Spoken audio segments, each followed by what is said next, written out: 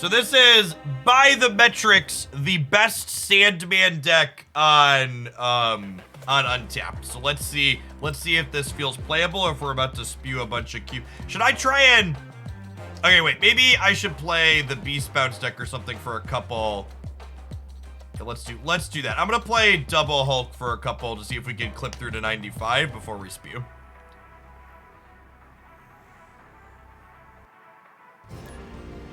We're gonna try a few things today. We'll see how it goes. Hey, JD Caitlin, thank you for the brand new Prime. Folks like you make my job possible. Welcome to the channel. I imported a few things looking at stats on Untapped, so I haven't played those last two things that were in my list of decks there. We're gonna give them a try today. Camp Leia is actually kind of mediocre location for our archetype because we don't want our hand to be over full when we play Moon Girl. It'll give us an ongoing thing we could take. Nope.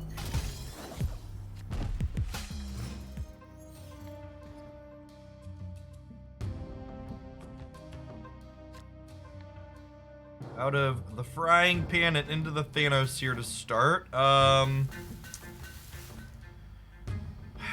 think I'm playing the demon out here because I want to be able to copy Titania twice, and this is why the rogue is awkward, right? Like if I hadn't drawn the rogue here, I'd have been able to hold the demon and copy Polaris Titania demon. But now that is not an option. That's true. In this particular matchup, the rogue might end up being useful. Is a good shout out.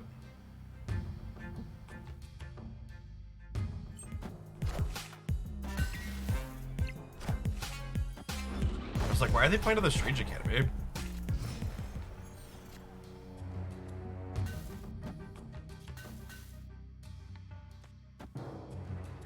Yeah, I mean, sure. Can we snap them here? I think I can snap them here. Oh, snap.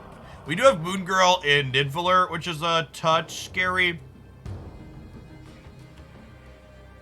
I want to goose the Nidavellir. No, I want to goose the non-Nidavellir path because they want to flood the Nidavellir with a lot of little things. So I want to goose the place they want to play one big thing at.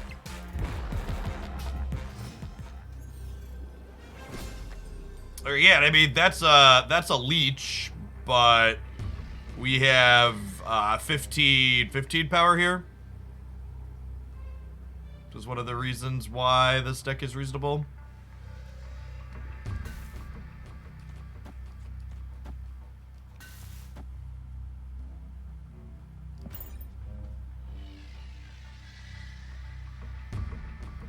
I think I want to play for all three here. If they feed us these cubes and we get a win here, chat, we will we'll get our 95. I need one more. One more Cubaruni.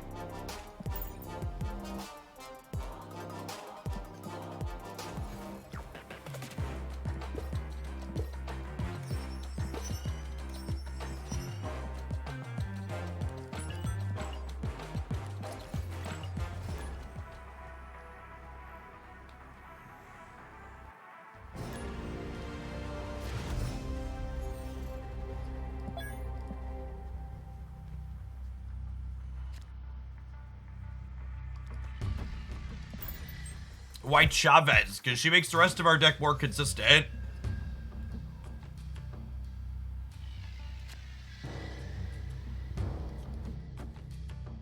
So, this technically isn't the end of all, because we get to play into the Strange Academy here. How hard would you say the season climb has been so far? Well, I mean, with the cube change, it's objectively the easiest climb we've ever had, right? Like you need 30% less cubes or almost 40% less cubes. It's 80 less cubes, like 30% less cubes over the course of it.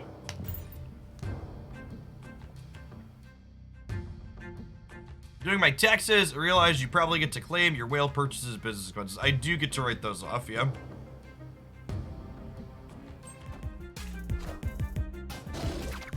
What? Thank you, opponent.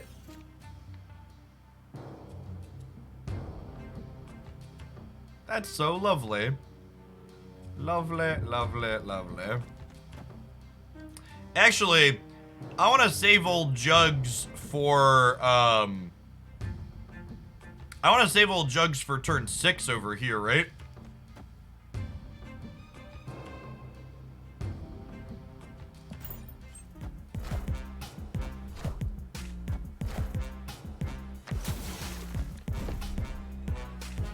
Okay, so this is Surfer negative then?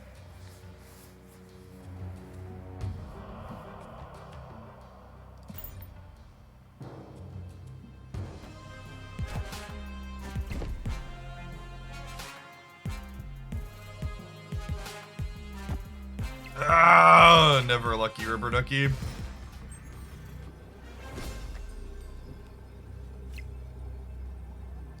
Maybe I should have played the She-Hulk. I don't know. I'm gonna play this here, and I'm gonna soak. I actually don't want to play the She-Hulk because the Juggernaut should win the Strange Academy, and then I want to go to 28 here to have our best chance to win Wakanda Embassy.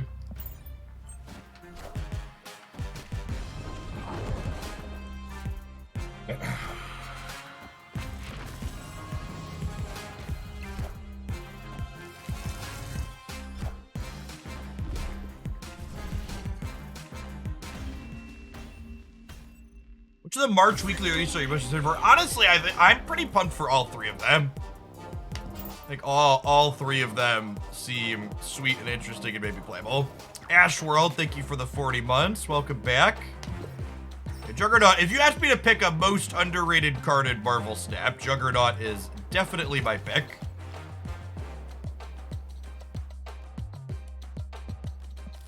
This is like a good counter to Shuri and Thanos. I think this is one of the B-rate decks that's somewhat competitive. Shuri and Thanos don't really have hard counters. That's why they're tier 0 decks.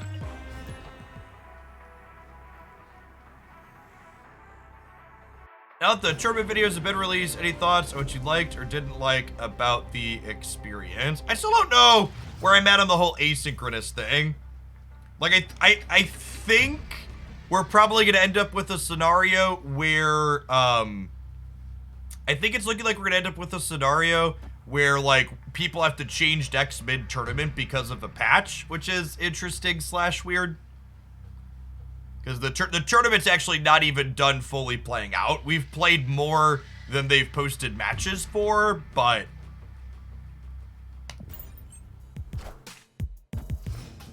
is there a reason for the ranks jumping from the way they are this season? Yeah, it was by design. It was an announced change. They weren't having enough people hit infinite, so they wanted to change it. I'm gonna leave. Sunspot and Spacer is pretty bad for us. They can take a cube. Escape. In fact, let me link, because we're gonna be talking about the tournament people are gonna be asking. So let me grab the link to the first tournament, set of tournament matches that went up.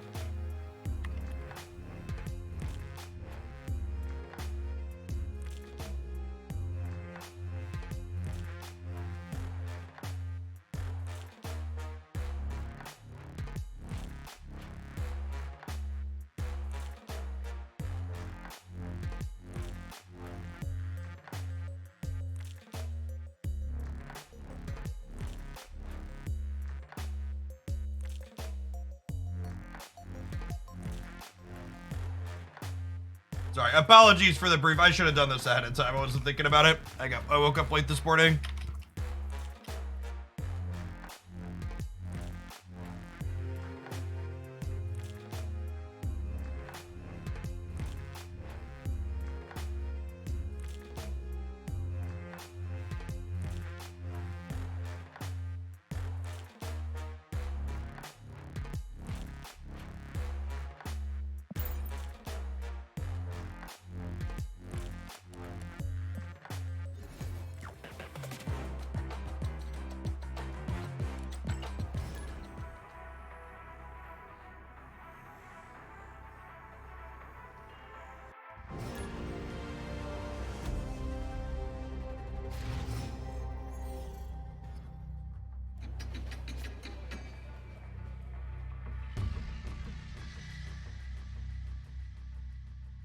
I haven't decided to produce any of my own content surrounding the event yet. I'm just linking stuff that they've been putting up. Depending on how far I get, I may or may not do that. There's Grand Central, the new hot location, only for me.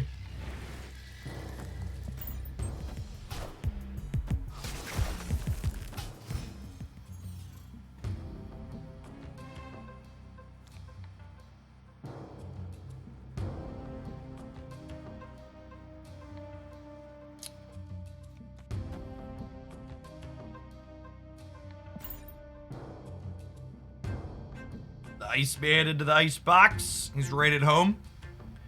We're waving against Daredevil. Daredevil armor. Is Sandman a meaningful piece of disruption here?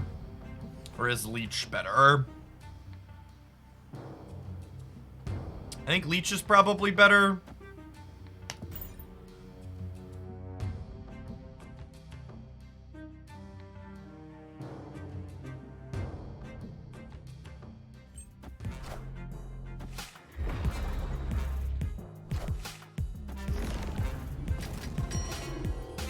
Okay.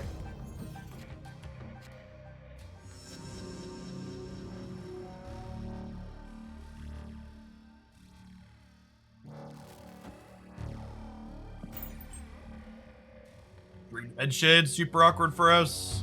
Hopefully it's awkward for them too. I don't really have a good way to put big stats into play here though. Goliath, thank you for the 7 months. Welcome back.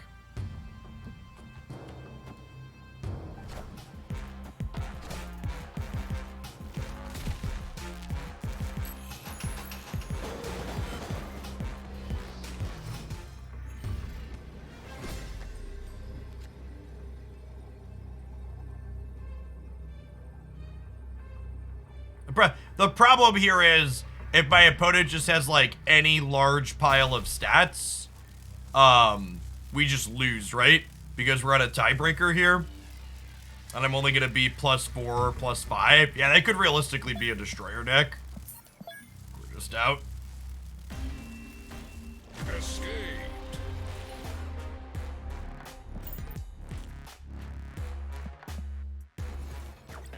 I would not be surprised if we end up just taking this deck and throwing it away here after a little bit. This is one of those to show some stats here for a second that are interesting / amusing. Share the desktop decks. So if I search for Sandman, this is the best. Is this not? I thought this was the best stat version. Stats have changed. This one has a smaller sample. This is the one we're playing, right? So, we can grab this one here too in a second. But something that's interesting when you look at Sandman decks, sort by game count. This is one of the bigger sample ones. So, these are the stats when I filter ranks 30 through 100. And then if I take this and we filter 70 to 100, look at what happens to the average cube rate on these. So when we cut the lower ranks out of here, still looks good. 0.13 is a pretty mediocre cube rate. Oh, the deck list actually changes too, huh? This build's a bit different. You can see they're all significantly worse. Does any cube rate hold higher? Yeah, that's a good question. So let's compare to the Thanos decks, right? So the Thanos decks going from 30 to 100 have a 0.61 and a 0.66. So they reduce. The cube rates are lower for these at higher ranks, but they don't reduce at nearly the same rate as a bad deck like Sandman, right? But truly, this is one of those things where there's so much going on with data like this that a lot of it is hard to parse in a, you know, purely number sense, but like what I take away when I look at stats like this is like, okay, this data is confirming my gut feeling, which is that the Sandman deck is a pub stomping deck. It's a deck that's really good against random brews, and when you get into the higher ranks where people are playing real decks more consistently, they start going to shit. Draxar, thank you for the 5 months of Prime. Wouldn't a high skill floor deck have a higher cube rate at higher ranks? Okay, so this is my opinion. So if you disagree, feel free to just shut up and not let me know. High skill cap decks largely don't exist in card games. In my opinion, when someone tells me my deck isn't bad, it's just hard to play, what they usually mean is my deck is bad, but if I play it really well, I can make up for the fact that it's bad. And that's something that I do a lot, right? Like the Beast Bounce deck, right? Like the Beast Bounce deck is hard to play. It's just underpowered. But if you like play it close to perfectly, your underpowered deck can kind of keep up with people playing less than close to perfectly. Yeah, this is a more sugar-coated way to put it. High skill cap means I have to provide an edge that my deck can't provide for me. I think that's a good clean articulation of my point. Hey, nice data, Doc. Congrats on Infinite. Let's try this one a little bit, but I am skeptical that this archetype is competitive towards the top, and that's what the stats seem to imply for it. I always like to make a point to revisit things that I hold or think to be true periodically, which is why I want to retry this, but I am skeptical going into it.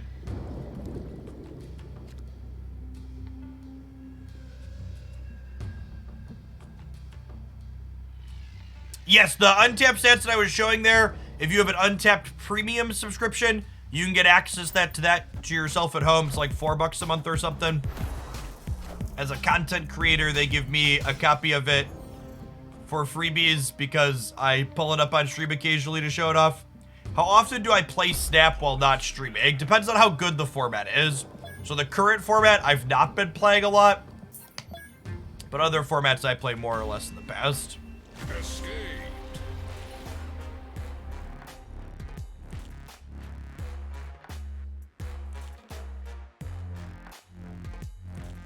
A deck okay, so I'm gonna nitpick your words here, Flaxton. You're saying this deck never had the highest win rate, but it was still considered the best deck in the game for a long time. It never had a high win rate or the highest, because a best deck typically doesn't have the very highest win rate, because having larger samples of people playing something pull the win rate down a bit as your sample gets bigger, and as they play more mirror matches is something else to consider too. So something definitely doesn't have to have the highest win rate to be accepted as the best deck in the format, but a deck that's the best deck in a given format will have a higher win rate than you would expect.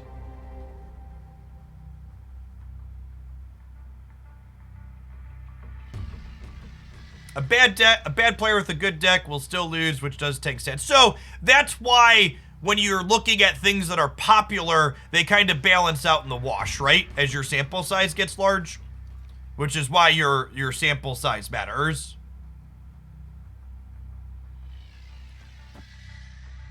Hey, Violet, thanks for the 46 months. Welcome back.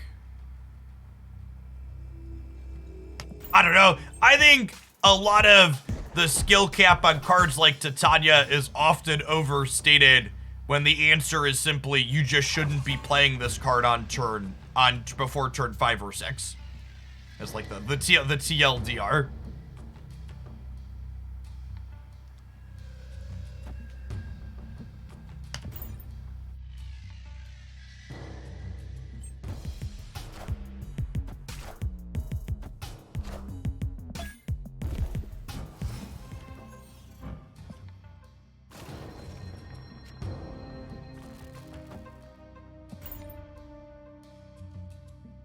Is Sandman meta? No, Sandman is an off-meta card. It's not particularly powerful in my experience, but we're checking it out again this morning just to see if that's still the case. Titania custody battles are more of a game of chicken than a game of skill. Yes, completely agree / cosign that. There isn't really anything skillful about playing Titania early and passing her back and forth. I discarded a bishop. Wave Odin Wave is kind of like building our own Sandman. We have actual Sandman here, though.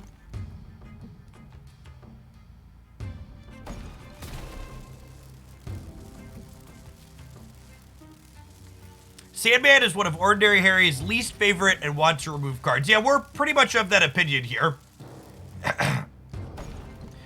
Something I've talked about at length before is I think any format where Sandman and or Leech are at the forefront in popular cards is likely a bad and uninteresting format. I'm gonna Odin the Electro here so we can make the Sunspot huge.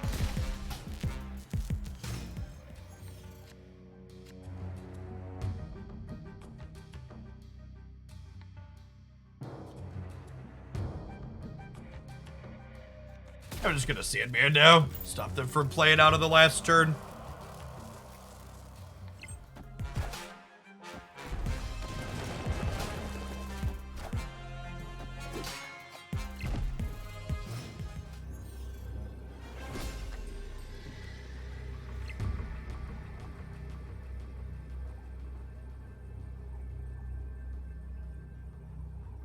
So I assume they have Chavez here.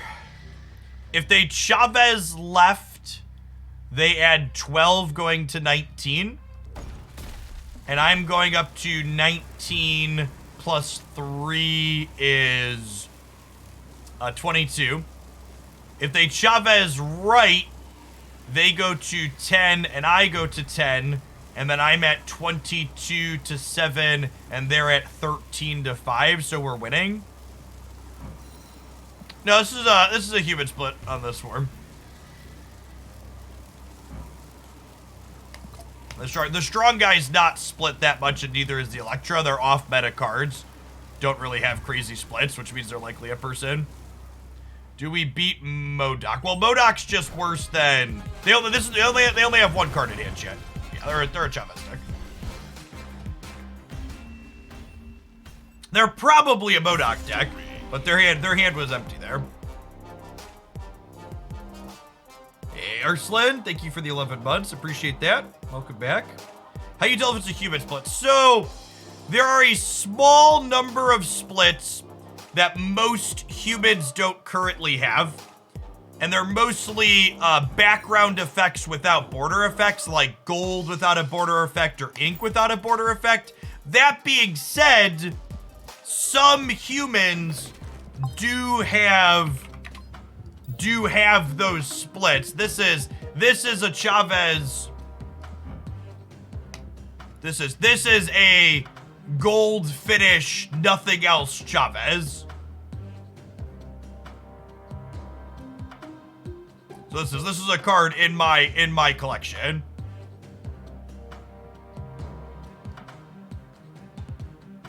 So it is not there isn't a 100% this guarantees that it's a bot thing, but there are things that like, oh, this makes it more likely that you're playing against a bot or less likely. Jeff is a bot confirmed, exactly.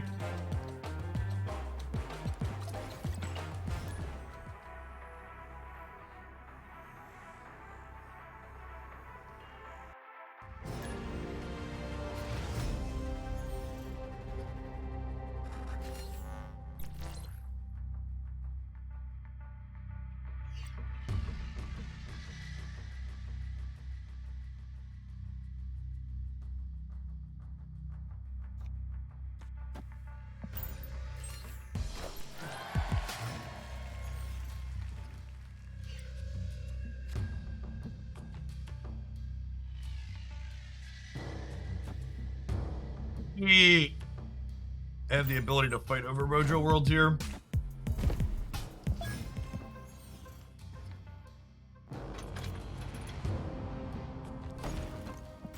Ace Man certainly helps.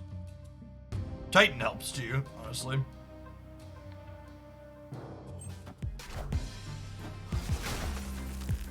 You usually assume just human names are bots. I think that's a really bad thing to be making an assumption on post people having the ability to change their names.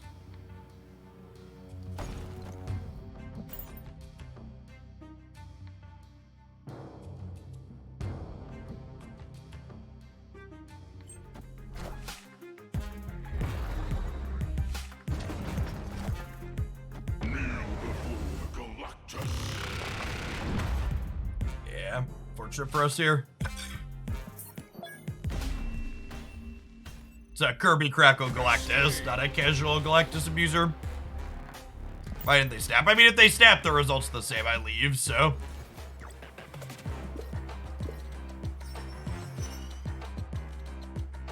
Why leave? I had Ebony Maw in the center. I couldn't play cards.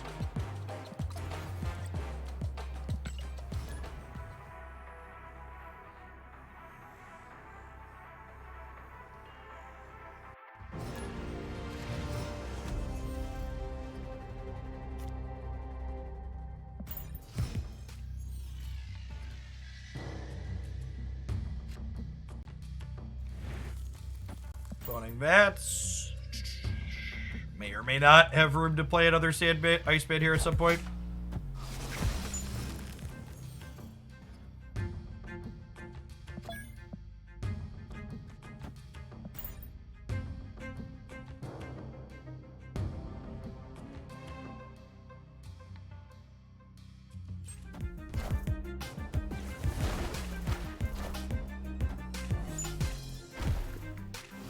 Sunspot showed up quite a bit late here.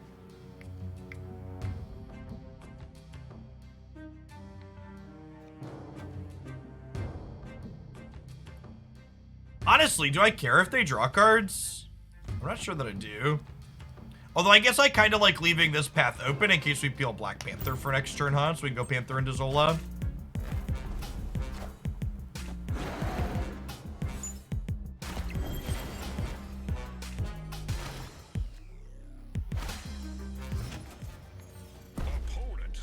Yeah, I think I would actually have to leave here.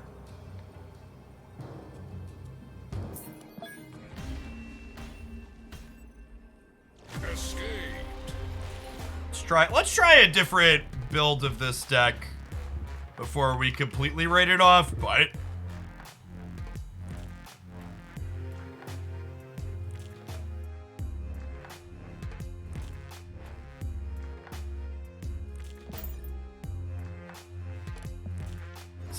it makes me chuckle how many Sandman is busted / new meta videos I saw on YouTube after the change. Because it's been something.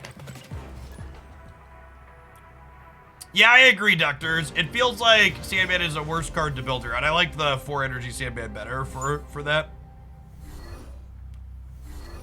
Sigor, thank you for the 39 months. Welcome back. Sandman only feels like a good card when playing a bad brew that can never beat it. Yeah, that's been my experience too.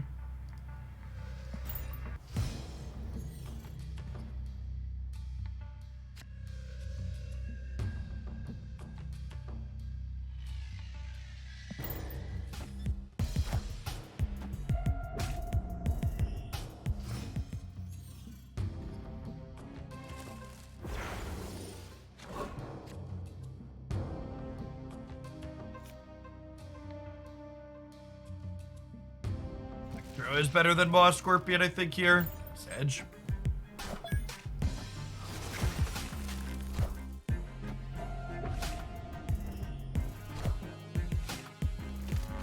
For the people offering critiques of the deck list, buy the stats on Untapped. This deck list has a almost 500 game sample size, and it is the best stats of any of the Sandman deck lists that are posted.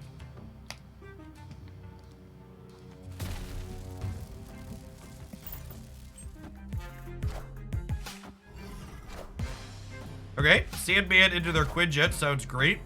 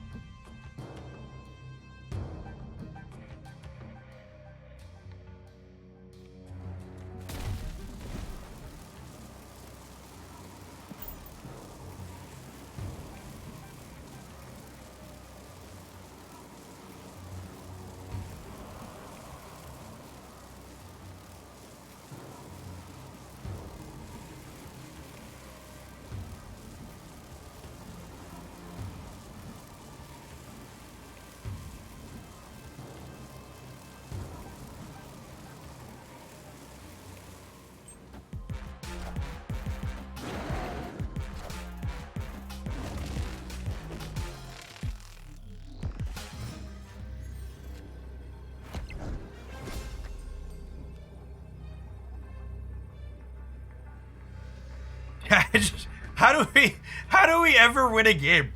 All right, we're gonna play something else. I can't. Even if we get a set of 4 or 5 games that could be okay enough to post a highlight with, I don't think I can recommend this archetype in good conscience. It's so terrible. It's so bad.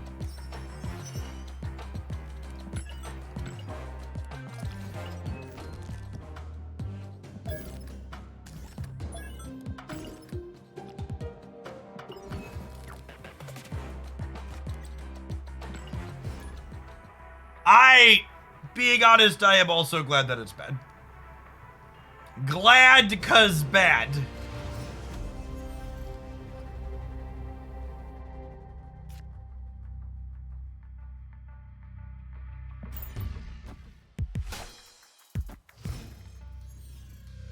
you have any tips on when to snap with the Beastbound stack? Yeah, if you're playing against Thanos, you literally can never snap. If you are... otherwise, it just depends on, like, how many... When you have a good mix of payoffs and enablers is when you're snapping against other things. My general rule of thumb is I basically never snap Thanos.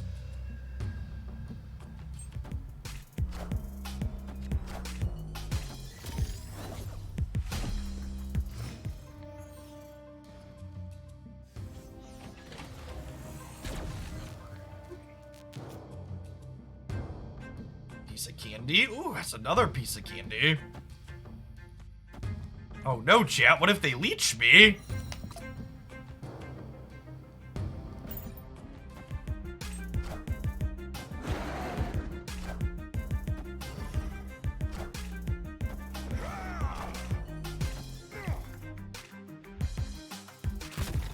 That is one fun thing about playing this list is if they leech us, we get to chuckle a little bit.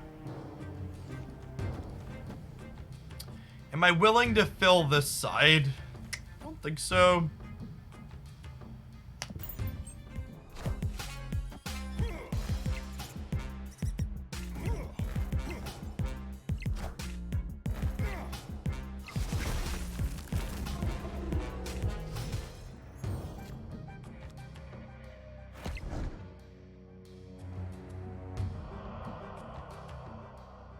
There is no reason for me to play Ant-Man this turn because I could play Ant-Man alongside anything else I draw next turn, and I might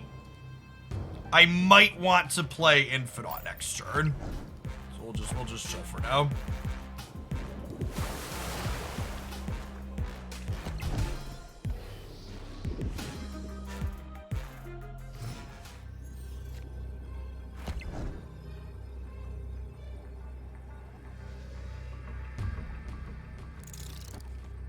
I think we just do this, right? Dracula is definitely our best draw. So this puts us to 5 over here, and it puts us to 26 in the middle.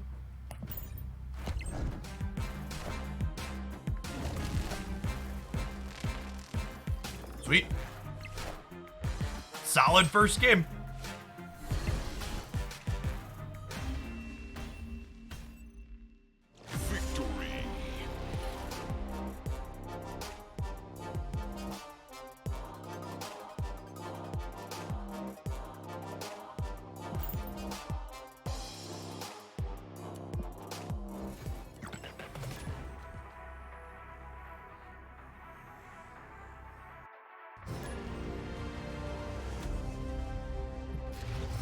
Why 0? So 0 is good with Red Skull, 0 is good with Maximus, and 0 is just 3 stats for 1 energy. It does a lot.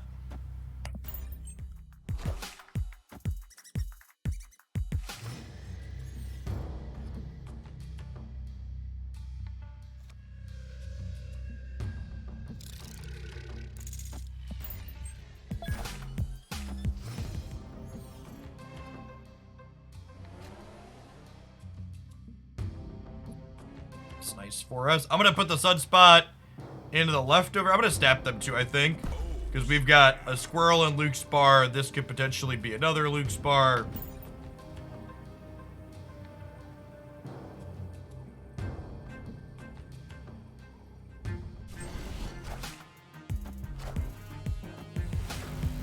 Okay, they didn't grab the Squirrel off the bar. That's good for us.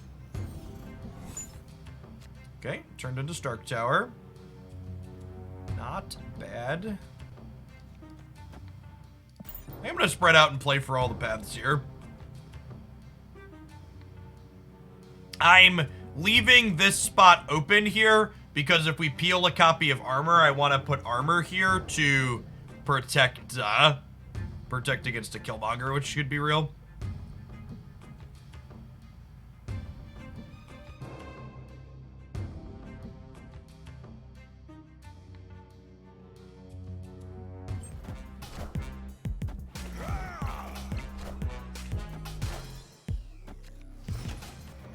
Friendo. Thank you, friendo.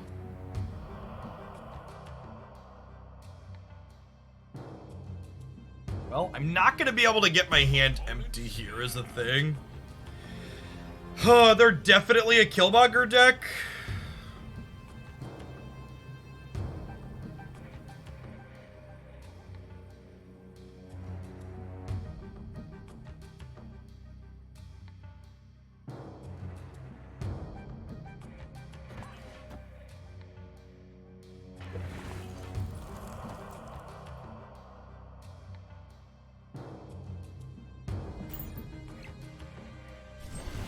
Damn it. Yeah, we lost the coin flip. I thought for sure. This is a bad play, right? Because if the Killmonger works, my whole path is dead here, right? Like this is awful, right? I don't know. They got us, but I don't like. Can anybody construct me a reasonable argument to play it here?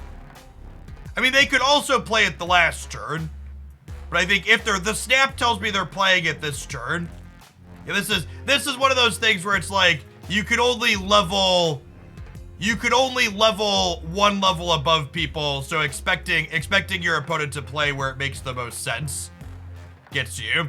It's like reading people you can only be 1 step above them, right?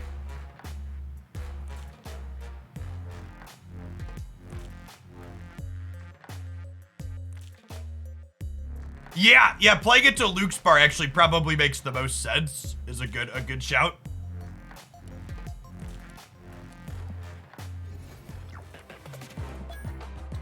Good call out. Yes, that is the actual. They just put it in a random spot. They're probably playing on the toilet. Is an accurate take. All right, chat. It's time for our ad break. I have a special treat / punishment for our subscribers while we go on our ad break. So I'm sorry and you're welcome. Non-subs will see you in 2 minutes.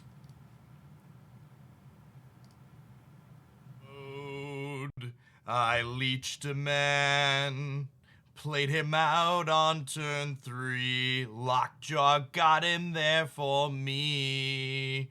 Brood, the game had just begun, but now I've gone and thrown their text boxes away. Brood, oh.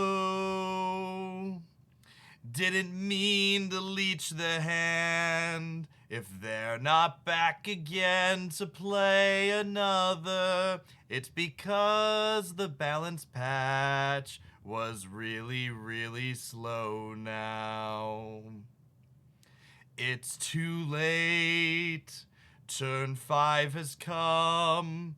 The leech was right on time. Text boxes blanking all the time.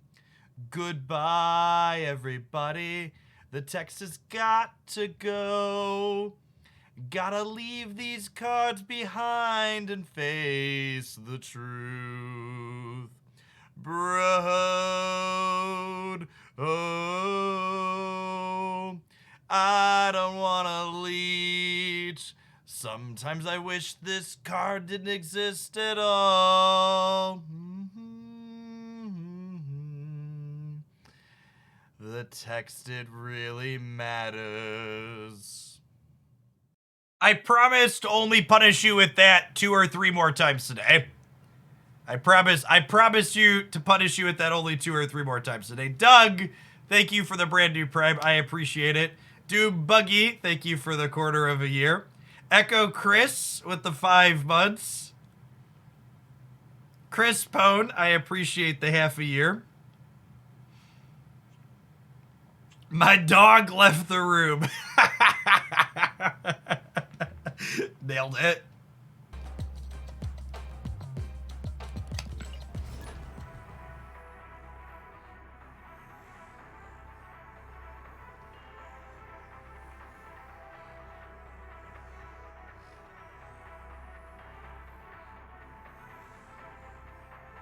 Ice Pick, thank you for the sub gift.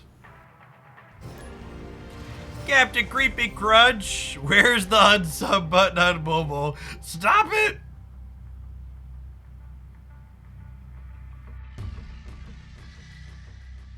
Please stop, send help.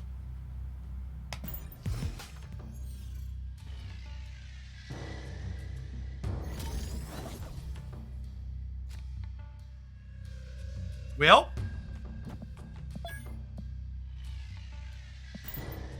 a lot of protection on the board. You'll love to see it in my 1-drop deck.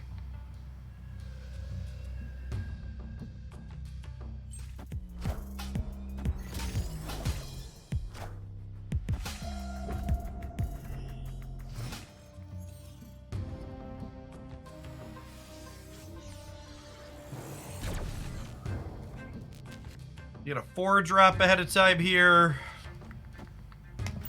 Play this over in the workshop and no danger of getting destroyed by any meta cards.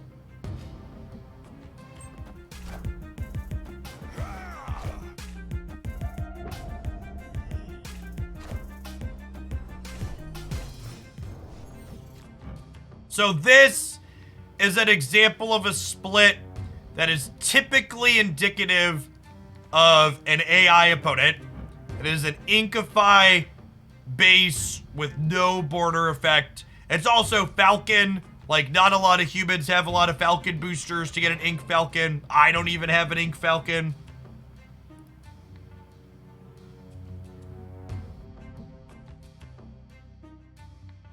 Hey, glad you're having fun with the Dino Deck, Tyler.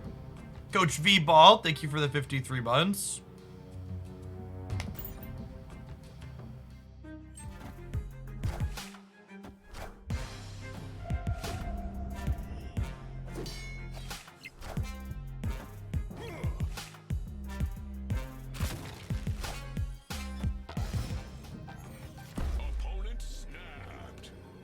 Yeah, this is also something the bots do for reference. This is the bot is ahead on turn 5 in 2 locations, so it snaps. Pretty sure we're winning this. We are supposed to put Sunspot in the middle.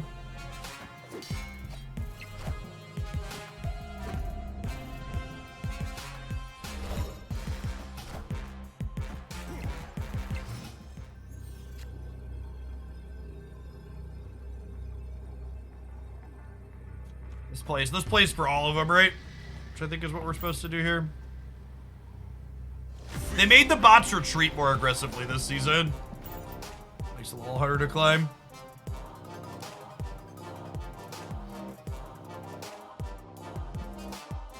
Yeah, I'm interested in exploring stuff like that when our format's a little bit more balanced, Birdmelt. So it's actually kind of what I'm doing today. So this Dracula Zoo deck, along with this Wave Hulk deck, is and the Sandman deck were all things that had somewhat reasonable win rates and stats. So I'm looking at those. And we're also gonna play some other things today. I finally have an all ink deck that is maybe close to reasonable. So we're gonna try this at some point today too, I think. Just for the sake of art. We're gonna give this a try. I got inked Hawk over the weekend.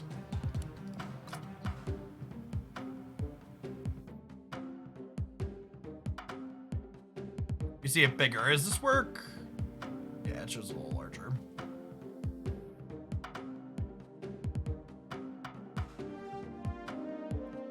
Good looking set of Marvel Snap cards.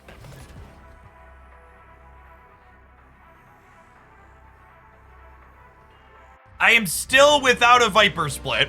We're going to have to play some more Viper today and farm some more boosters too. But yeah, I'm up to 9 splits on the Viper with no Kirby dots and no ink and no gold.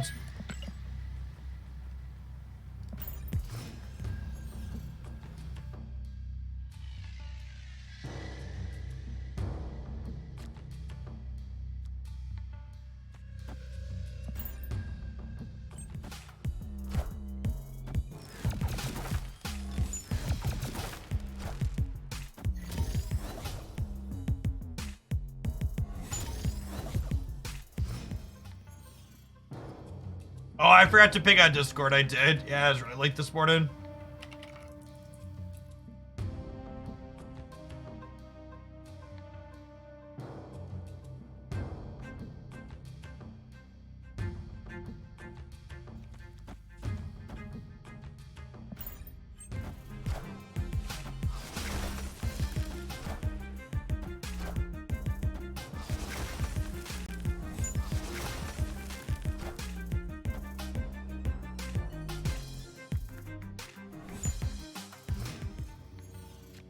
What do you think about the Tracker's Prohibition? What is the Tracker's Prohibition?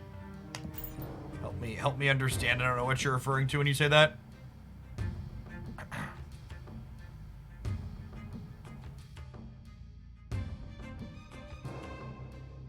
We have no information on Living Tribunal being released at all in Snap.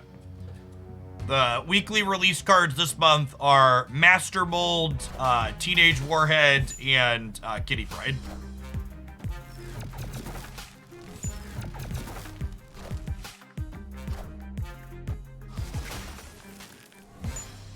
No, we don't have any official confirmation on buffs or nerfs coming yet. You know, we know which cards are on watch list, so that is it.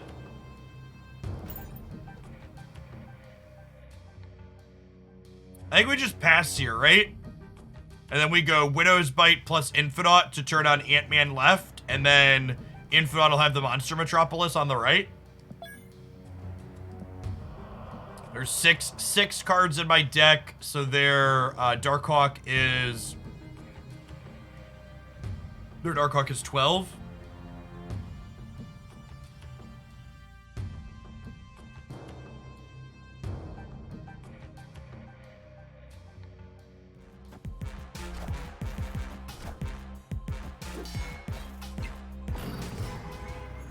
I think we're good to go here. Only staying for 1 cube.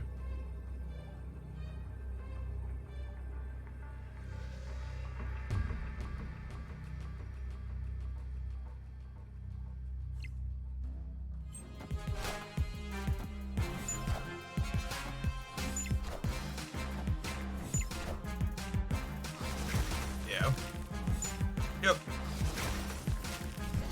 Nah, I don't want to boomer snap and chase them out. I think we just chill here and hope they limp in.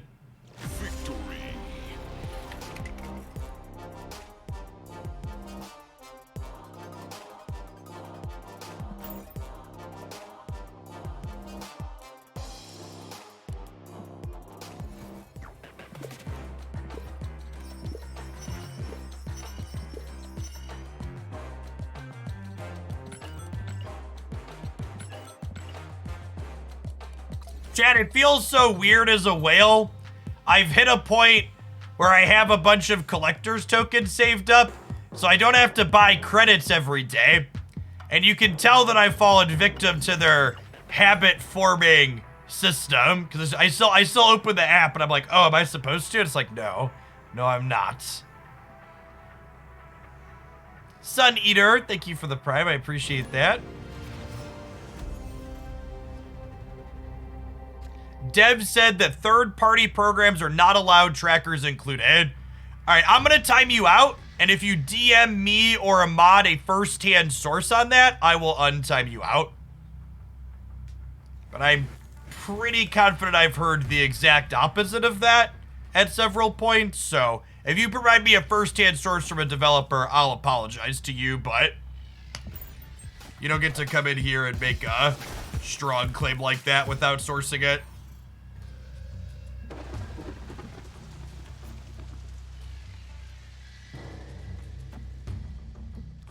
I think we want to get Squirrel Girl down now, because with the miniaturized lab going up, if I don't play her this turn, I'm going to have to wait till turn 6 to get extra squirrels here.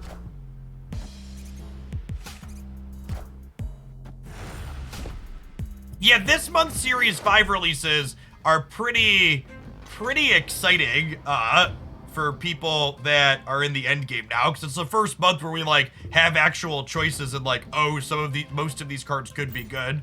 Let's see which ones are good or bad.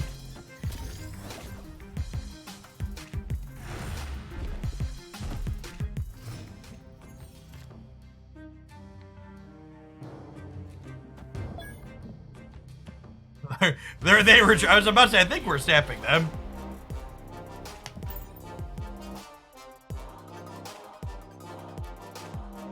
Anything that changes or tampers with the game client is banned. I don't think the tracker does that. Yeah, the tracker is just reading a log file.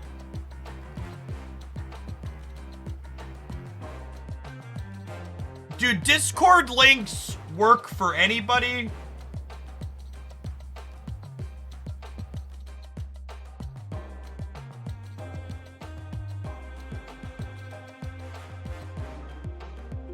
Anything that takes actions within the client or alters the client is a suspendable action. This is really fucking clear, chat. This is why, like, anything that takes actions within the client or alters the client is a suspendable action. The deck tracker doesn't do either of these things. The deck tracker is not taking actions in the client for you or altering the client.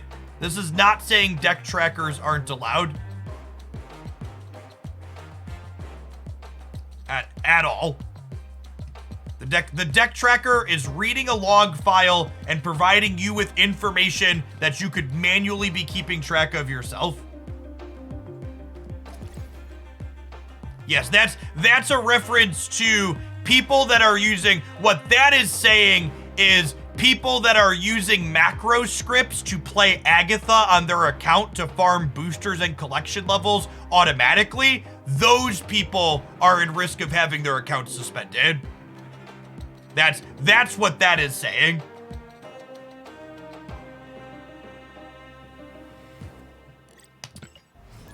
I agree that that response is a little bit obtuse because it is easily misinterpreted by people that don't understand the details of what like understanding what that dev answer is saying requires an understanding of how these different pieces of third-party software work. So that's the problem with that. I make a deck building tips video. I posted a deck building tips video a while ago. Check out my Marvel Snap Minutes playlist. There's a whole bunch of intro Snap content in it. Yeah, we have a really solid curve here.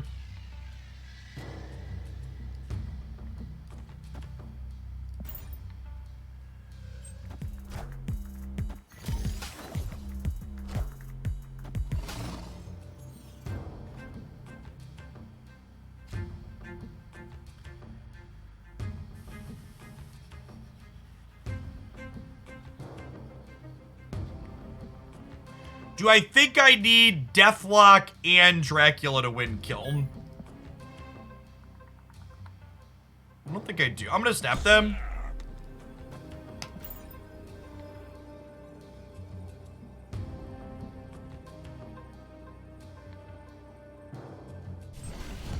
That's probably a good accurate take. They've likely been advised they shouldn't explicitly endorse deck trackers, so they have to give a lawyer speak answer like that. Because that's totally what that is. That's a through and through lawyer speak answer.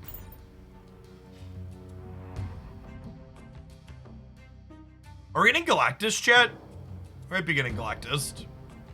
Oh, this was I can't play a goblin, actually, right? No, we should be fine.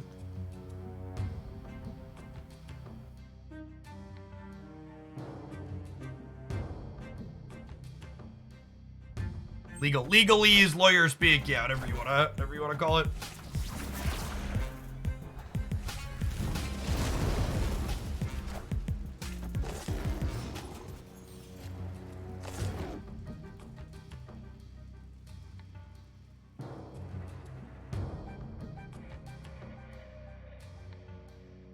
Two cost magics, busted shit.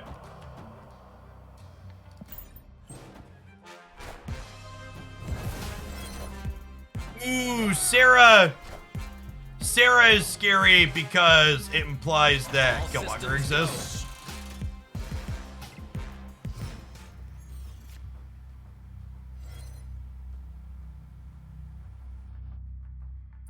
Sarah is scary because she implies Killmonger exists.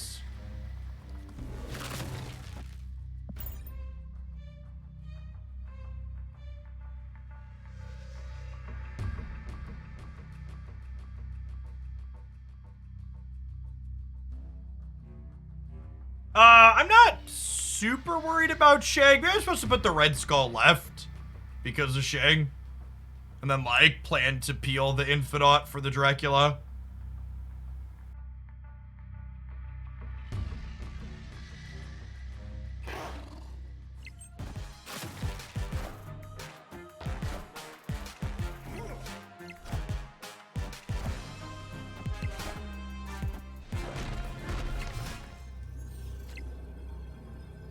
Yeah, well, I was gonna say, I messed this up, but I can't get Shang-Chi in the middle now, right?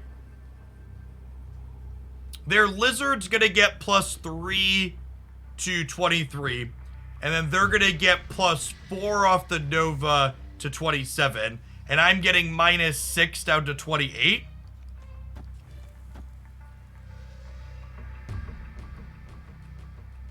Alright, I believe.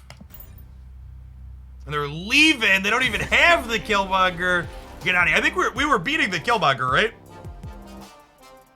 I think we were winning regardless. The way this played out.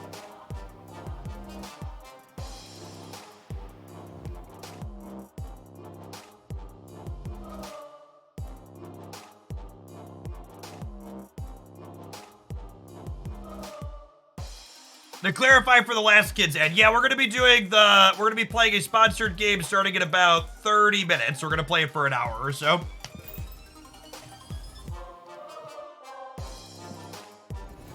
If you're interested in checking out a roguelite deck drafting game, strategy card game, whatever you want to call it. There's always so many different adjectives you can use to describe that style of game, but it's like a deck building roguelite. I think it's probably the most concise one. It's called The Last Kids on Earth. It just rolled out. It's just 15 bucks on Steam. We're gonna be playing it for a little bit on stream here. And then we're gonna do more Snap after. We're gonna do that for a little bit in the middle. It is the same genre of game as Slay the Spire. Yes, correct.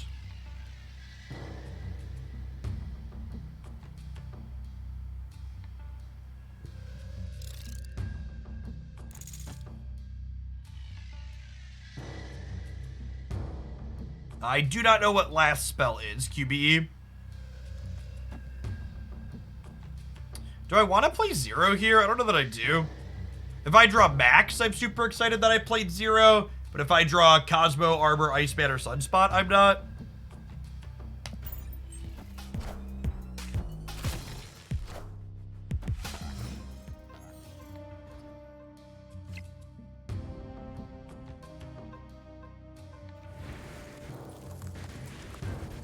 And we still want to avoid playing this, so we're going to Kazar next turn, most likely.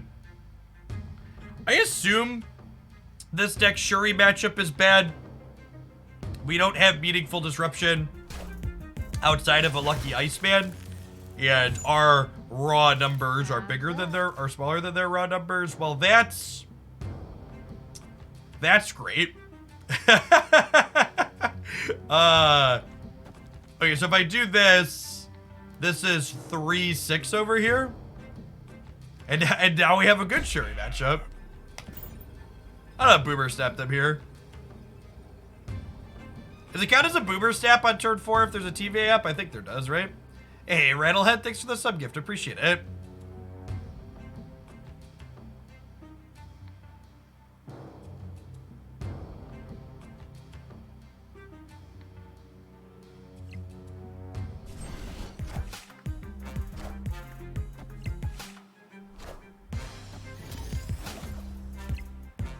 Or to lose the lizard on the right.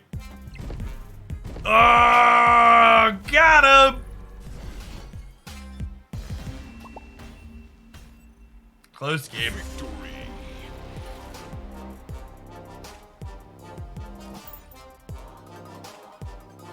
Yeah, well, one of the, so, this deck's not good into Shuri, but it's also, Shuri's been more and more pushed out by Thanos in recent weeks, so I think it's probably fine if we don't have an amazing Shuri matchup.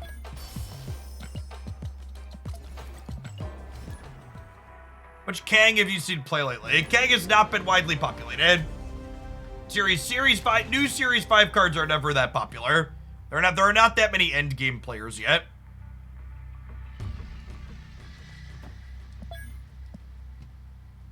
Part of me wants to snap on the Sanctum Sanctorum because we have Squirrel Girl. Might be wrong. They're not Thanos. Could be right to snap here on one because of the Sanctum of the Squirrel Girl.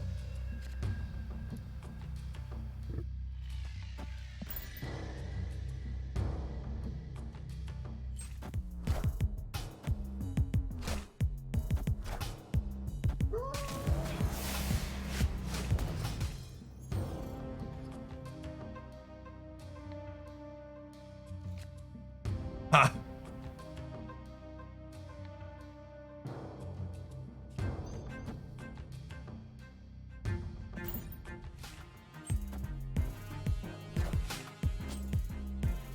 People asking me if they should still get Thanos with changes coming. I have no idea. I can't see the future. I have no idea what's going to be good in some theoretical balance patch that hasn't been fully announced yet.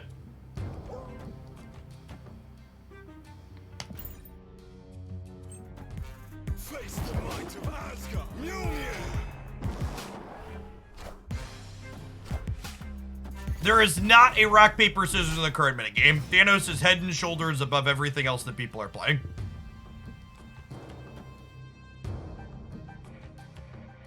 Ooh, the Kazar makes Squirrel Girl tie the Nightcrawler here. I'm gonna stay. I think with the Squirrel Girl tying the Nightcrawler on the left, we have a good chance to win a tiebreaker here. Yeah, if we top deck Infinite, the Infinite should win us the breaker on the Dracula. Ant-Man, womp womp. Well, this is what's best for the tiebreaker, right? Because it gets 6 on the Sunspot. And they drew their zeros, but they can't hammer here if they want to make the Thor bigger. So I think we're staying here.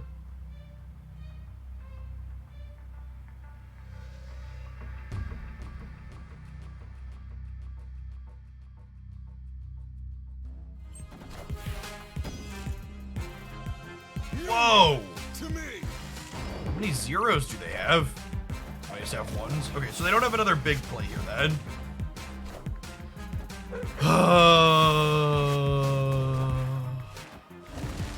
Oh, Elysium. Elysium. Yeah. Well.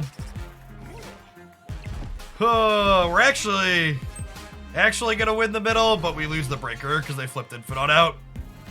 It's unfortunate.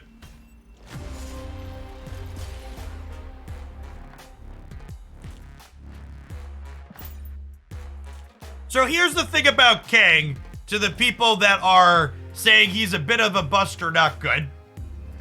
Kang, unlike Thanos and Galactus, does not define any deck that he is in. Kang is not a, you have to build around this card and your deck isn't playable if you see a Kang deck and you don't have him. Kang simply adds cube equity and information to any deck that you want to put it in. This makes Kang a much lower priority pickup than any of the other big bads because he doesn't actually open new doors for you or new archetypes that you can't play without him. So he is a card that isn't, and no one's in a rush to pick up as they become Series 3 complete because it lets you do anything new. I think as people's collections mature and they finally spend their tokens on everything, we'll probably see Kang in a slightly wider range of things because it does add reasonable value to a lot of things you could put him in, but it's just not a high priority pickup because it's just adding consistency and percentage points.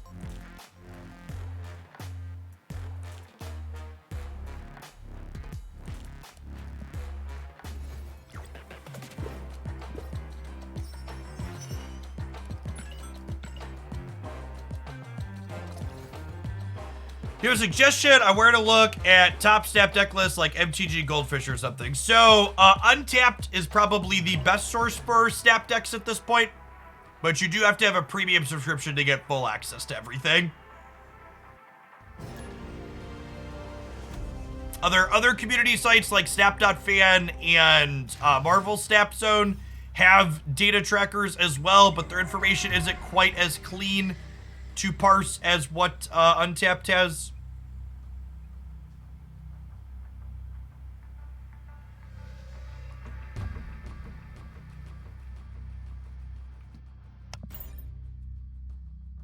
Yeah, I periodically post tier lists and metagame stuff.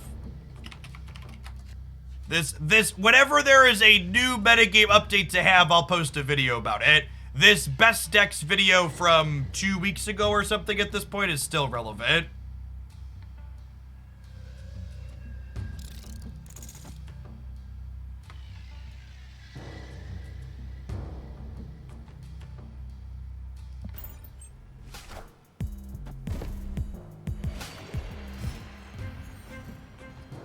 Do we have an expectation on when cards are dropping series this month? No, we don't really find that out in advance. The cards drop series whenever they currently have to patch to drop card series. So it's whenever the patch is ready.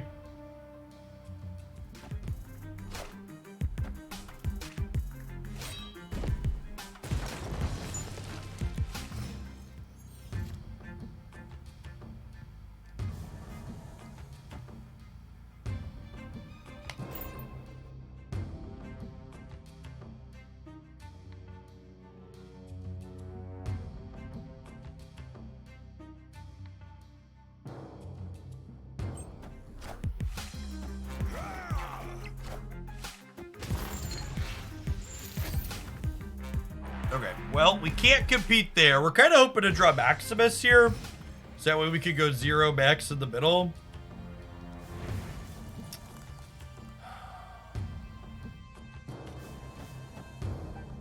Are we just doing this? We might just be doing this. Then I could go 0 Red Skull, discard the Infinite to Dracula.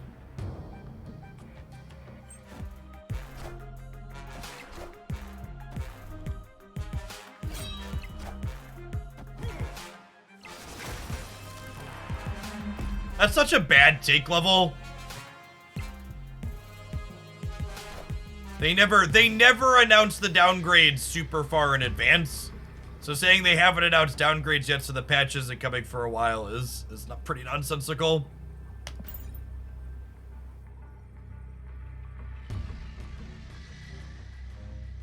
Yeah, we're gonna flip a coin for the Infinite here. But my Dracula's a professional, he doesn't miss.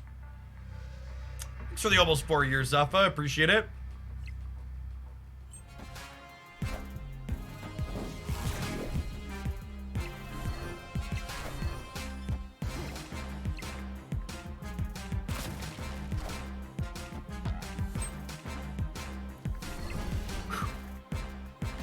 And that, guys, gals, and non-binary pals, is how you make a YouTube clip.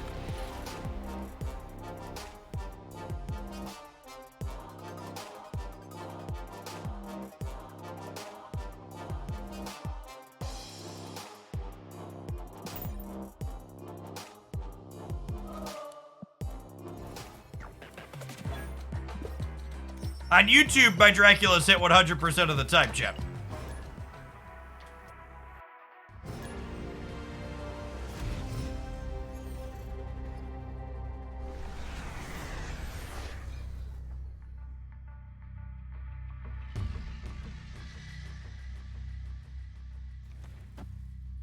Do I want to compete in the quantum realm?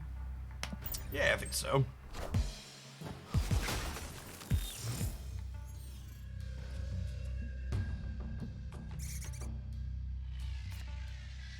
Central Park solid for us.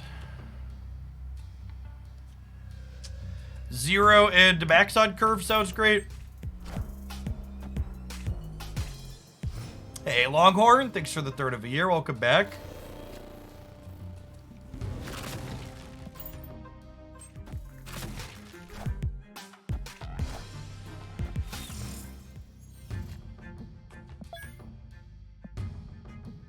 Confirmed Thanos Enjoyer. We drop old Dracula over here in the realm.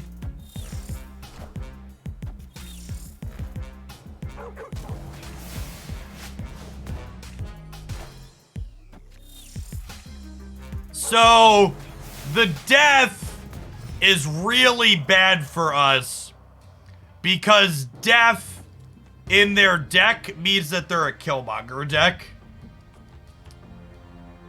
I think I still just play like this. Oh, I'm not going to have enough space to play out whatever I draw. So we're going to be flipping the Dracula again. That's fine. Our Dracula's a professional.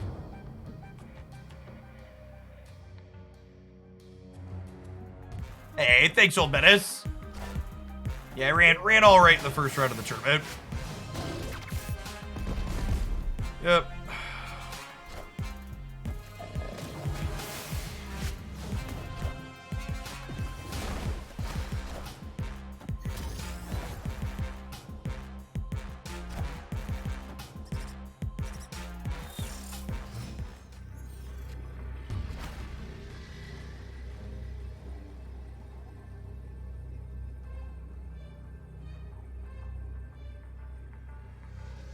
I think we have to go, right? Because we're only going to tie the left, even if we hit here.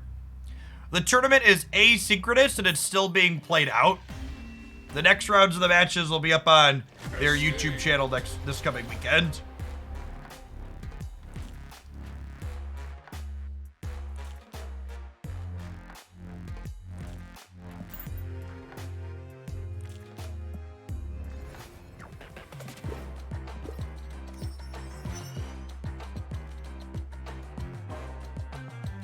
We don't know when the new patch is coming, Devil. They usually don't announce that far in advance, just sometime this month.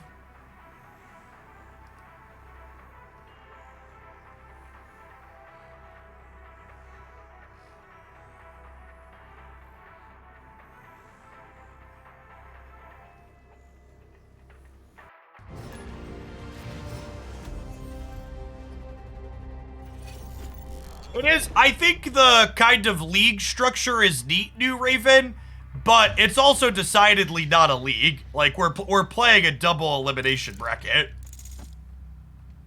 Some type of league between content creators and players could be sweet to do. I agree, though.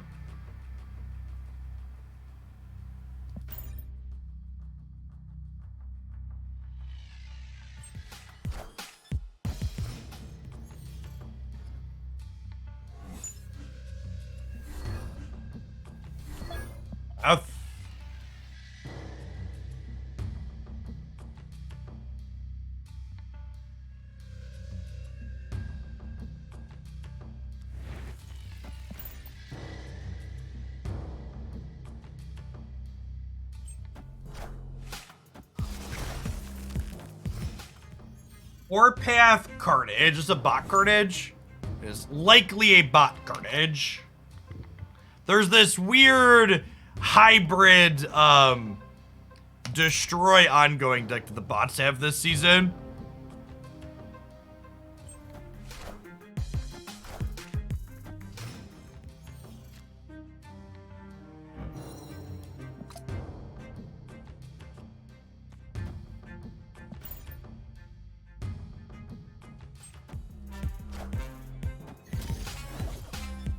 In case there was any doubt that we were playing a beep boop.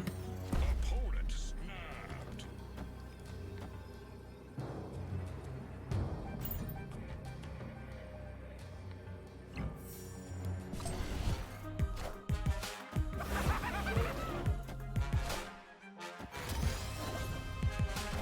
How is this game's economy? The economy in Marvel Snap is very unique coming from other card games.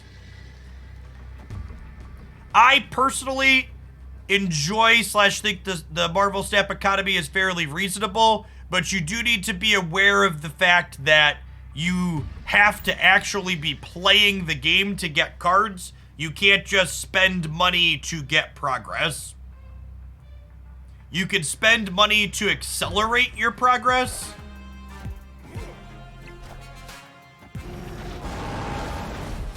Dead to the bot, chat.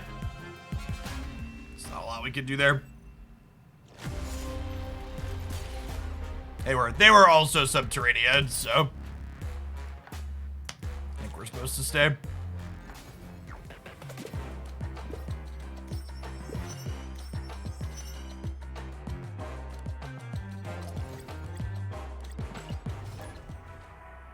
I'm close to rank 100 now at Socio. So the bots that automatically try to lose on the last turn, I believe, stop after 80 or 90.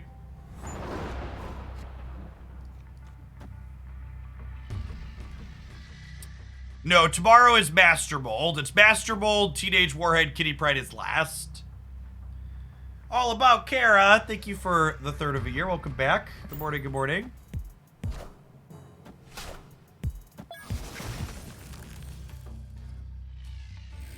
Playing against a bunch of Nova decks with our Zoo deck is not exciting. Although now we can snap them. Good solid draw. All new card releases start as 6,000 tokens. That is correct.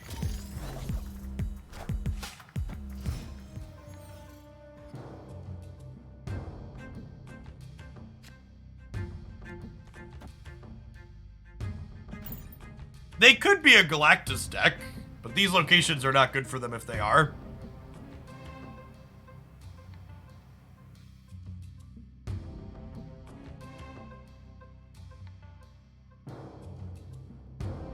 I think all three of the cards releasing this month have a lot of potential. I'm excited to play with all of them. They are an honest destroy deck.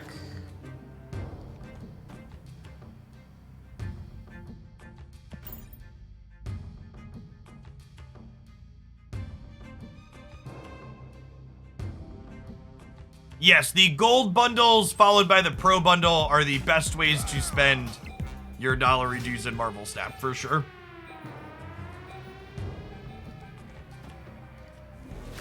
And this is solid for us, right? We get to go Dracula left into Squirrel Girl, right? Victory. That's true, yeah. Season pass first. That's a good catch. My brain makes the assumption that you're buying the season pass. If you're spending any amount of money, you should always buy the season pass first. So a free-to-play player can compete, unlike in Magic Arena. A free-to-play player in Marvel Snap will eventually acquire every card.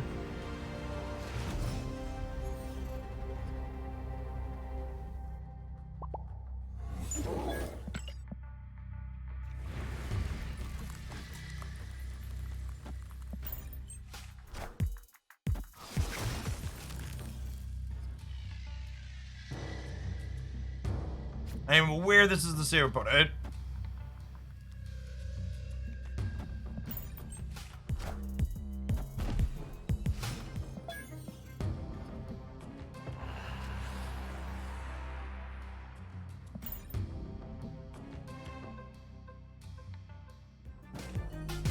We're probably leaving.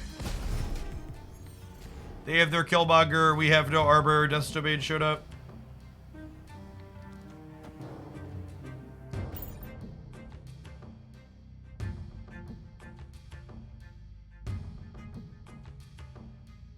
Asking for some type of limited format like Hearthstone's Arena is something that's been a pretty common ask in the Snap community, so I wouldn't be surprised if it happens at some point.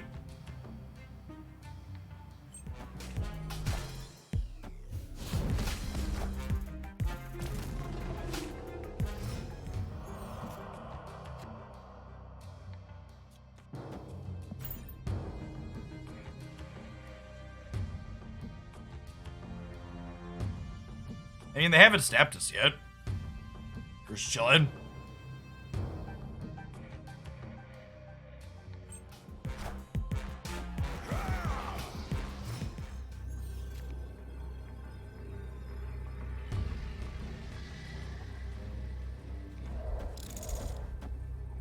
This is the one draw that could keep me in the game.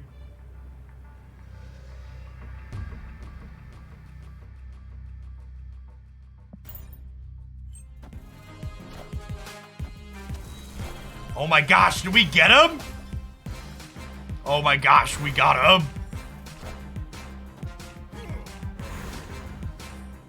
Wow.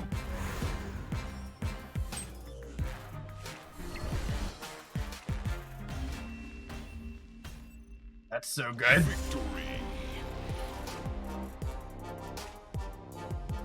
Alright, non-subs, we're gonna take a quick ad break. When we get back, we're gonna play some more Marvel Snap. Don't go anywhere. See you in a couple of minutes. I think they'll add a way to revert you clicking end turn. Yeah, so that's talking to the devs. That's something they want to do eventually, Adam, but they said that their technical stack doesn't allow them to easily do it currently, but it's on their radar. Strong Heart, thank you for the quarter of a year. Welcome back. And Johnny Mo, thank you for the brand new Prime. Appreciate it. Folks like you make my job possible.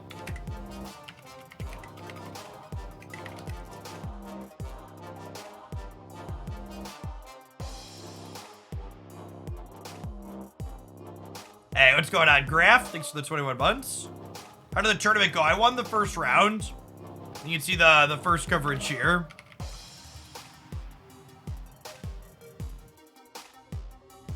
I see the Snap Battles YouTube thing. I watched some of it. I'm not really interested in like draft or stuff like that. I'm glad other people are having fun with it. Like the coverage seemed very reasonable. High quality stuff, but it's just not really content that I personally am interested in.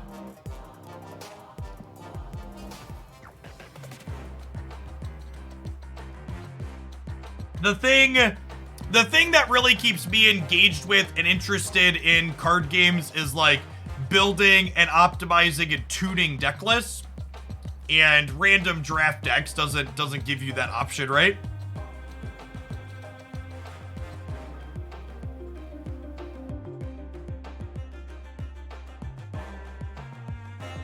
Hey, Nagorg, thank you for the 2 months. Welcome back. Molt is on the list of content creators I click through. Yeah, he makes good stuff. Check over there for deck list ideas periodically.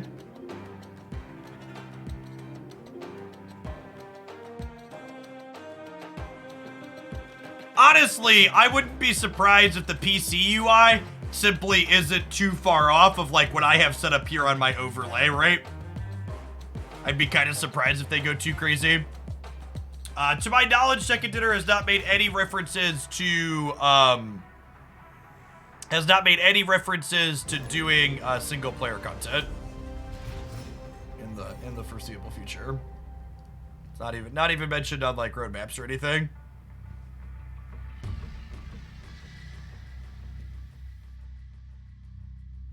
This is a friendly reminder that I'm not talking about balance and stuff like that here, so tends to get very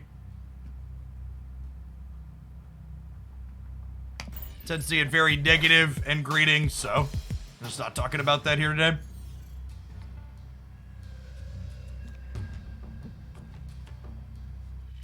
Man, Dream Dimension has been like our own personal feature location so far.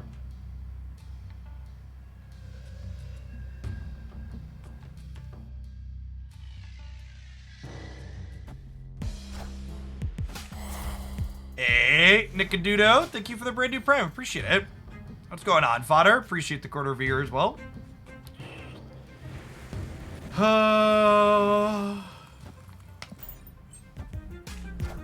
This Skull deck good with Giganto over Red Skull. If you're missing Red Skull, I'd probably play Destroyer in that slot. I think would be my substitution.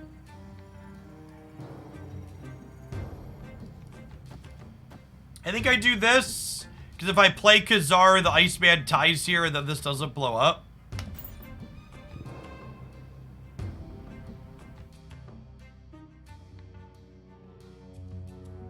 What's more annoying, complaints about the meta or the economy? To be fair, I've timed out complaints about the economy consistently for a long time, so...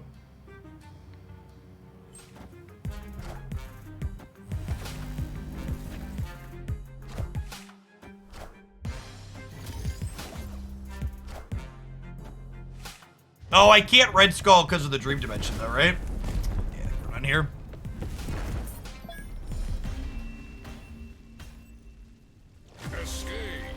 Escaped.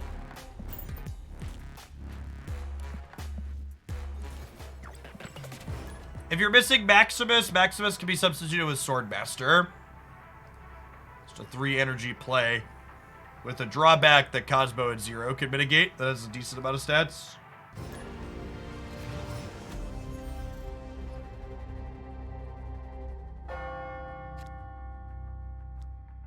Squirrels!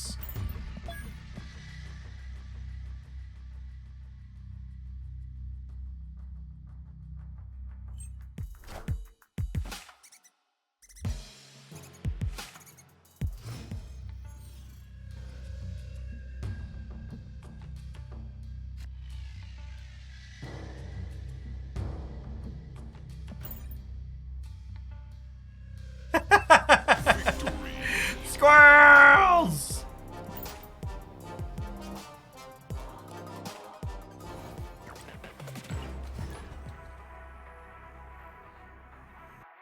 Hey, CO, thank you for the 4.5 years. Welcome back.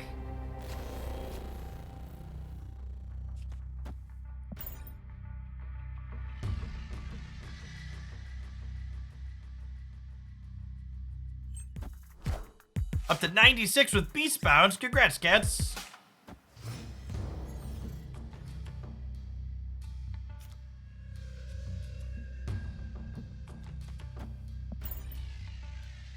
Thanks for the 6 months. Armor up in the danger room. Make it a little bit less dangerous. The Legulia. Alright, so this is a Cosmo mid into Max Sunspot into Kazar. Max mid Sunspot Kazar left. Oh, they are a Thanos enjoyer. The Cosmo ending up in the Lockjaw path here is pretty good for us. I'm gonna snap them. They want to stay, they're gonna pay for it.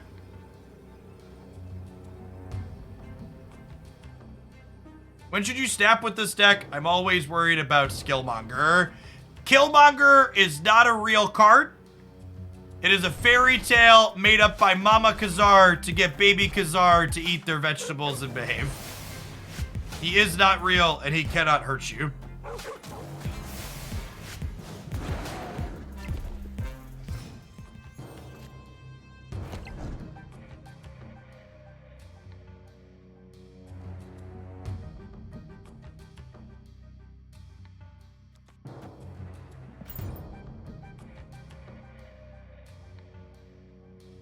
Their double dino's a bit worse if they want to play their stones into my Cosmo path. I think we go Kazar into Red Skull here. Would love to draw a 0 next turn. JK, LOL. Dracula's our best draw now, I think.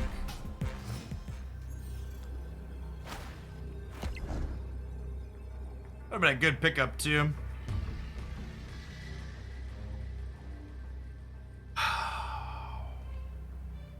They could have She-Hulk plus something else, but if they play 2 cards, they lose the Devil Dino in the middle.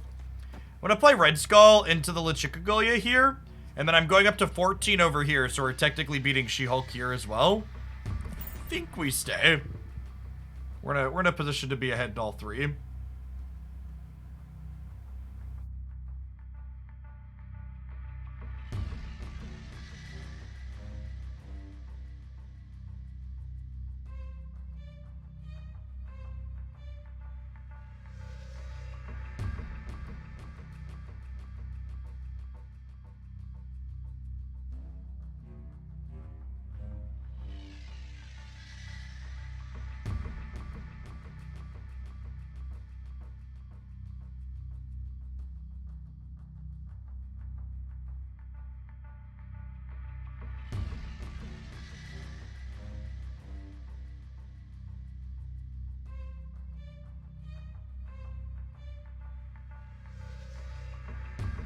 Opponent.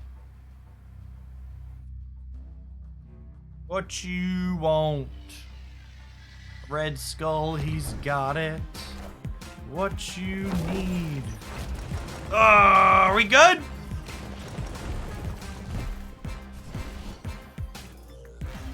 Breaker, breaker, give me the news. I got hot 7 points over you.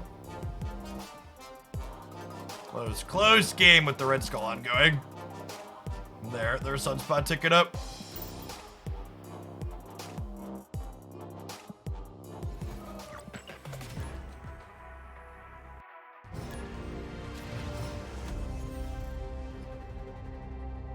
This deck's been pretty reasonable. It's bad into Shuri, but it's felt all right into the Thanos decks.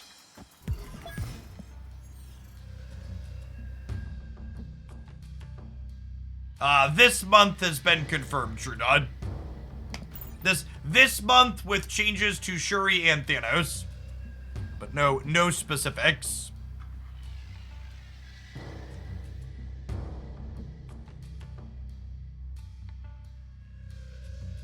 Our hand's pretty bad here, not having any of our 6 1 or 2 energy plays in our first number of draws here.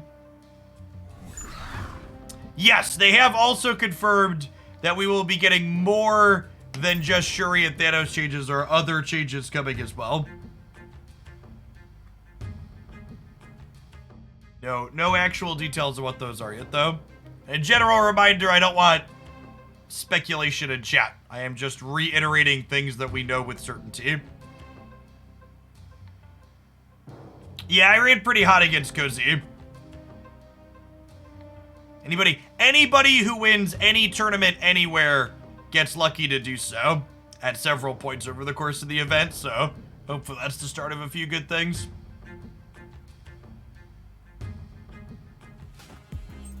Gotta hit well at multiple points to have a shot.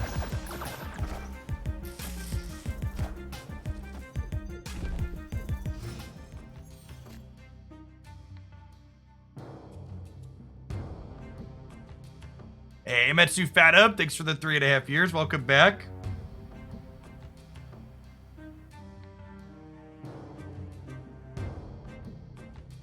You may not realize it, chat, but this is what peak Marvel Snap gameplay looks like.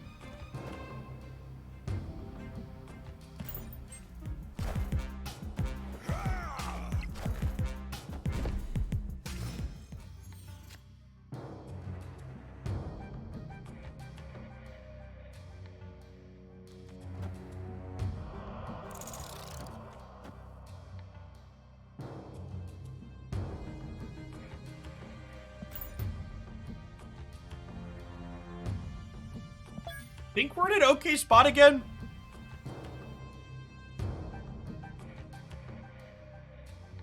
We got zeroed Red Skull for the middle.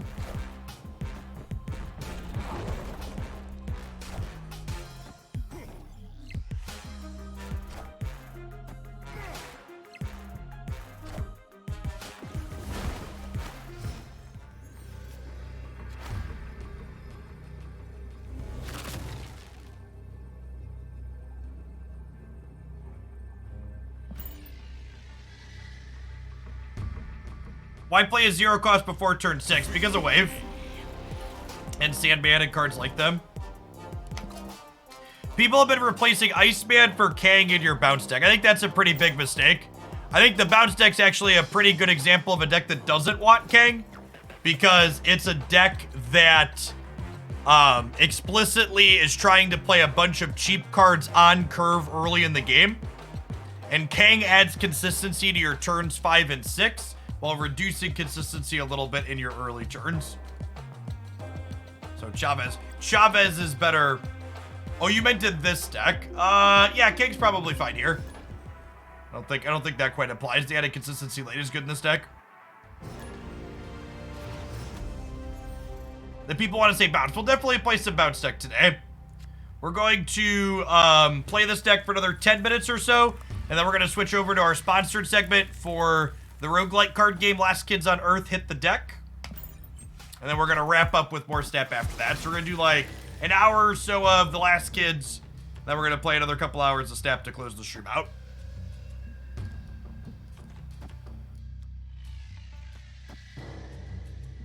I'm going to Armor. And then we'll Kazar the middle, and then we'll pass on 4 into Infinite left on 5, I think. Is my plan. Oh, I'm dumb. I was thinking this would be 3. It's only this that's cheaper. My brain made this an Elysium.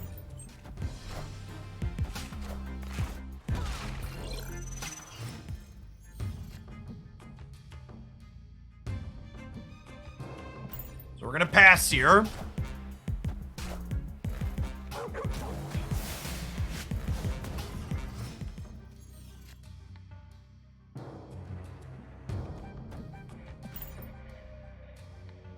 And then we're hoping to draw 0 so we can go 0 into Red Skull and Titan here.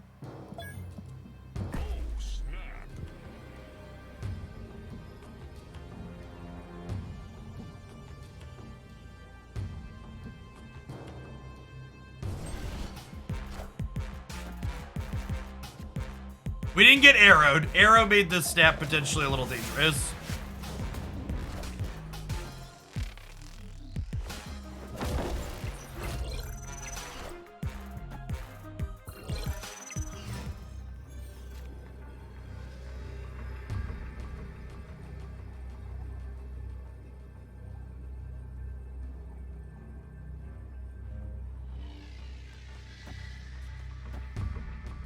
If I do this,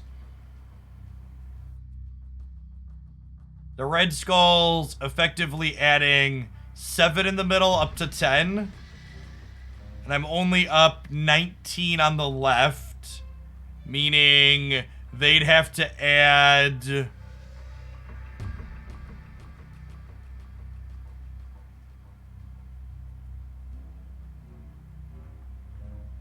I should just Red Skull left to make if we're playing for a breaker. Yeah, that's true.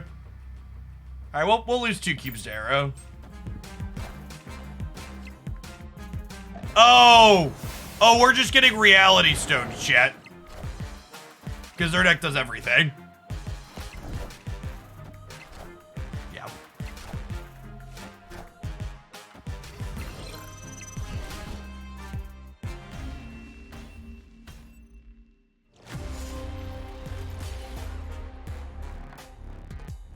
Alright. After getting Thanos, I feel like I'm dangerously close to breaking my stream title on no complaining, so I'm gonna switch to the variety game for a little bit. We'll be doing more Snap later this afternoon. I'm gonna check out something sweet and different for a little bit. It's a sponsored segment for The Last Kids on Earth. Update our title, more Snap after. You can check them out on Steam. They are only $15 to buy the whole game. All right, so this is a deck list off of Untapped that has some reasonable stats. I'm interested to see if it feels like it can keep up where we're at on the ladder. Let's try and get out, King Cow. Appreciate it.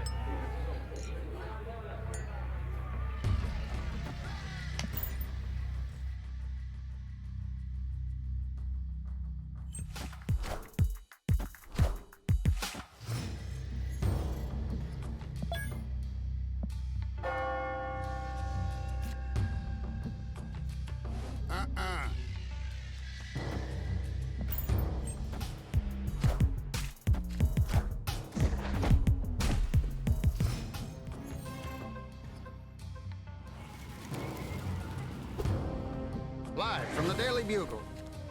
Live from the Daily Bugle. And this is one of the things that's awkward is like this location is low-key very good for Thanos because they just get to Reality Stone this on the last turn, and I realistically can't play into it proactively for fear that they don't do that in most situations.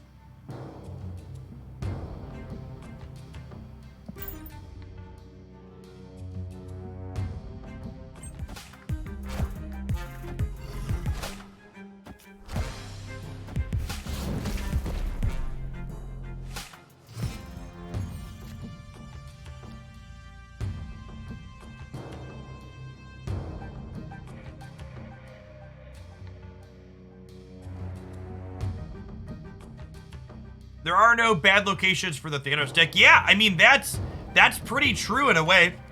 And that's a big part of what makes it so powerful is the fact that it really doesn't have location variance. Now the good news here is this double Scorpion does mean that if they Reality Stone the left now, oh damn, they drew the Reality Stone off the Mind Stone. I was gonna say, they drew Reality Stone the left, that could be good for us. Yeah, I don't know that we can stay here. There's no way 5 holds up in the center.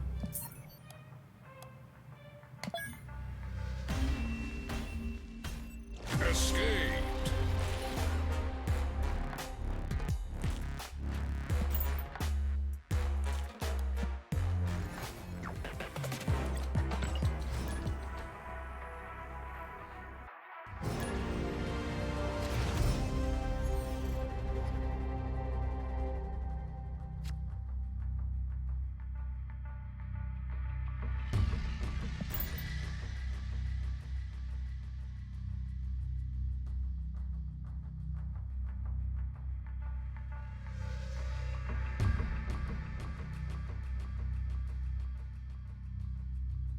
Sorry, I know, just as a general reminder, I'm not going to time people out for it, but just because I'm discussing the context of the Thanos deck of the current game that we're playing, I really want to stay off of the balanced topic.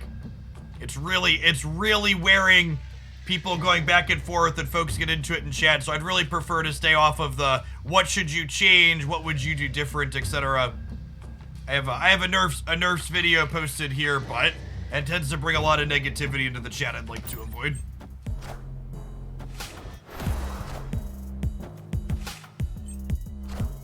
Alright, well, we at least didn't get Dr. Doom to give them a Doom bot, so that's good. Slow and steady. This definitely could have gone worse for us.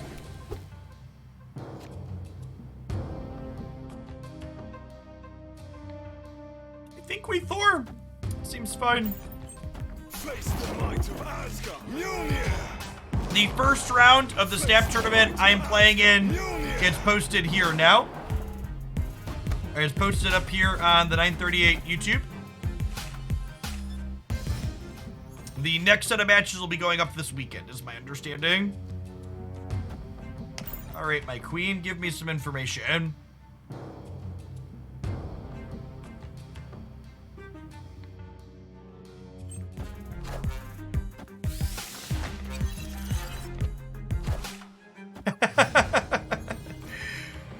They got our Dr. Doom, LOL.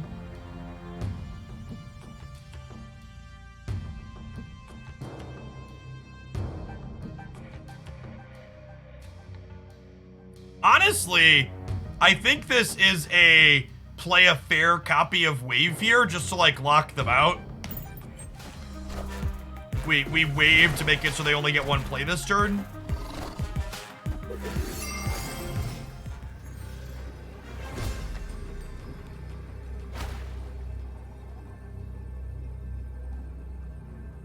And then I think if we both Dr. Doom, I win, right? And they know I have Doom?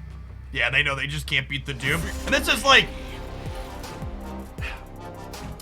like a really fair use of this card, right? Like this deck uses Wave in a pretty fair manner. Occasionally you get a little cheats with She-Hulk, but like being able to like lock your opponent into one line while we just have one powerful play is pretty strong.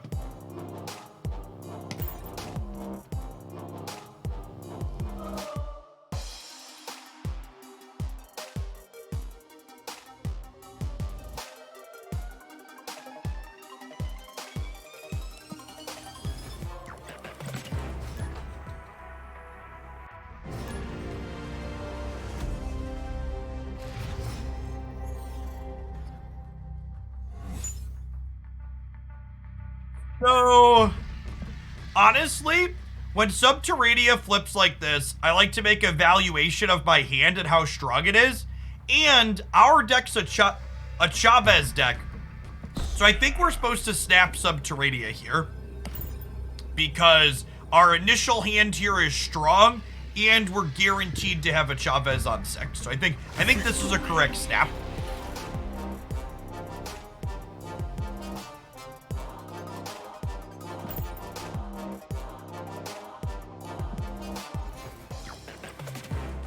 Make sure you've got your graphics settings turned all the way up. You want to be on high and 60 FPS. That should look pretty similar on mobile.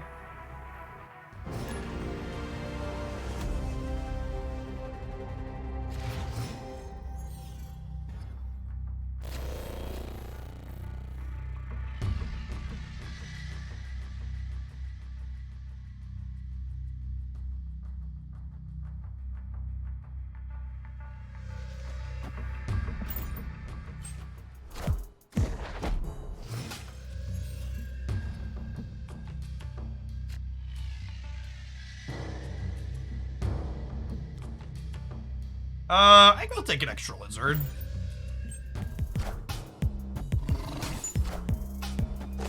How important do you think not snapping to lure an opponent to turn 6 is when laddering? Well, not snapping early often has a lot of value. Or sorry, not snapping late often has a lot of value, but snapping early is often correct in spots like that.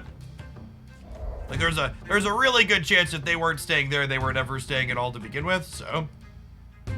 You know what? With the Death's Domain here, I think I'm gonna wave into Doom and then we get a second Doom later, right? Seems fine.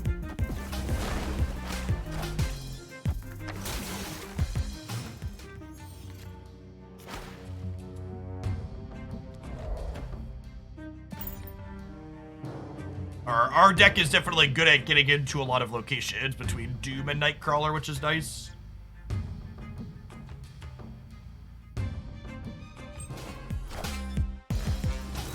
Getting magic. Okay, so we're Surfer negative then. That is a... This person played a lot of Surfer when it was legal, huh?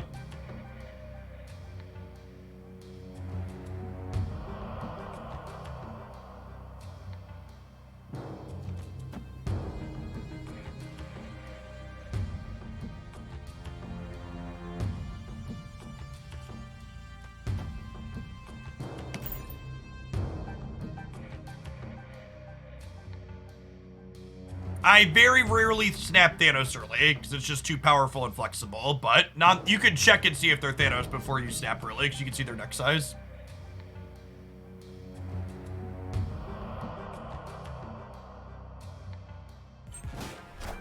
You always want to move Nightcrawler at the last moment possible, unless you have a reason to suspect something could punish you.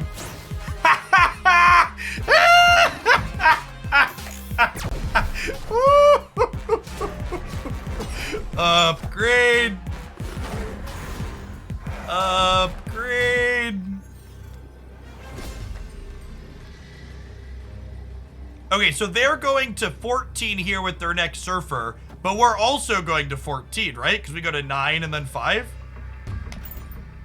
So definitely hanging out here.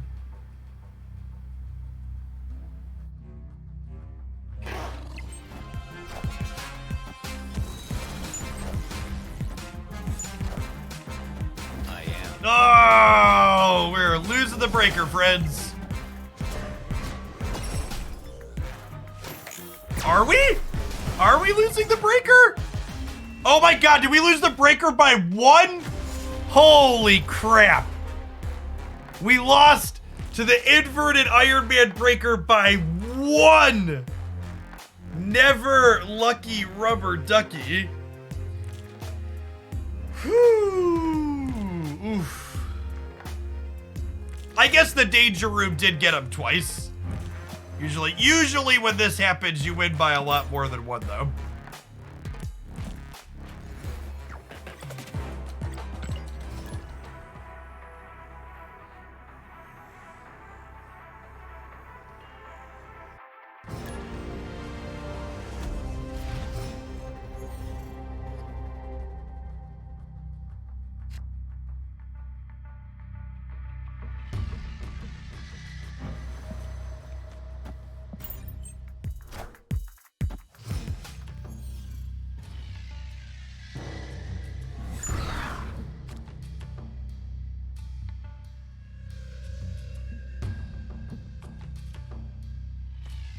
Our Scorpion down early.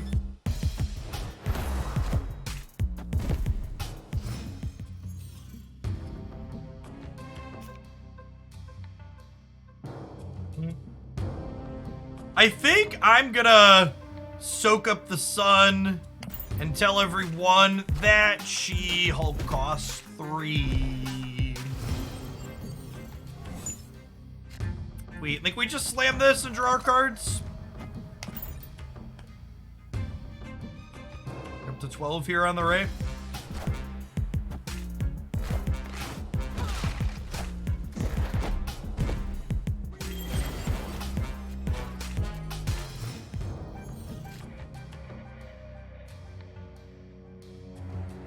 I think I White Queen just for info here.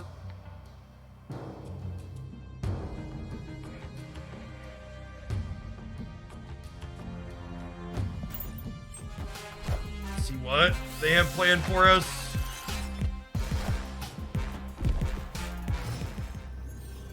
Yeah, and I mean, Doctor Doom is really good into Arrow and Captain Marvel here, right? Because it plays for all the paths simultaneously. If they arrow me left, that puts them to 8 to 8, and then these only tie. Yeah, that seems great for us.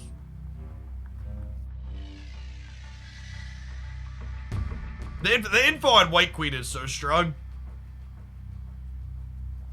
Just an all right stat line and really valuable information.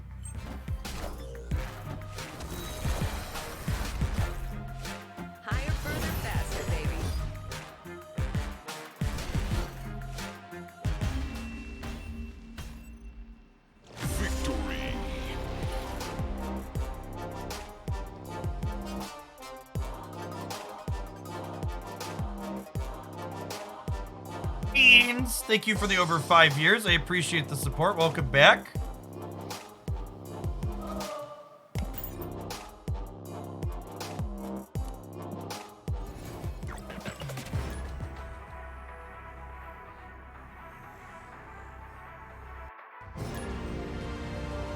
I have not had any boosters of split cards recently. I don't play over the weekends.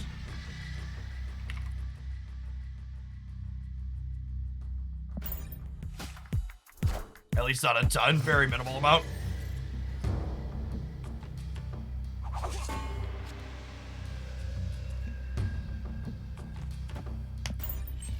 Hey, D good, thanks for the quarter of a year. I do my dailies and I check the store for variants, are things that I do on the weekends.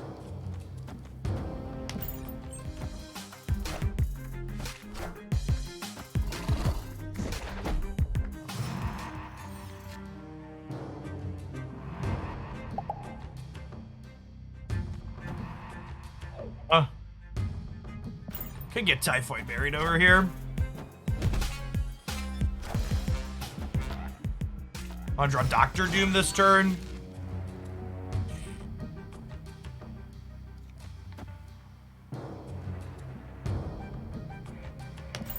This is probably not a great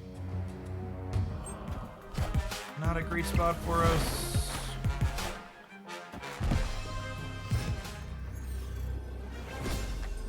And I think unfortunately we just have to go here, right? We don't have Shang-Chi, and whatever they're gonna usher into play here off their boomer snap is gonna get us. Hey, what's going on, Admiral? Good casting. Admiral is one of the commentators for the tournament I'm playing in chat. You can find their commentary on my match at the link. Managed to get the dub in the first round.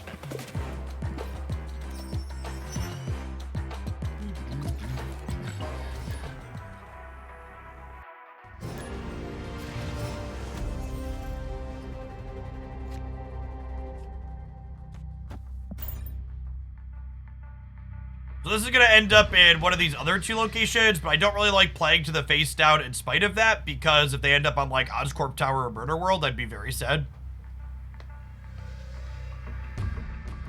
You like Scorpion or Black Widow more into the current Thanos meta game? I think you should probably only be playing Black Widow if you're doing something like Dark Hawking with it to gain some advantage from denying them a card draw.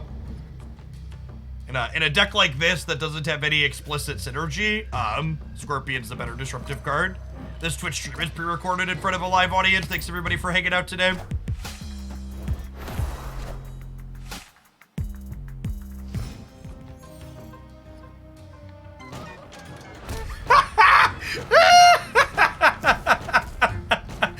Thanks, Brood. Couldn't have scripted it better.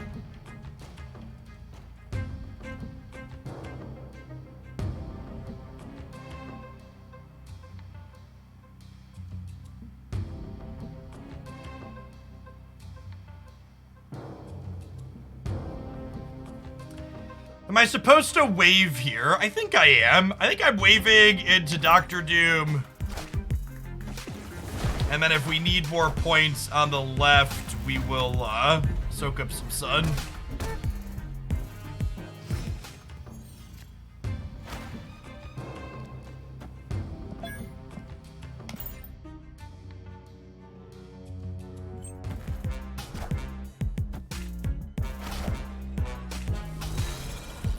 There's Moon Girl. Looks like a double up deck. Interested to see if they have She-Hulk here or not.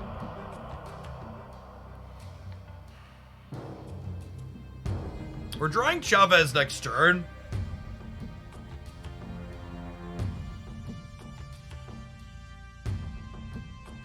We have Sacrifice Wave on Murder World. Yeah, I don't know that I would have had another thing to fill it in her spot, right? Yeah, I kind of just want to soak into Arrow. We'll see what they do.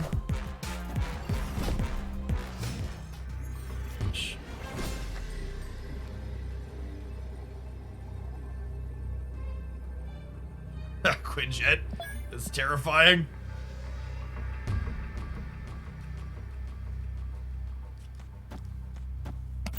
This Arrow's probably bad. They're probably playing 4 or 5 cards out here. I assume they're the She-Hulk double up deck that we played a bunch of.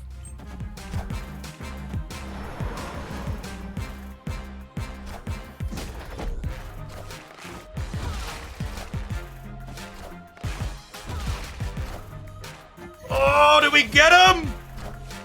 Oh, we got him. Arrow grabbed the right ones, chat. Arrow grabs them randomly.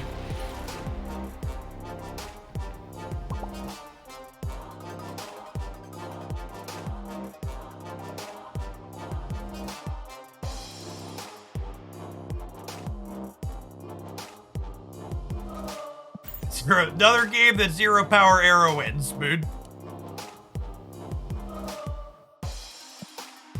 All right, chat. Looks like it's time for our Admiral. Non-subs, I'll see you in 2 minutes. Subs, I have a special treat for you. And by special treat, I mean I'm sorry and you're welcome.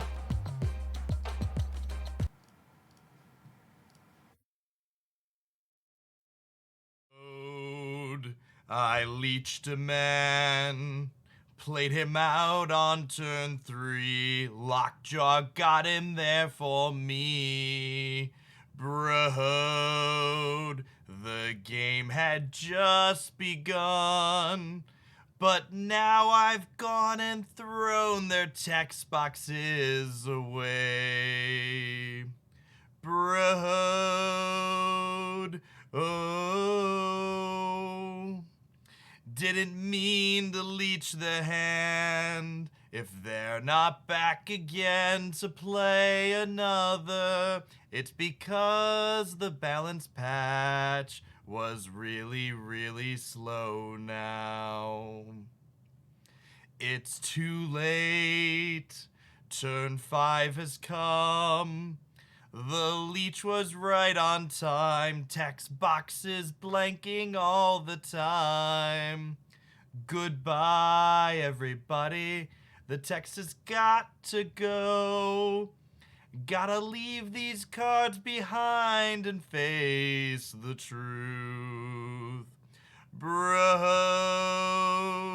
oh, I don't wanna leech. Sometimes I wish this card didn't exist at all. The text, it really matters. Many of you will be shocked to know that I did a significant amount of community theater growing up.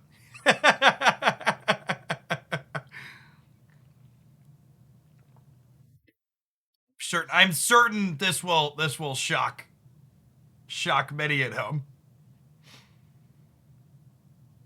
Can I get the ads next time?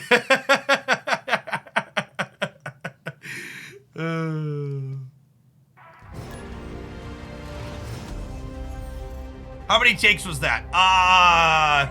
That was a second take last night at like midnight.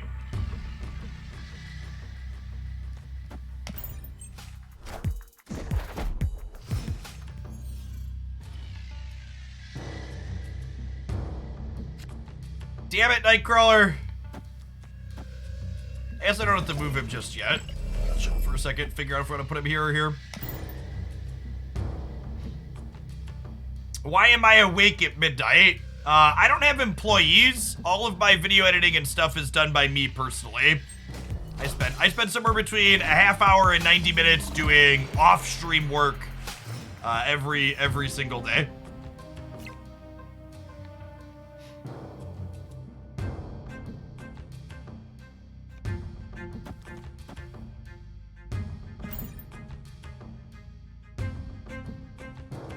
The thing about having an editor is having an editor doesn't actually save you that much time unless you're paying them as a full-time employee and they're watching all of your content.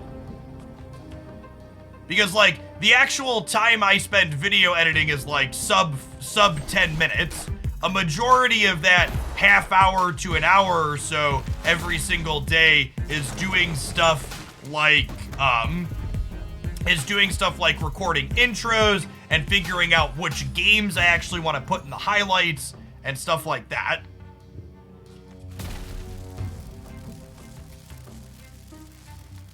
Yeah, a lot of my video editing is automated. I've shared that before. Before I was a full-time content producer here, I did process automation at a Fortune 50 company. So a lot of my video edits on YouTube are very bare bones because I have a script that cuts them together. Yes, yeah, I take notes while I'm playing. I still have to like go back through and like find the exact timestamps, then figure out which of the game's post notes I want to have.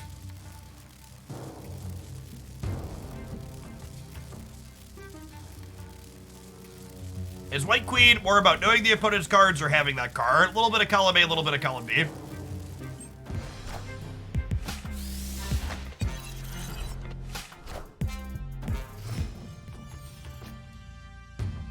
That's a destroyer. Okay.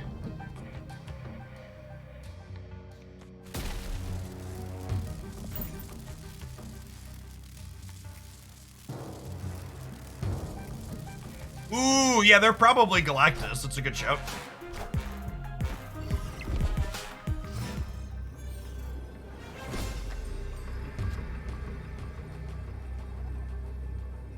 Oh, you know what? Dara's been playing a Nimrod deck that's actually just bad Shuri. But Shuri is good enough that you can ladder with it anyways. That's probably what this is. This is the Shuri Nimrod pile with Destroyer.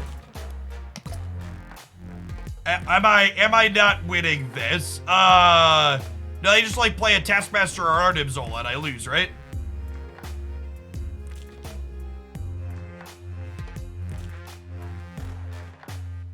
Oh, Shang. Oh, do I?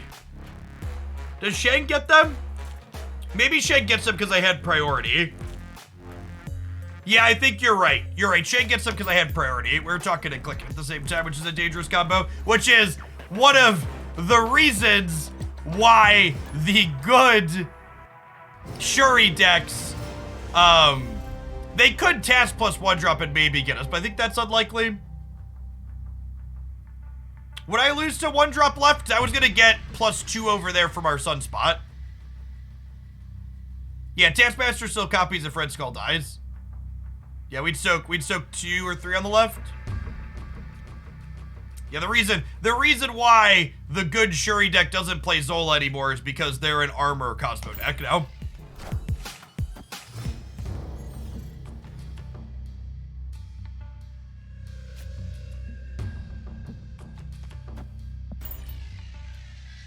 Hey, thanks for sticking around, Fets.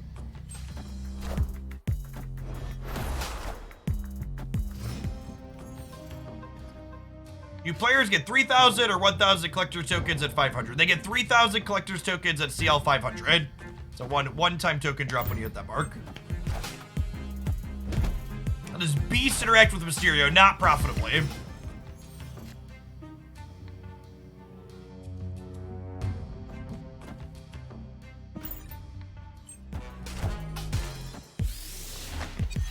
Oh, I guess this gives them back.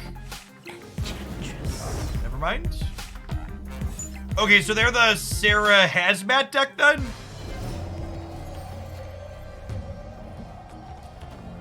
I'm gonna play Sarah out, and then we gotta try and beat our own Doctor Doom.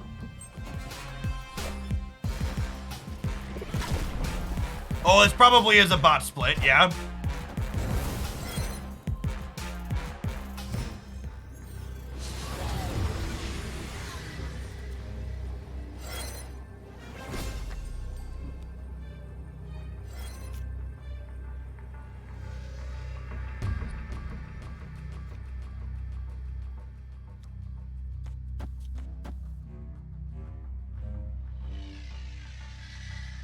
Use the Doctor Doom against this bot.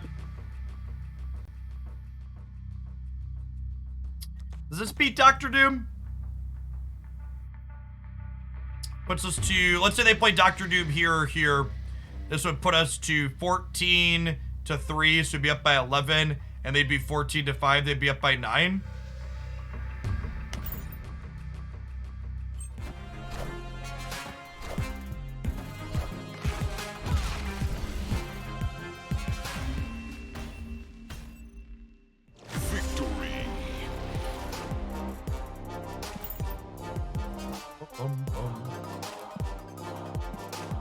It was a bot that was trained to lose, chat. Sometimes I feel like a bot trained to lose. Oh, by the way, we've been chatting and stuff, and I forgot to mention it, but subscribers, there's 2 new emotes up today, by the way. We have a Moon Girl taking notes, and we have a new Pew emote that is Black Widow. Opponent snapped me and they're Thanos. I think you basically never stay against turn 1 Thanos snap if you're not also Thanos. Escaped.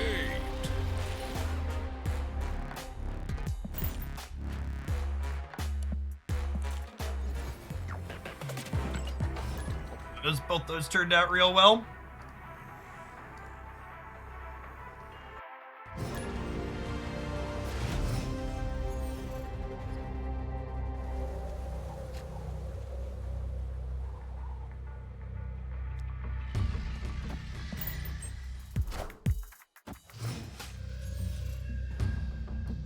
You have some of my boosters, please? No, they're mine.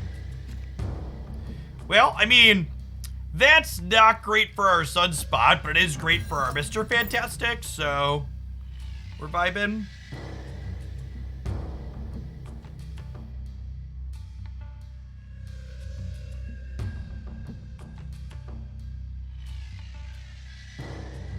When does Darkhawk go to Series 3? Darkhawk will be Series 3 at the end of May. It's going to be quite some time. So if you're someone that is interested in playing Darkhawk, it is a worthwhile use of tokens in the short term. It's going to be the price it's at for a while. Yes, definitely, Azazel. What do you think of the Moon Girl She-Hulk deck? It's very good. We played a bunch of it on stream. It's a very different deck than this one that we're playing right now, though.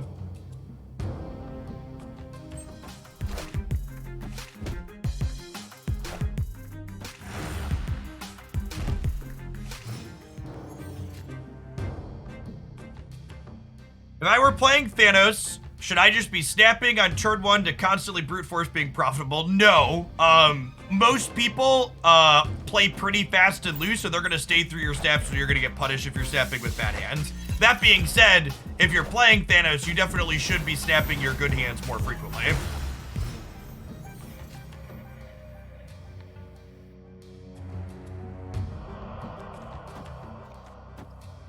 Alright, so they're gonna double Shuri, and then unfortunately, well,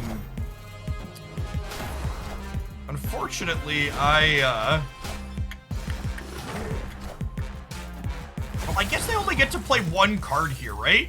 Can we win this? Because we're winning the Rickety Bridge, right? Victory. Yeah, we're actually winning this. Sick.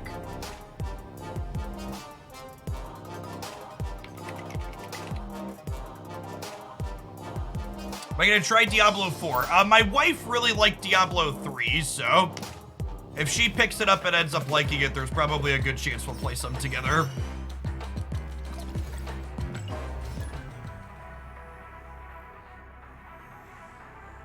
Has Bastard to Shuri is also not a combo.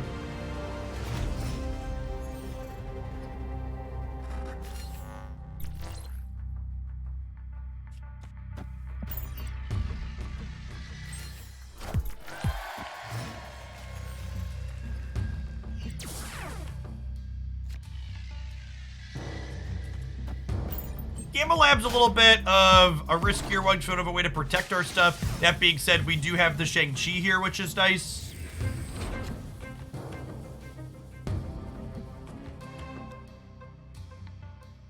I think I'm just playing Fantastic here. I want to be resource efficient this turn.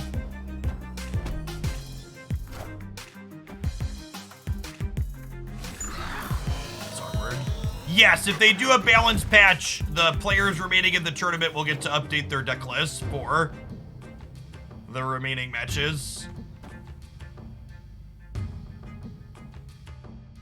Can I snap them before I Shang-Chi them here? They're snapping us. Okay, I'm not going to snap them back, but I'm going to stay for this.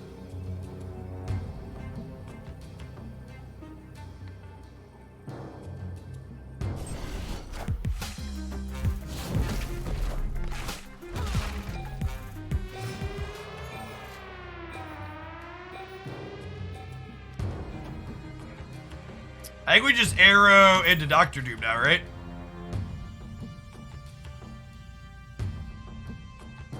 When will the reading match of the tournament take place? We've already played out a number of them, but the tournament organizer hasn't given anybody playing hard and fast deadline, so it's just kind of as people have time to play.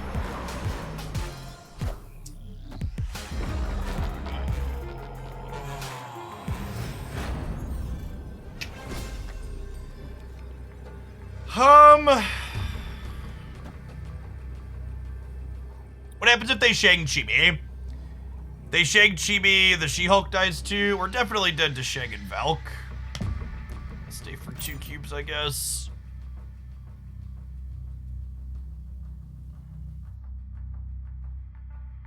Have you tried Miles Morales in the double Hulk deck? Yeah, I don't really like him in that shell, and I like the double Hulk build better. Victory. Shang is fine. We'd only have 10, right?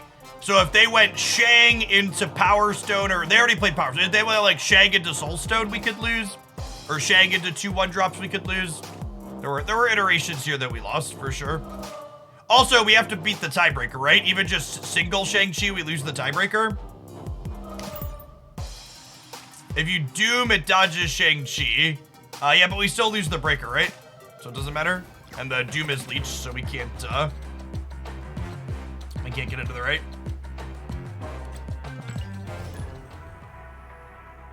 We can shit with Nightcrawler and Soak. Yeah, that might have been the line, because that adds 6 power effectively. I'd have to go back and count hogs, but that might beat the Shang depending on what their follow-up is. Maybe better against Valkyrie too. Some people still play that in that archetype.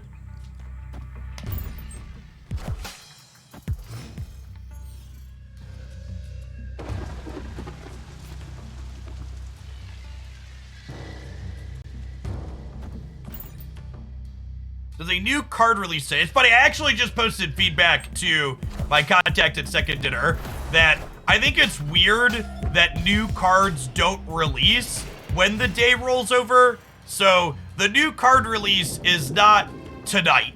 The new card release technically happens at like noon central tomorrow, and the first time you can get it in your shop is at the 2 p.m.ish central tomorrow.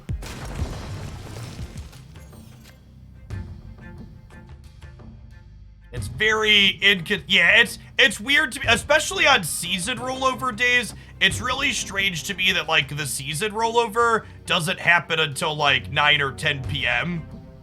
in the US time, or later than that, depending on your time zone. I really feel like the day rollover should probably be midday. And that would make the day rollover line up with when new cards are available in the shop for the first time too, which would be good. Tomorrow is Master Mold releasing. All three of the new releases this month look pretty interesting. Excited to see what we get.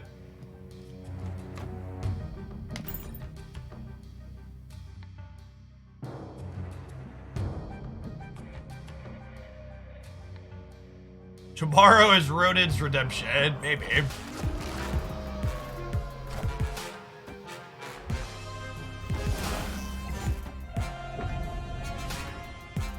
Master Mold is actually gonna make the bounce decks worse, is accurate.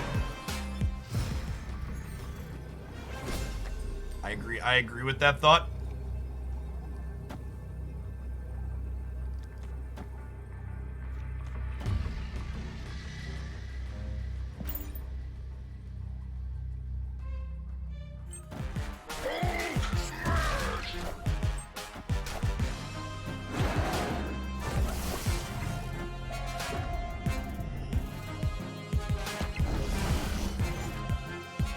But it's technically possible, but highly unlikely to get it from a cache before it shows up in the shops. Correct, Amalakan. It'll start appearing as randomly generated things and out of people's caches before it appears in the shop. Will Master Mold be Perma Series 5? No, Perma Series 5 is the exception, not the rule. So nothing else for the foreseeable future will be permanently Series 5.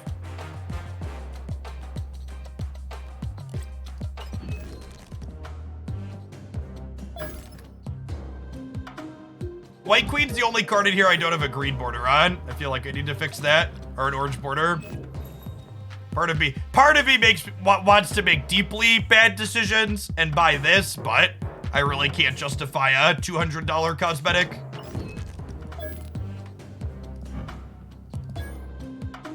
That's a lot. Like I can somewhat talk myself into the $20, 1,200 gold cosmetics. I can't do a $200 cosmetic.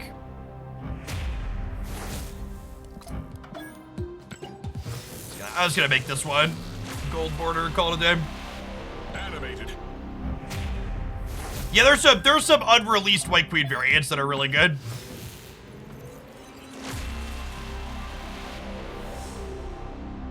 Shine. 5,000 tokens are $200. So the answer to it's $200 is it's fucking complicated because all predatory mobile game economies are super convoluted.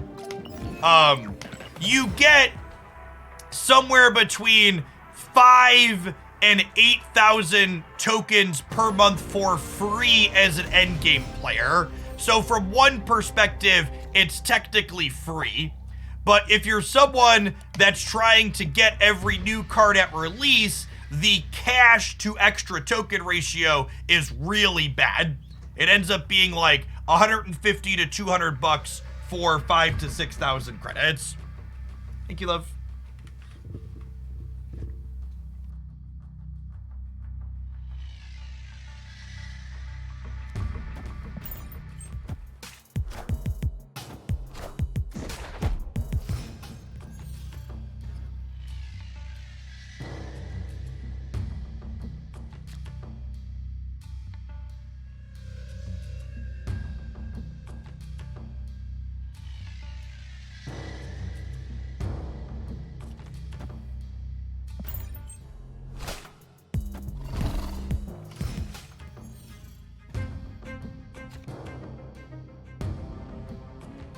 What components do I use in my PC? Like a full hardware list or like peripherals? Not quite sure what you're asking.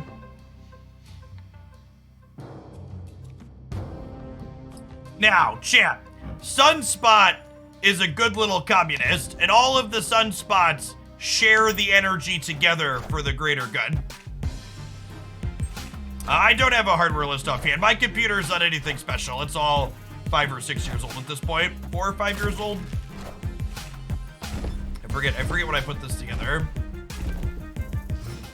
It's been a second though.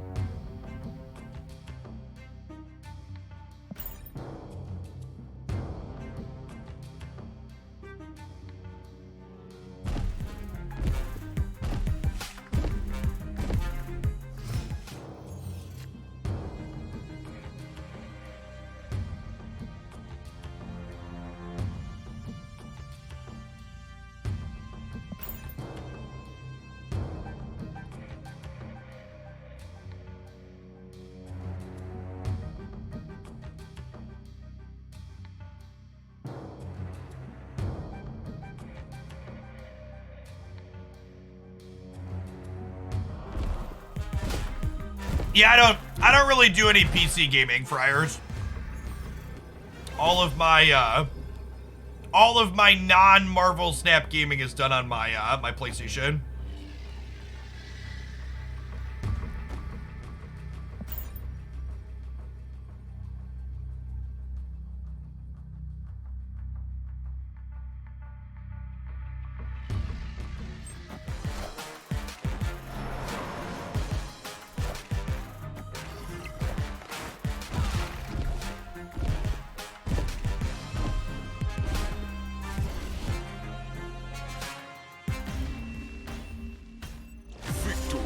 I do some Genshin on my cell phone, but yeah, primarily the PlayStation as well for the Genshin.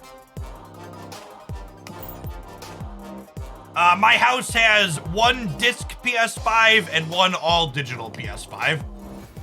But if I'm being honest, the only reason I have a disc PS5 is because when I initially bought the PS5 on release day, they were sold out of the discless ones.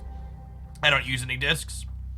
Why do I prefer the console for gaming? 2 reasons. 1, the PlayStation has a much higher this just works factor. I put the game in, it loads up, and it plays basically 100% of the time, guaranteed. I never have to fiddle with shit or twiddle with any knobs.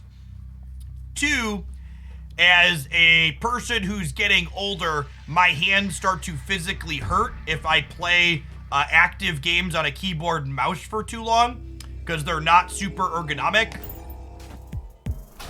Whereas playing on a controller is a much more ergonomic experience. Lets me play for longer without physically injuring myself. This isn't the right play necessarily, but it's the sweet play.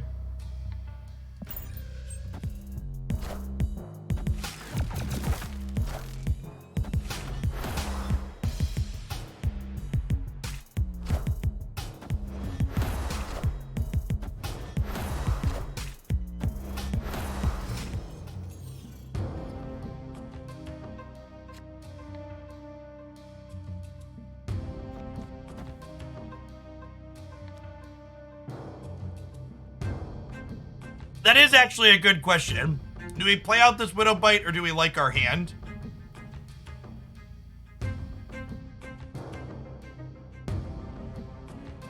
I think I play out the bite. The lizard's not very good.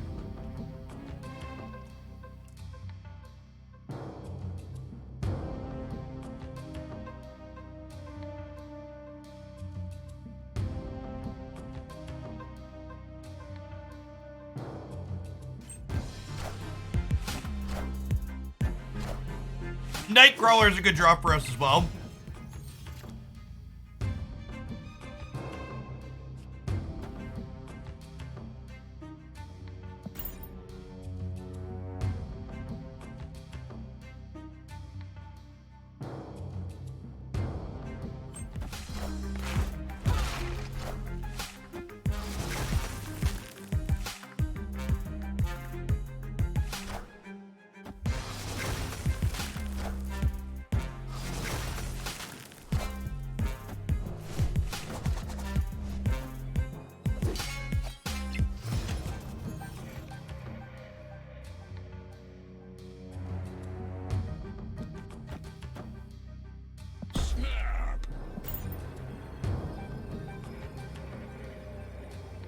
Snap them on the Nightcrawler draw here.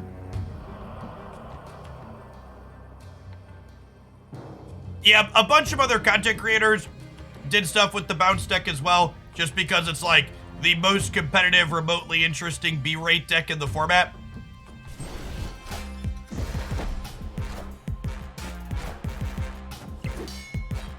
All systems go.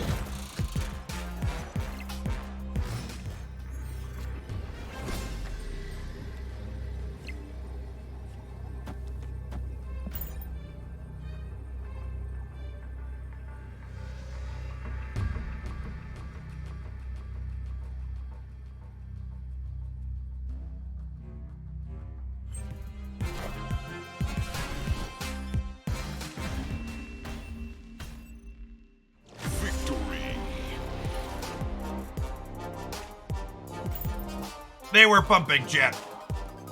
I ain't proud, I'll take the cubes.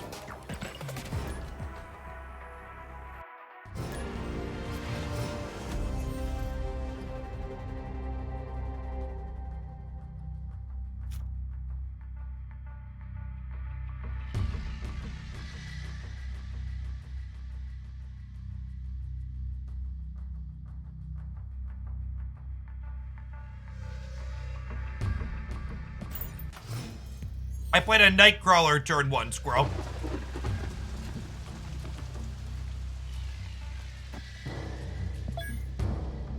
I think we snap with the Mr. Fantastic into Rickety Bridge here.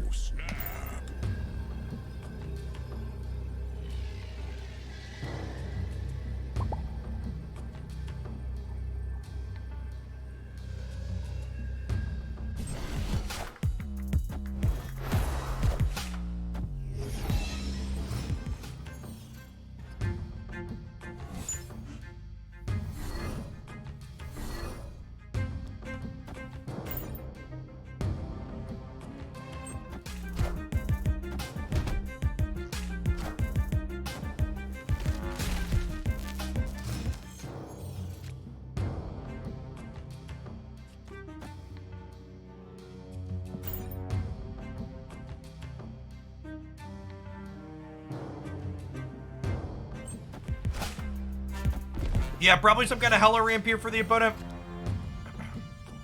Ooh, that's great. Let's me play this out, grab the Raft card, and then also Doctor Doom this turn still.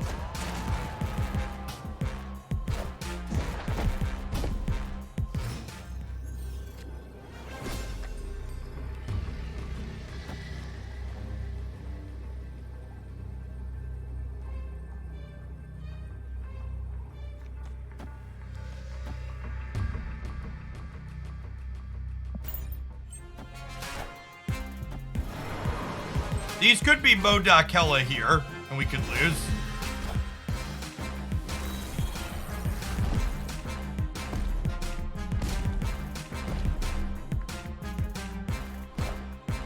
Yeah, they got us.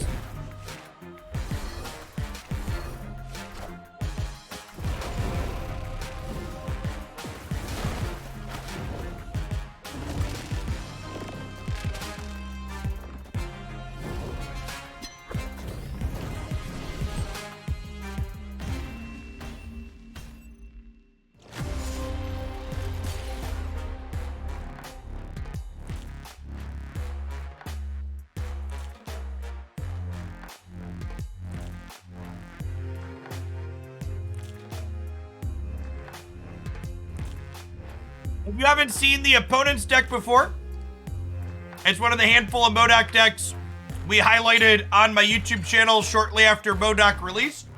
It does what you see here on your screen, like 1 out of 10 games, maybe.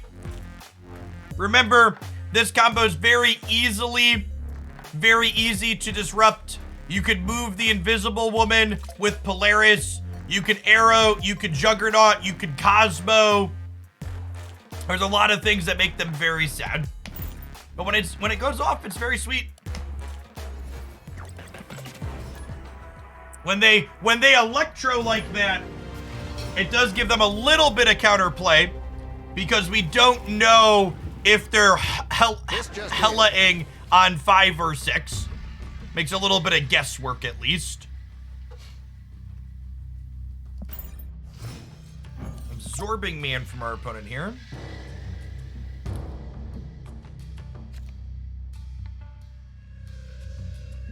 Those cards don't exist and you can't convince me otherwise. God bless. Whatever sparks joy.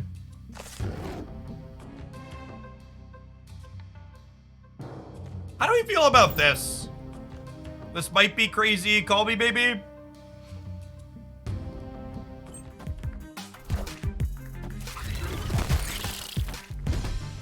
I'm feeling pretty fantastic about it. Agree.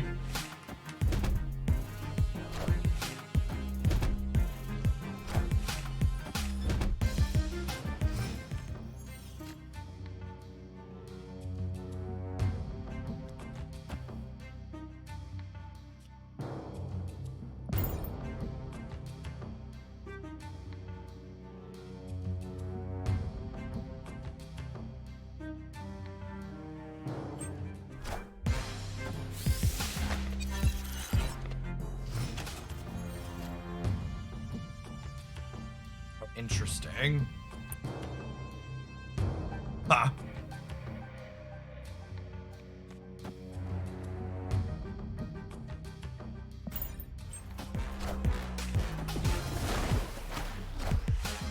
So, because they waited now, they only get to play 2 cards, right?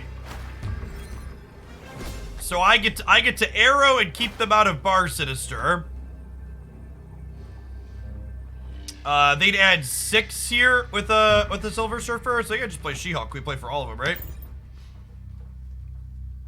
Oh, they could play more cards with Zabu. That's true. Oh, I guess they could be getting 12 here also with the Absorbing Man. This is probably just Surfer Absorbing Man, right? Then we're good to go.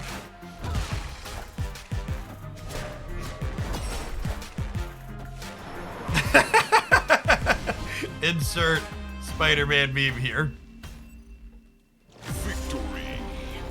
Priority is busted, chat. And honestly, that's one of the things that makes Mr. Fantastic so good in this deck, is he's really good at having you maintain priority by spreading his stats out across the board, making your arrows more powerful.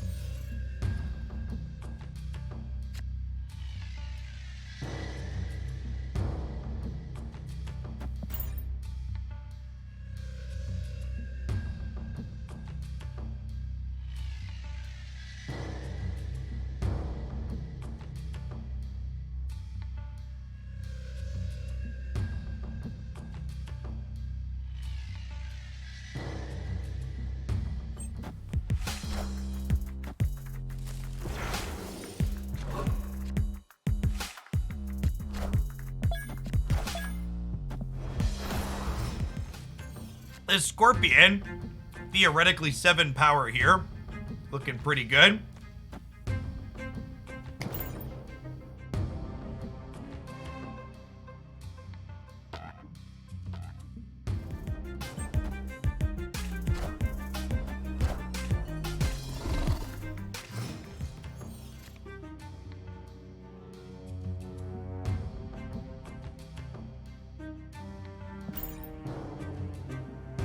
I think this is a pass into wave. And we'll She-Hulk plus Arrow or She-Hulk plus Doom on the last turn.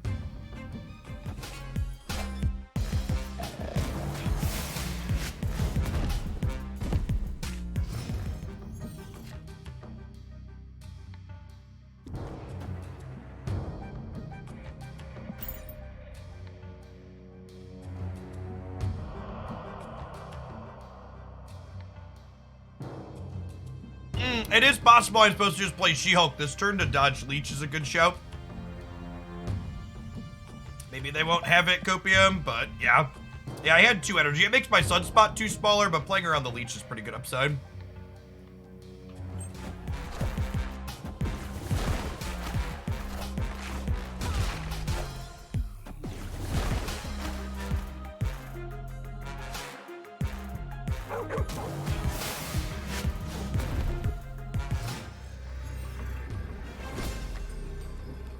Insert Spider-Man meme here.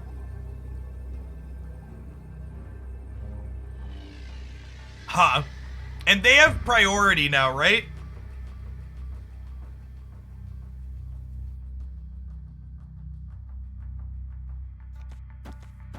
What do we think of this? This beats their Arrow. It also beats just like them making a big play here, I believe. Let's say they play Magneto here. They go to 25. I'd go to 10. I'd tie them at 25. Oh, we lose the break. We do lose to Magneto. We beat a Scorpion Magneto, though.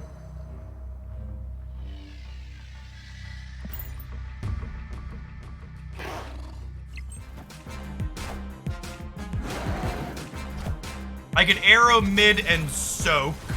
Yeah, I guess that would have beaten this, huh?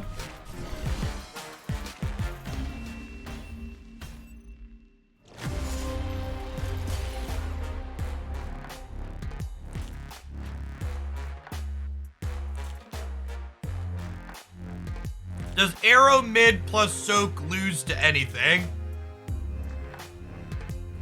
Yeah, it still would have lost to this, right? Because we would have been 12 to 13 in the middle. So we were dead to Dino either way. We would have needed to Arrow plus She-Hulk. No, we still lose the breaker there. I can't shake left, nowhere is there.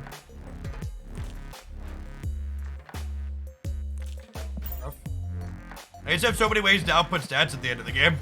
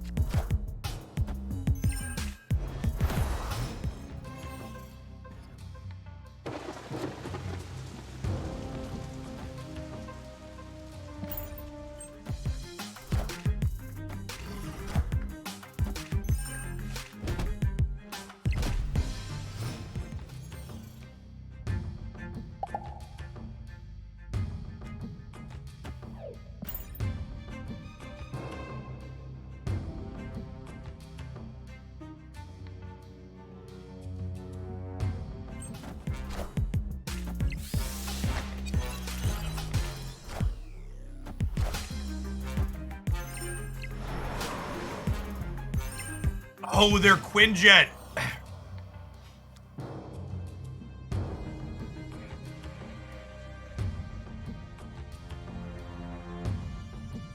Their Quinjet makes their Sacred Techline cards cheaper. Rough.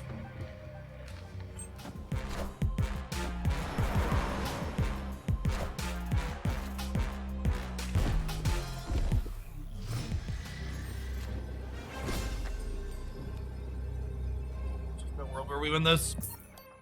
All right, non-subs. Looks like it's time for ad roll. I'll see you in 2 minutes. As always, you're not going to miss any gameplay. Appreciate everybody hanging out.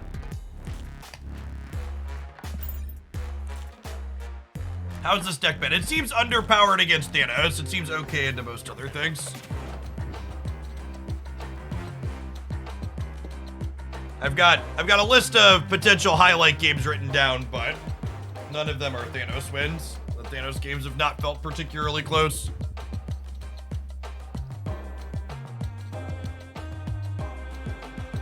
You'll miss streams. Remember, if you want to catch streams after the fact, my secondary YouTube channel has full... Sorry. The Jeff Oakland YouTube channel has full uncut streams posted to it. A lot of good long-form content. If edited, make everything look good. YouTube content is not your speed.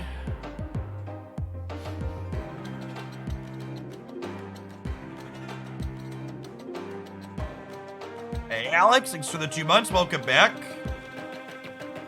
No, I'm not going to play the song every ad break. I think it would get wearing for the people that are here all day. We played it every 40 minutes or so.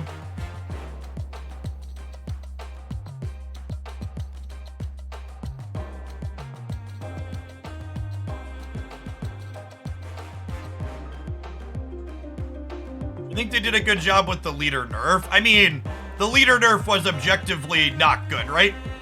I think anytime they change the text on a card and that card ends up unplayable afterwards, they made a mistake. Obviously, changing leader was correct, but the way in which they changed it was a miss, and I hope that they iterate on that and get it back to a spot where it's healthy and playable. Ideally, every card should be somewhat playable. Cards existing that are completely unplayable should be viewed as a bug and should be corrected over patch iteration.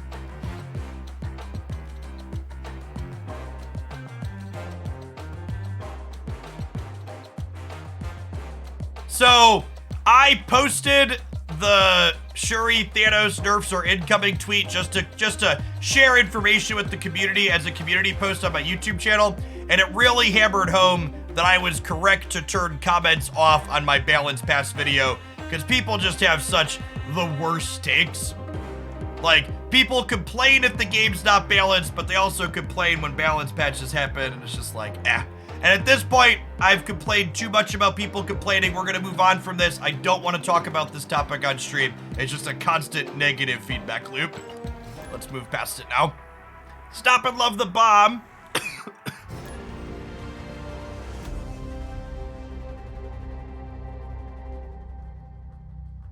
Thank you for the 35 months. Appreciate it.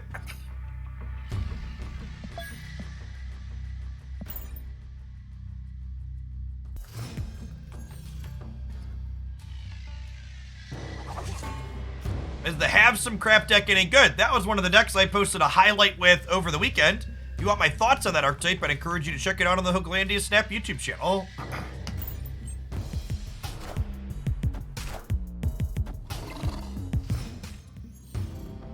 My favorite decks right now, the Beast Bounce deck and the Beast Bounce deck and the She-Hulk double up deck are my two favorites. I believe this person usually plays Galactus, if I recall correctly.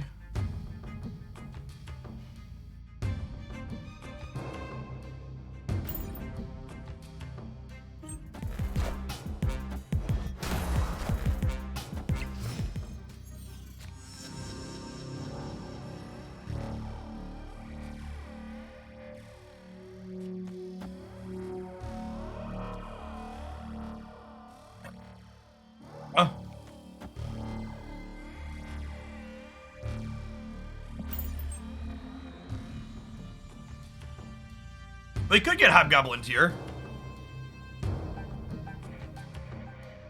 Oh, I suppose if I Hobgoblin, I lose priority.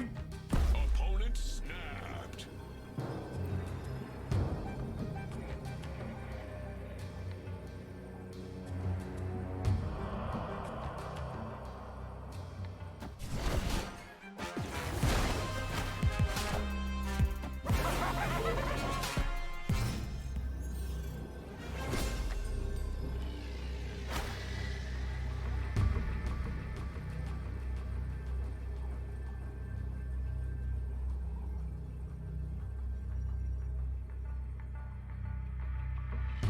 Yeah, we lose to Destroyer now, right? Yeah, I guess we have to leave. Yeah, they're a Galactus deck with the Destroyer backup plan. What's going on here?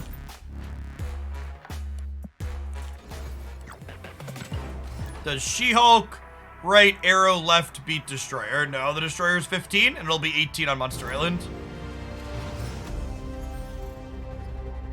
I would be 5, 12, 13, 14 to their 18, right? But I have something else there too.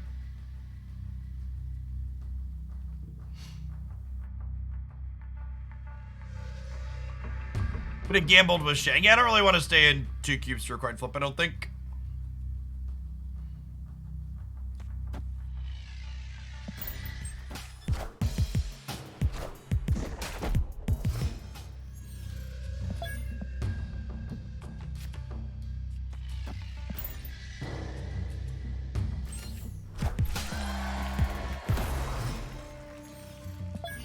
Warpy in, getting -4 here is nice.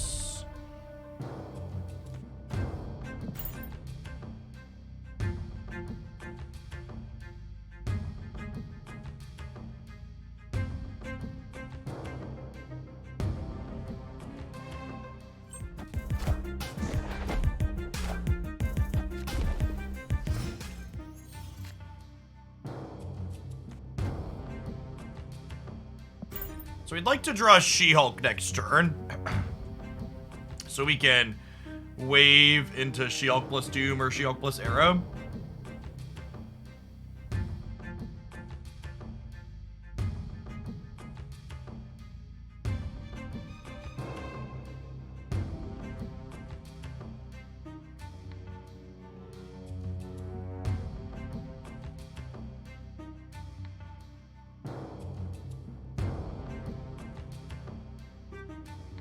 We are 50% to draw She-Hulk next turn, thanks to their Maximus.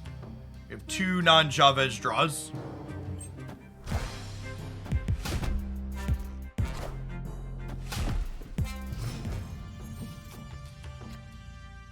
Nice. We don't want to spend our other 2 energy here, because we need, we need to float 2 for She-Hulk to get cheaper.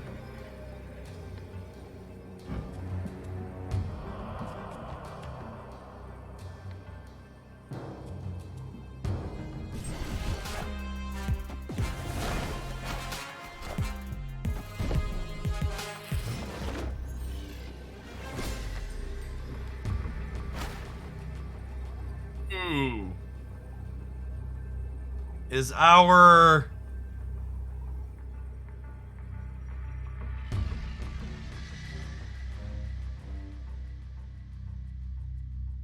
Huh.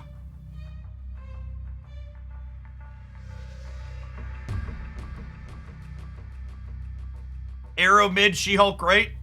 Is good? I think so. Oh, because we win Mojo World then, right? So we always win the breaker? Yeah.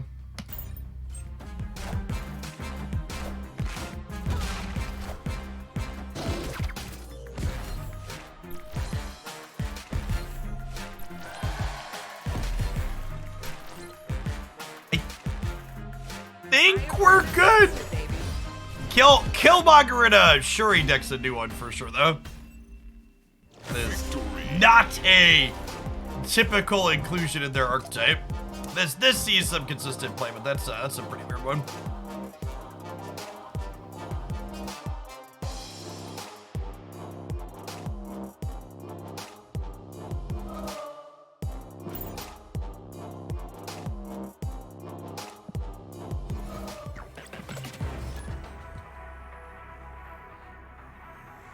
Kang can go in most decks. Kang gives you a small amount of information and cube equity in anything that you play him in. The reason why I don't play more Kang on stream is because if I posted a YouTube video every single day with Kang in it, my viewer metrics would tank. Because explaining to people that they could just replace him with something else and be fine isn't something people want to hear. They open the video, they see the Kang, they close the video.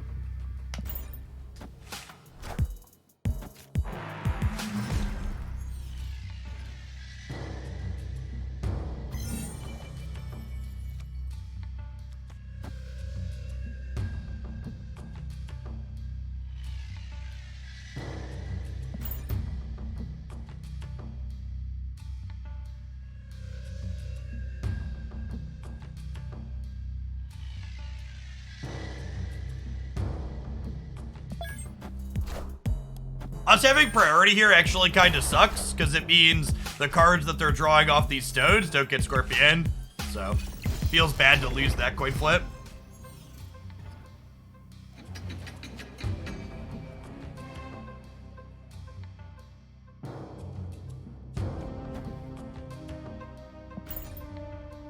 Why does Kang typically not see play in Thanos and Shuri decks? Who said that? You have to understand, chat, new card releases in Marvel Snap are incredibly inaccessible to most players. It literally took 4 months for people to have regular access to something like Thanos. Players are just now reaching the end game where they're going to consistently have access to new card releases on the regular right away. You should not take your anecdotes or even stats on sites like Untapped for is this card optimal in here or not when it's a new card, because it's just inaccessible as a new card.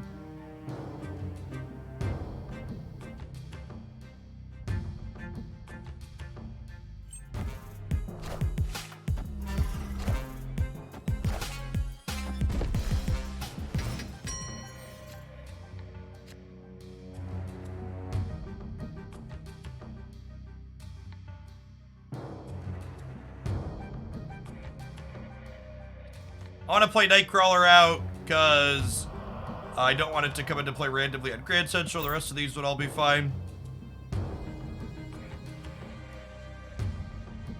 Hopefully they lock you out some Fannies and Shang comes into play. Your S3 complete now. Welcome to the end game, Lady Macbeth.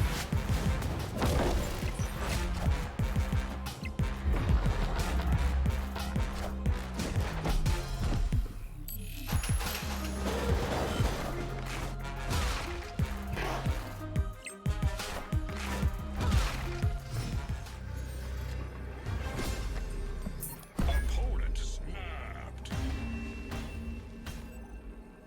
Escaped.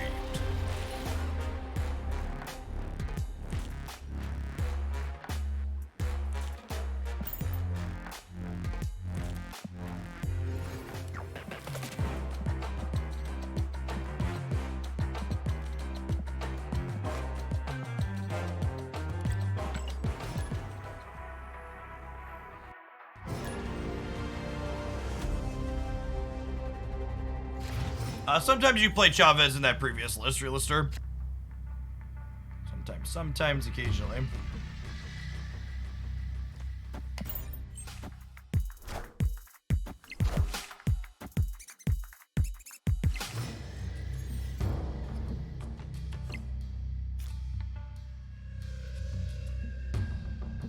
Man, this game board is starting to feel a lot like Twitter, chat. A lot of negativity here.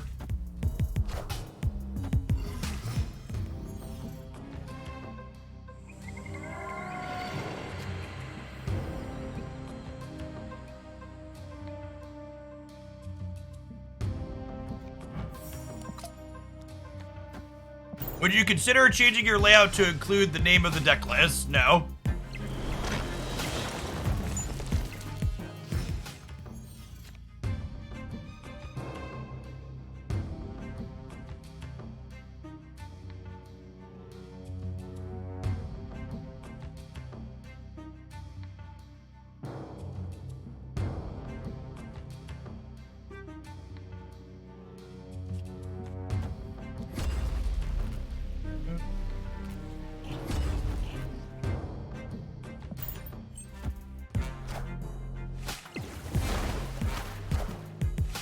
Turn 4 wave, really?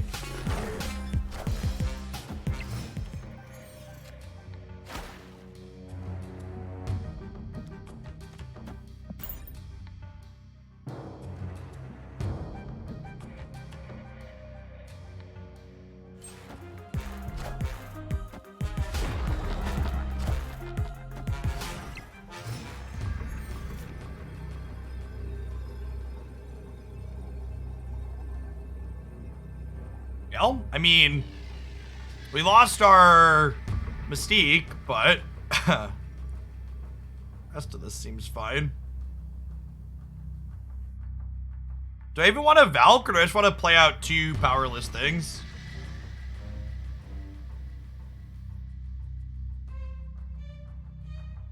Feels like there's a good chance we're dead here, huh? You want a Valk mid? Valk mid would give them +3, and it would give us +5.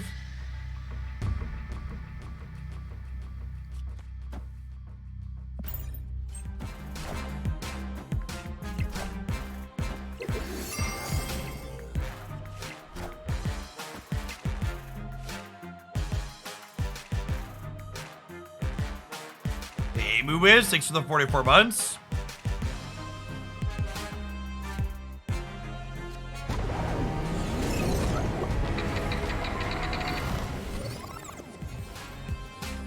Is it difficult or worth the effort to add little breakpoints in your long-form videos that have the deck title you're playing in there? No, it's not worth the energy.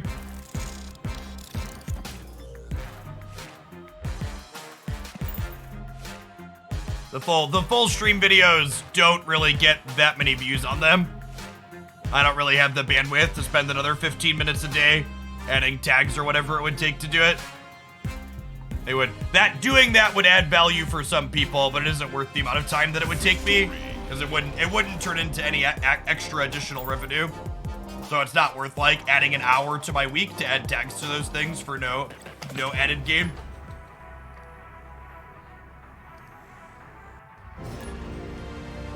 Like I don't think doing that would increase metrics on that channel at all. I think we're vibing on the Bass for now. I'm gonna let draw a card or two here and play on turn 2 or turn 3.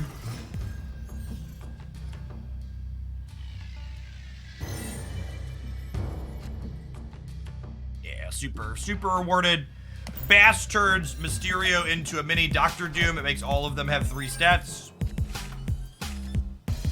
Does Patriot buff the Mysterio clones? It does, yeah. Yeah, the Mysterio clones have no abilities.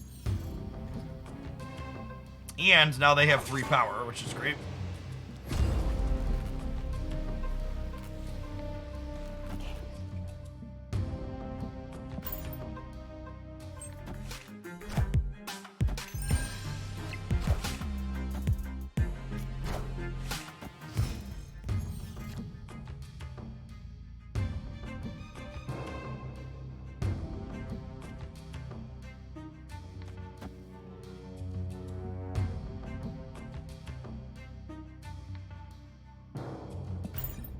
Not quite getting leeched this turn yet.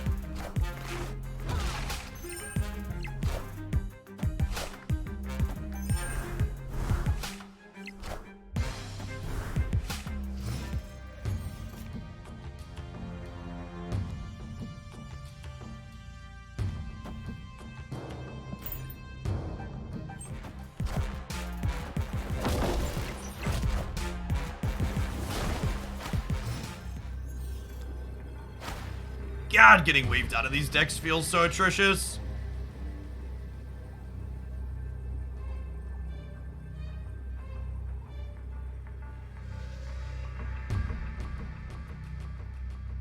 And Valk doesn't win middle because they have Soulstone. I think we're just done.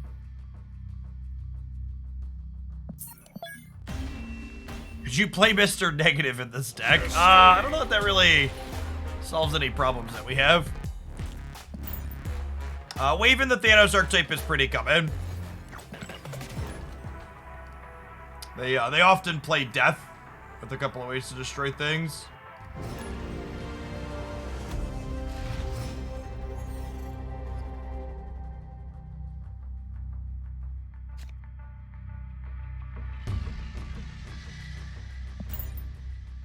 Do not put Mysterio into Bar Sinister. You'll be very sad. It's not an end result that is happy.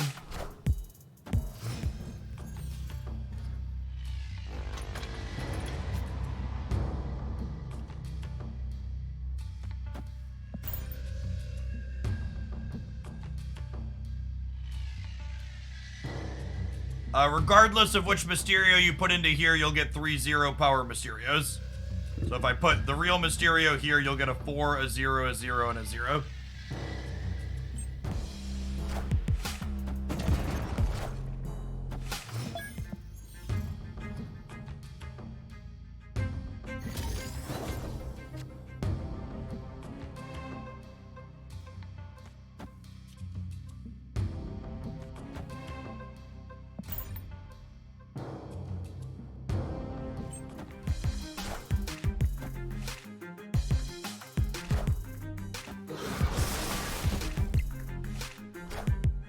If you Bast first, you'll get 4 3-power Mysterios. I believe.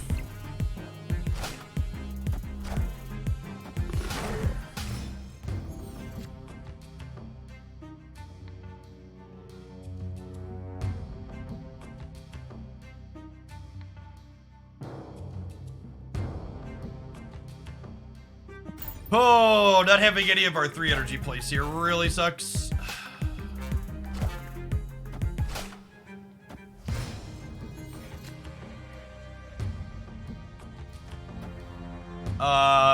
A bunch of blue marvels into a Valkyrie is absurd, right?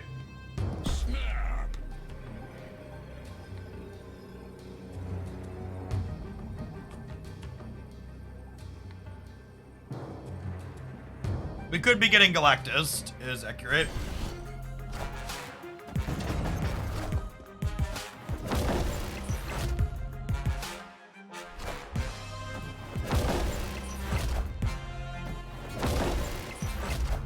Fuck, and we have priority now too.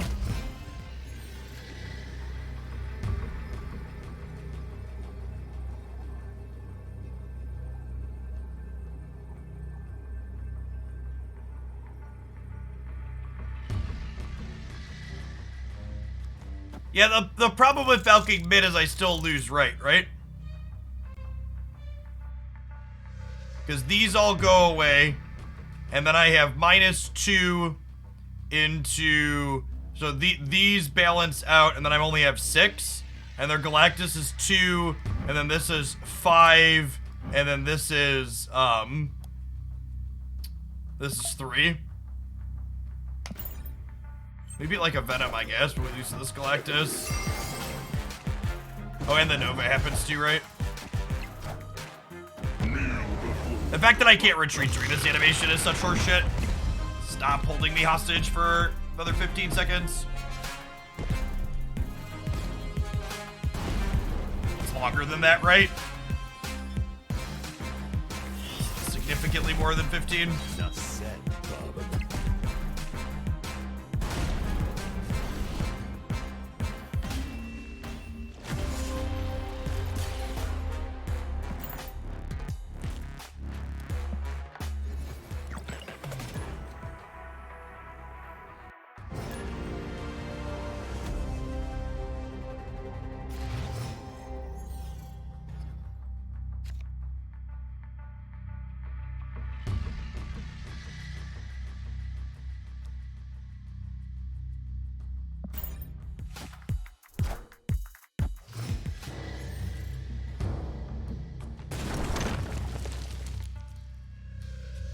Neil?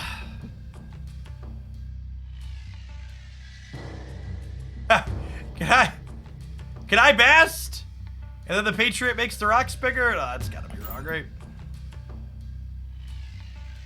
I think if I had a Mystique, I might do that, but without Mystique guaranteed, I don't think 8's enough to win the middle.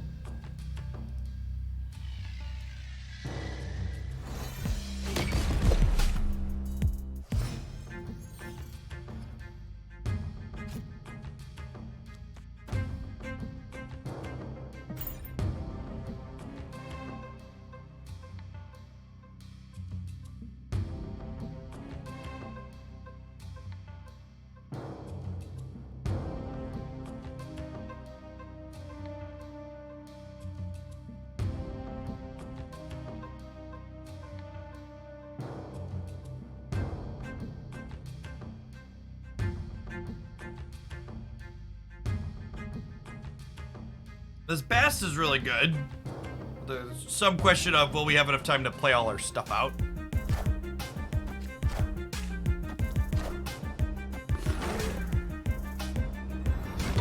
Bast is giving plus 12. It's more than that, right? 'Cause it gives 2, 4, 5, and 5.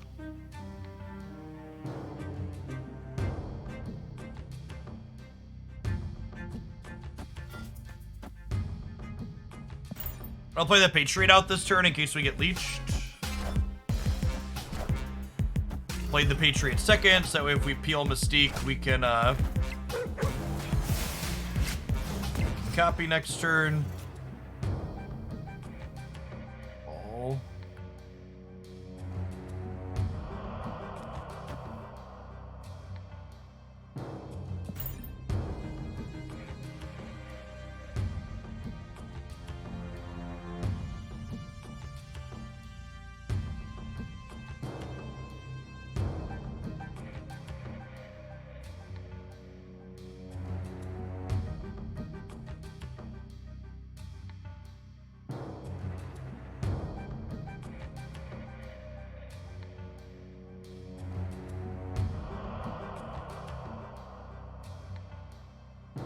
Yes, collapse mine breaks all rocks indiscriminately on the board, meaning if I were to like debris and then my opponent passed, it would break their debris rocks. It's not one that often comes up, but it's definitely not clear that that's the interaction from just the text box here.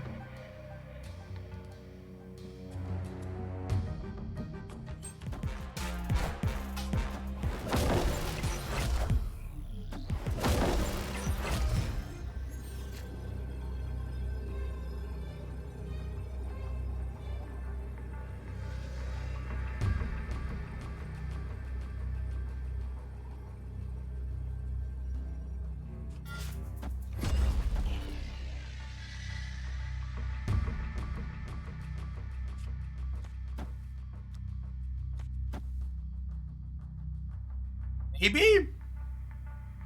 You think we've died, really?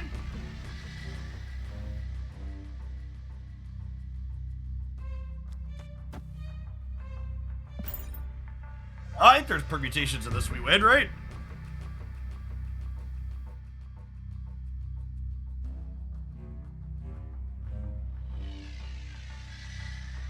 My Mysterio's worth 2. My Demon's worth 5. My Shocker's worth 2. Yeah, maybe we are dead. I don't know. It depends on how the Lockjaw goes too, right? Because I'm going to 9 on the left, so if they end up with small things on the left, we could win the game there. Oh, I have Blue Marvel out too, so I'm actually 1 shorter there. Yeah, I don't know. I'm staying for a cube here for sure. I honestly might even stay for 3. Our cards have decent numbers. We're gonna be at 12 left. We're gonna be sub number left. We're filling all the locations on this board. We're gonna be at some amount of stats on the left. Oh, I think the way they did that, we're actually currently ahead in the center too, right? Oh my god, we dodged the Shang-Chi like a ninja? Are we gonna win all 3? Who said we were dead? Yeah, we're actually gonna tie the left and win the other 2. Got him a house. No, we're winning that. I forgot Squirrel Girl was getting Blue Marvel. Yeah, sick.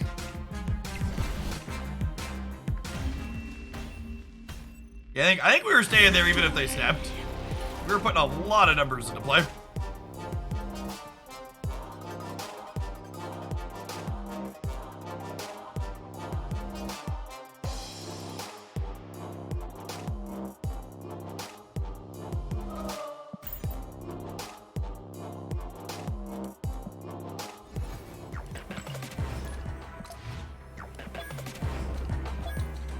Wolverine boosters. I don't think I have a Wolverine variant yet, do I? I don't, chat. Well. How's this list been for us? It seems okay. Yeah, I'd see this list floating around in a few places. That seems fine.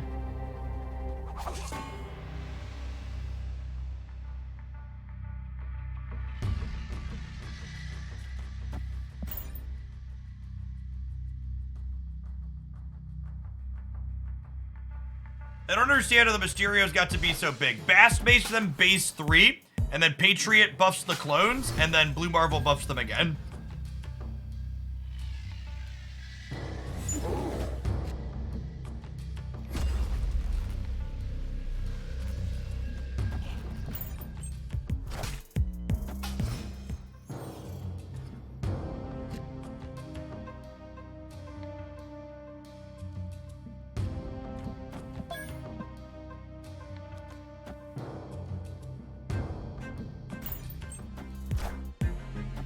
Slots are reserved for 5 drops.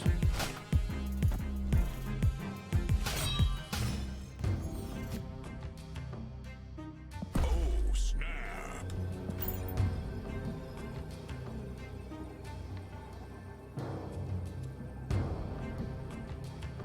Hey, Alien, thanks for the prime, appreciate it.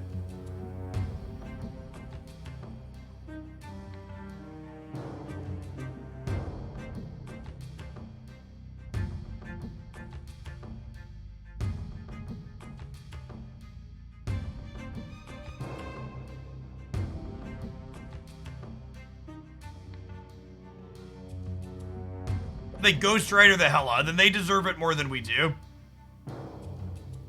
We'll slink off into the darkness. Bass downgrades to Series 3 at the end of April, or like mid-April. So the upcoming Series 3 downgrades are M'Baku, Atuma, and Orca. And if you didn't know that, that means you missed my Series 4 and 5 tier list video for the month. Every single month when I update that, I always include in there reminders of which cards are downgrading when. Did the timer run out? My game disconnect? Weird. Weird.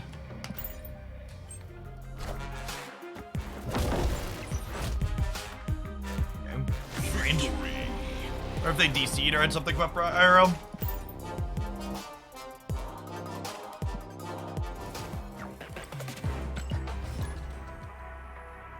They threw their phone after the Hella discard. That tracks. So the brand new primes, by the way, aliens. Folks like you make my job possible, so I appreciate you supporting it. Happy Monday.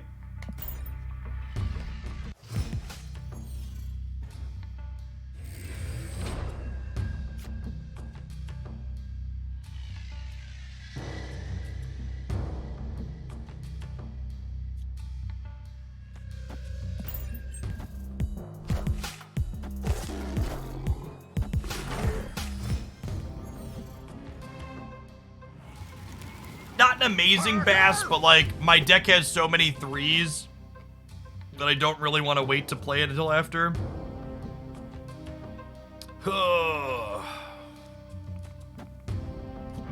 It's a rough one to know about. I guess it's a good one to know about, but it's a rough one for them to have, I should say.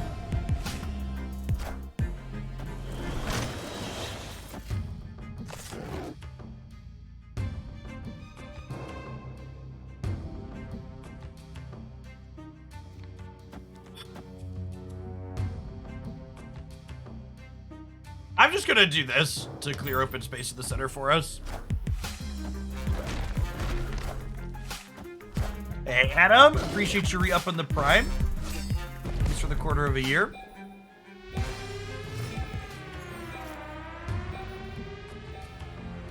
This is the Mogwai deck list you did a couple of days ago. No, it's my deck list. I filed for the NFT and I own it. Anybody else playing it owes me royalty rights. Only my incredibly large brain is capable of putting these 12 Marvel Snap cards together. Anybody that tells you otherwise is a dirty fucking liar. Thanks for the Prime, Dead Silent. Appreciate it. I invented Patriot. Not even Ben Brode can claim otherwise.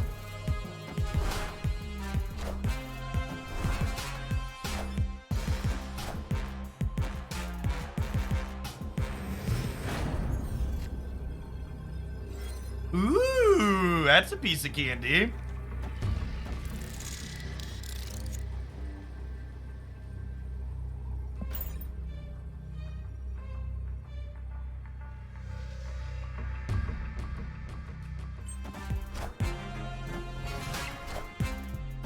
We spread out the Patriot and the Mystique to try and play around Enchantress here a little bit.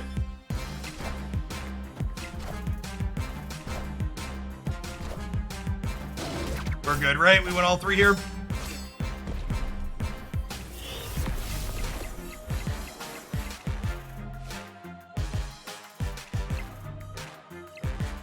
Oh, we lose the left because the real Mysterio is smaller than the fake Mysterios. That's a funny thing that happens a lot in this deck. So all the Mysterios have base 3 power from the Bast we played. But then these ones, the clones, the fake Mysterios, they have no abilities, so they get the +4 for the Patriot buffs.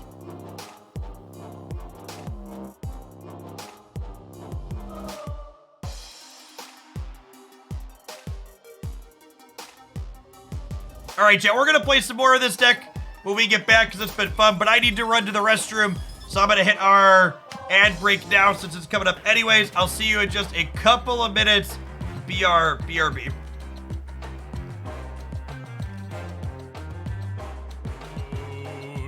I leached a man. played him out on turn 3. Lockjaw got him there for me.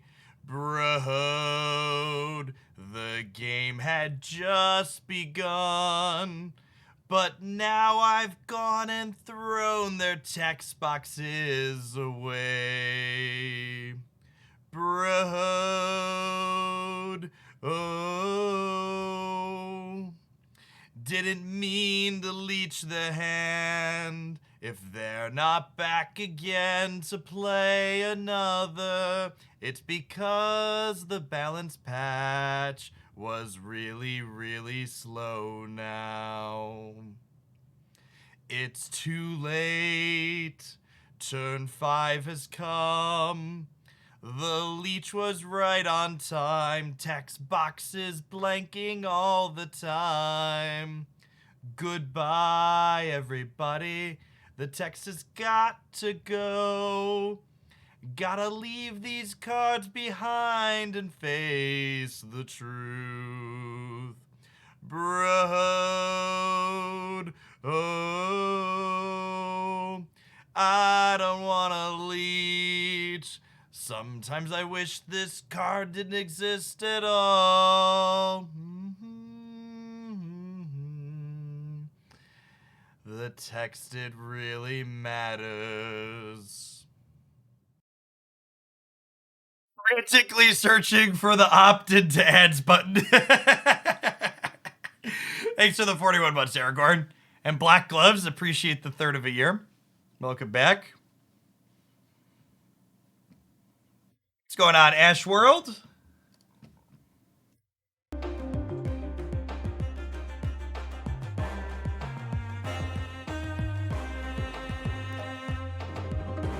Do you like this deck better than Cerebro 3 with Bast and Valkyrie? Yeah, I don't think... As someone who loves Cerebro, I do not think Cerebro is playable into Soulstone and Red Skull. There's just too much of it.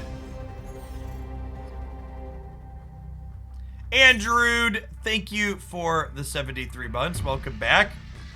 He's just a green boy from a poor oh my god, is that the lyric I was searching for? I was struggling to wrap up the lyrics in the intro. I had like part of the first verse mocked up, but I couldn't close it out. He's just a green boy from a poor family might do it though.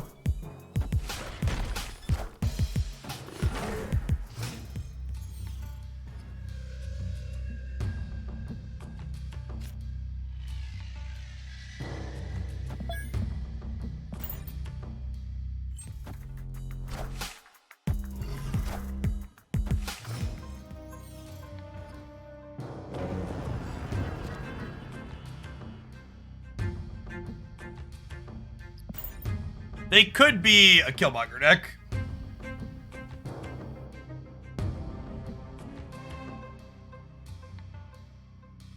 Title Town, thank you for the brand new tier 1. I appreciate that.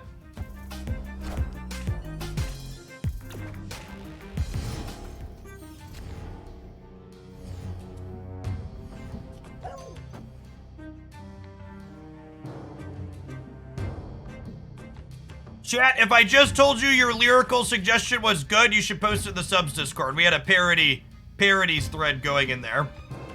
People talking about ideas. Ooh! Kick rocks.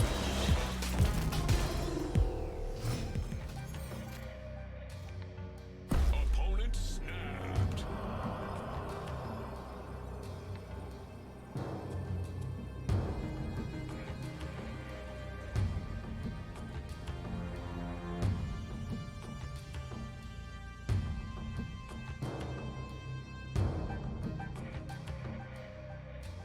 We're gonna die to Hazmat though, right?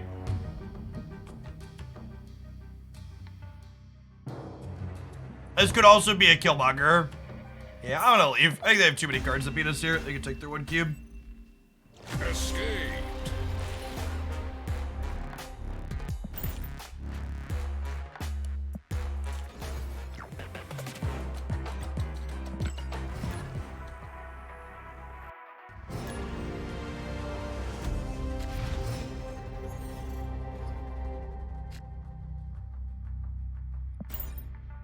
We don't have a lot of 2-drops in this deck that we need to play out on 2, so I usually like to chill on the Bast here to give us an extra draw.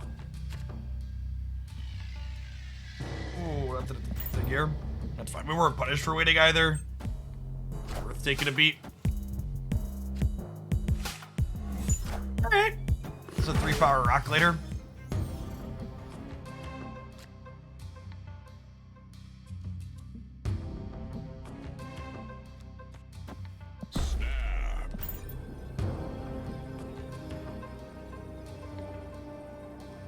They could Reality Stone the Sinister London and make this not a cheeky play, but on the off chance that doesn't happen, Debris is lovely. Victory. Wow, I'm really surprised they retreated with a Quinjet and 2 stones in hand.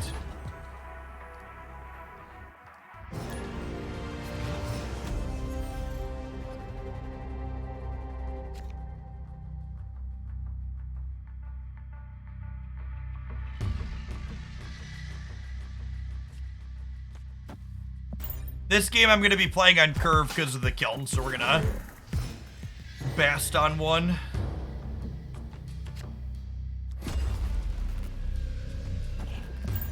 For those new to card games, playing on curve refers to the fact that I'm going to use my energy every single turn in the early turns of the game. It's not something you always need to do in Snap, but sometimes you look at your hand and you're like, yeah, everything's going to light up here.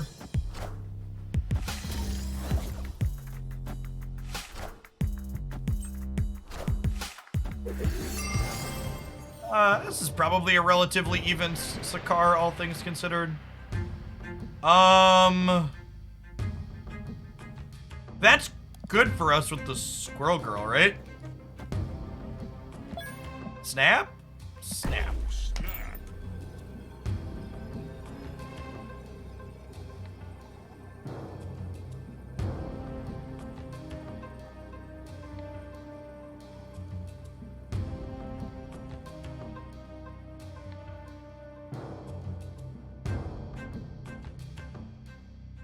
Victory.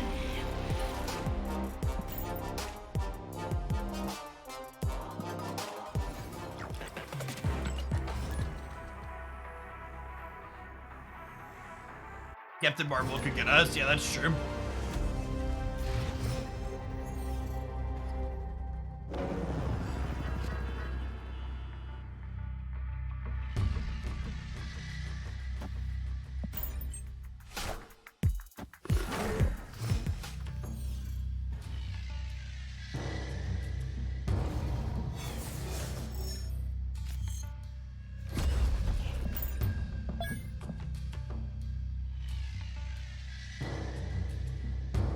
Bad.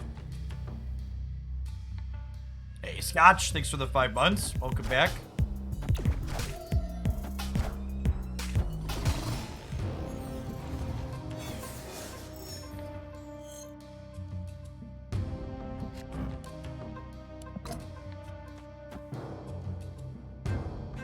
Snap.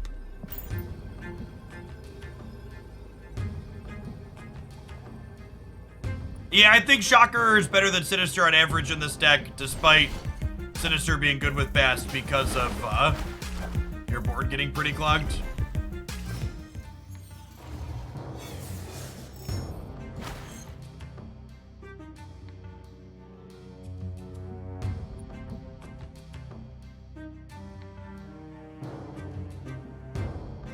They probably Galactus center here, right?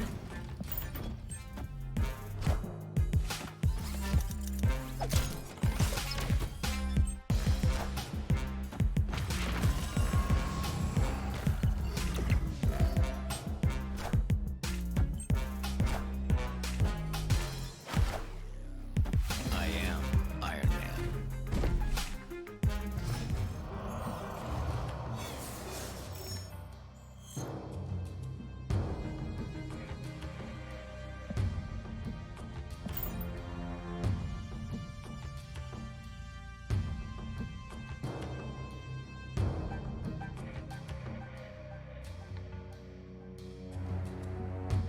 We could lose to a null, but we beat everything else.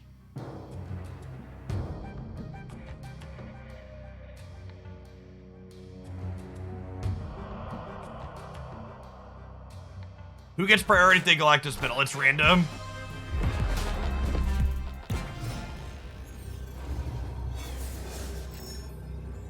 Excuse me, did you just leech my deck that has 4x Patriot active? Is that what just happened there? They just leeched my deck that has, like, and then we play Wasp in the middle, so that way if they Galactus here, we, well, just like leech players. It's total leader brain. Just like, I'm supposed to play this card, my opponent's supposed to leave. Just like no thought. Sorry, yeah, it's, no, it's 4x, right? Double 2 and then double, yeah. Sure.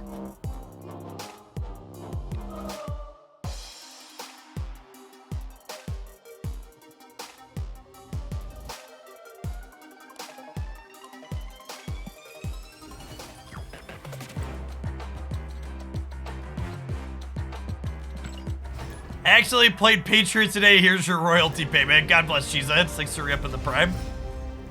Appreciate the almost 2 years.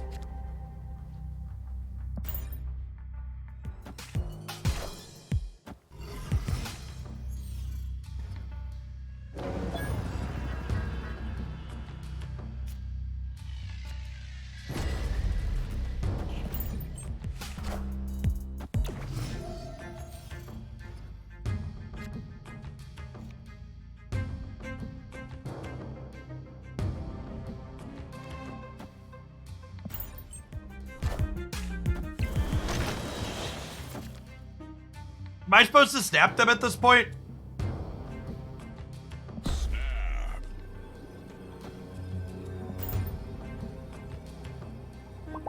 Victory.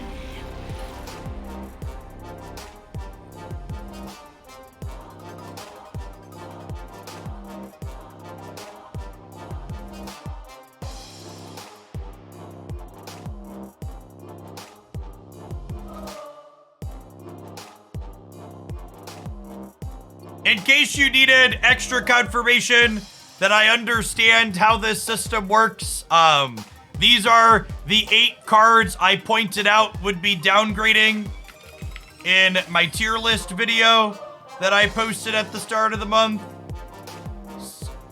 So these always incoming downgrades. This was published 10 days ago. I call out the Perpetually Series 5 cards.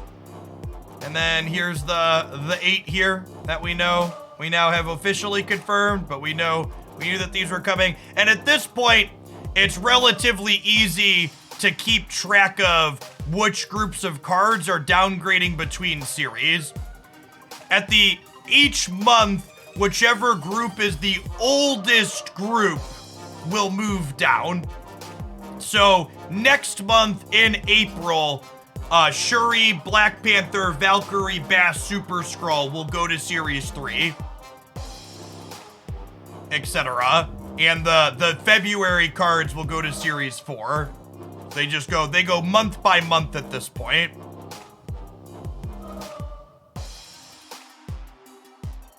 All the cards remain. Sans, the small group of Perpetually Series 5 stuff, they all move on the same intervals.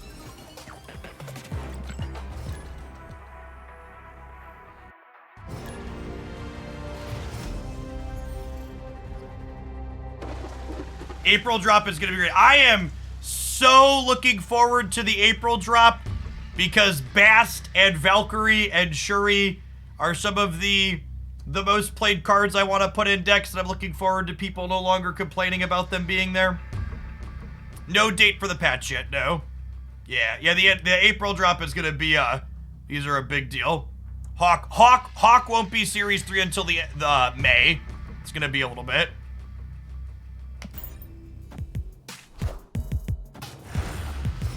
Again, I like waiting to play Bast. Shocker's like the only card in my deck I could draw that kind of punishes it. And getting to hit the Mysterio early is pretty big upside. I guess with Murray Isle, maybe there is a consideration to going sooner. Opponent snapped. I don't think we can basically ever stay in against the Snap Thanos early. I'm just gonna leave. Escaped. It's just my rule of thumb. They play like 2 stones out here, and we're behind on the island. They can go on their cube and move on. I don't wanna pay people out for playing the best deck.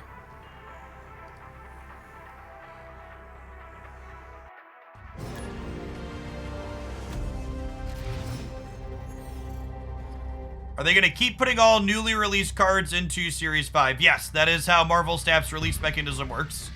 New releases start in Series 5 and then downgrade to 4 and 3 over time.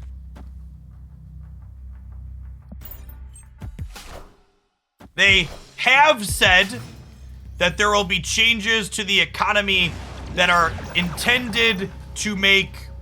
There are going to be changes to the economy in the next 2 patches coming that are intended to make Series 4 and 5 cards more accessible to players that are still working on Series 3. We don't have any details on what that's going to look like yet, but we know it's coming. My demon obviously got fucked here, but I got a free Iron Man and a 3 energy Valkyrie, so let's go to work. And they're not Thanos.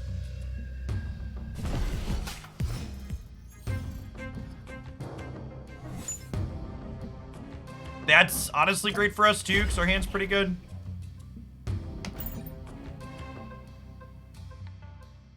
This was a Galactus player, was it? Narrator, it was.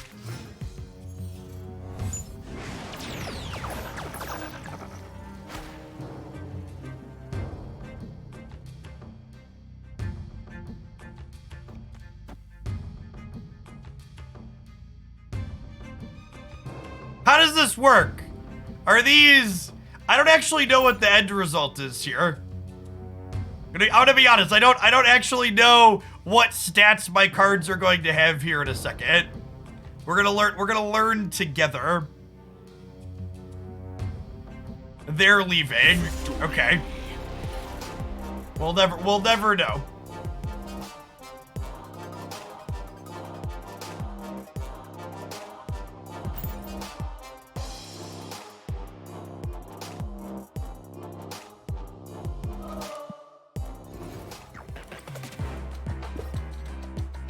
Hey, Kakuna Baka, thank you for the brand new prep, appreciate it.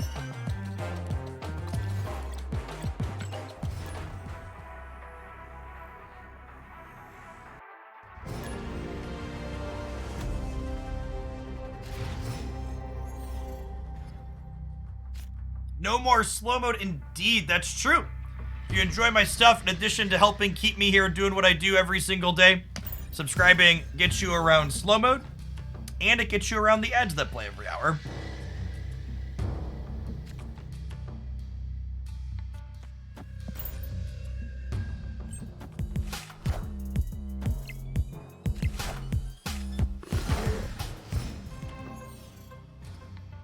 You're subbed and have slow mode. Your chat says slow mode above your message box, but you are not limited in how many messages you can send.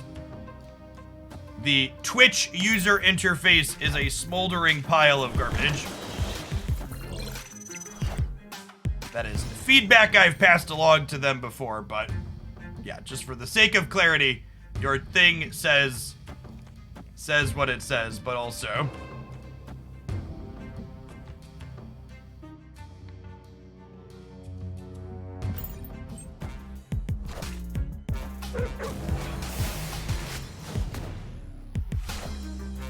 I'm gonna fill Shuri's lab here, so that way my Strange Academy guaranteed pushes to the left.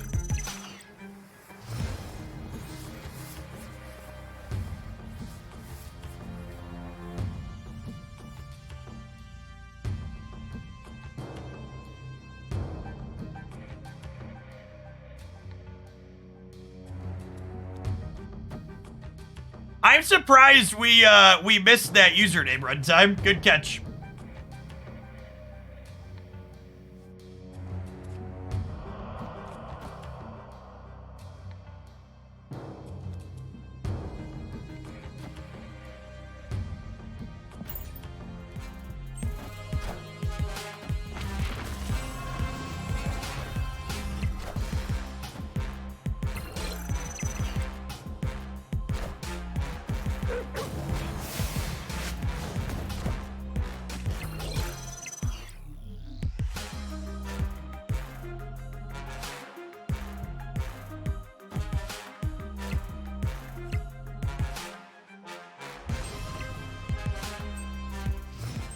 I probably should have snapped them here. I was talking and clicking at the same time. Victory.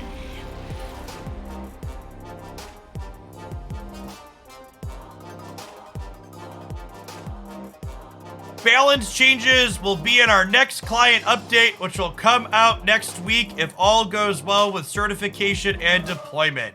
In that client update, there are also improvements to token acquisition and the token shop experience.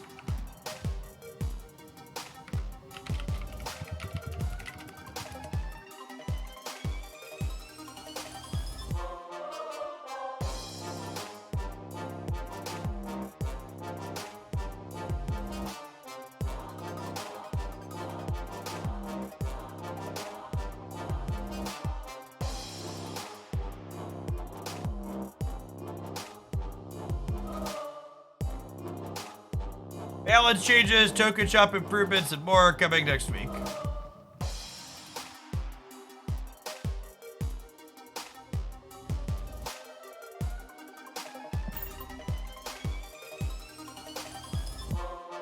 Live reaction video. I mean, that's not really enough to make a reaction video about. That'll be something that I post a community post about tonight on the YouTube channel, but there's not really much content there.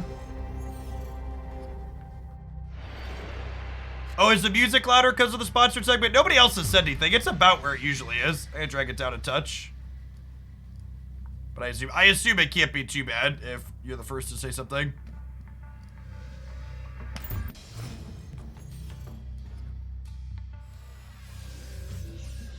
It was like 3 points out of 100 over where it was previously.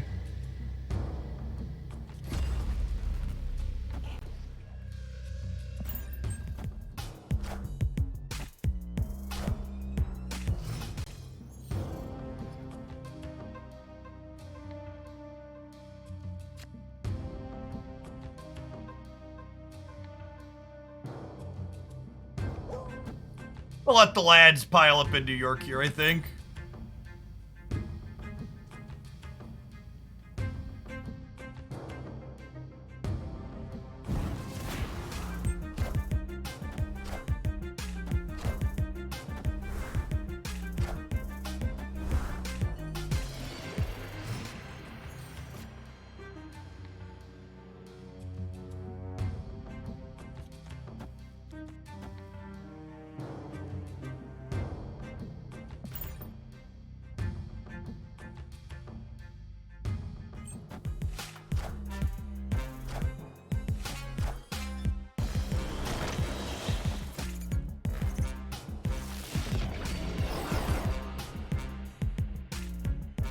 Well, I suppose my board's a little bit more cluttered than I was expecting. Well.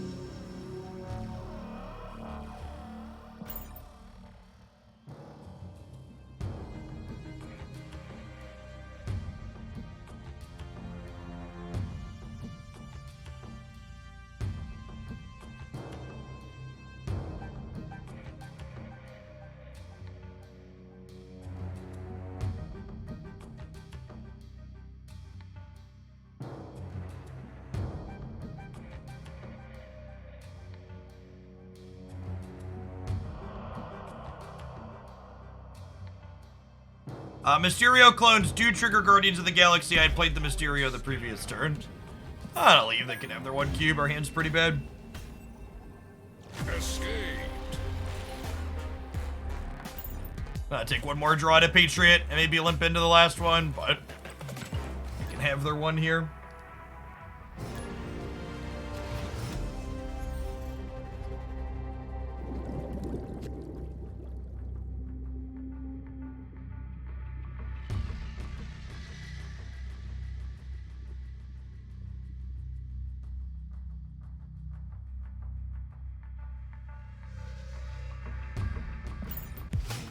Again, I don't really like playing Mysterio on 2, so I'd like to wait on the Bast for if we draw more stuff. Oh, the single worst part about not being infinite is I feel compelled to play District X games.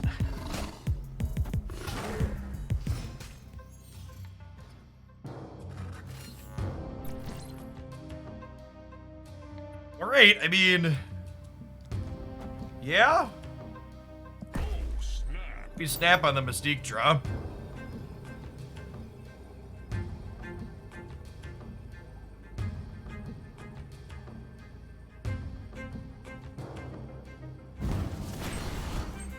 This is a pretty sweet lizard. Inked with Green Kirby is a pretty S tier split for that card.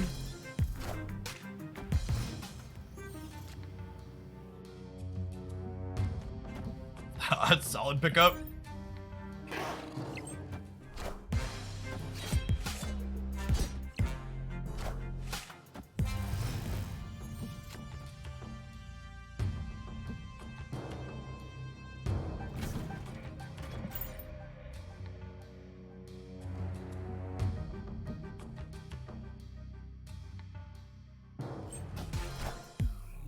I am Iron Man.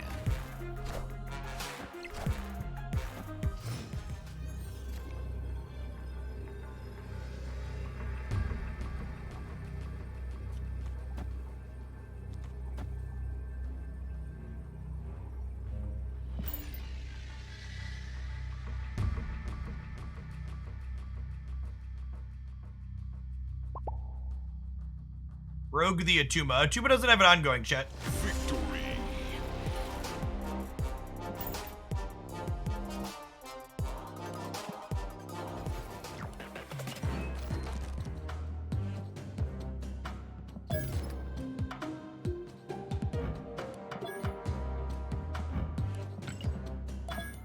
I dislike having this one non-gold bordered card in my deck.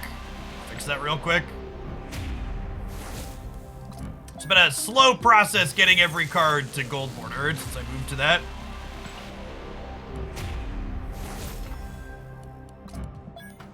Take 600 credits a card.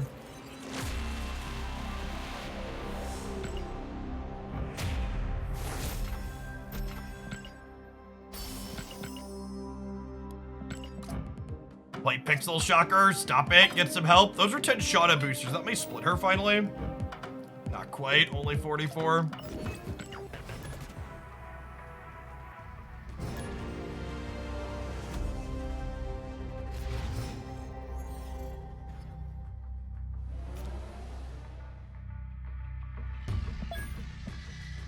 I think against not Thanos, I snap Hood into Luke Spar. I'm gonna save my caches for the variant rush. You can open them tomorrow with the new card. I'm opening with the new card release. I'm not really interested in any of the variant rush artworks.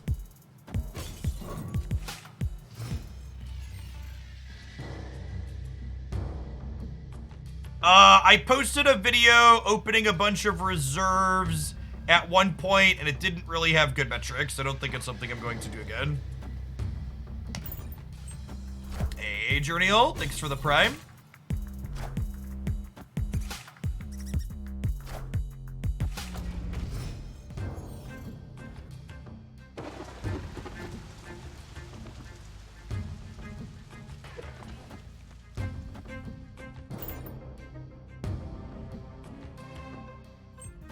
I like how every time the hood gets bounced back to my hand, the Kirby knots get more crazy behind it.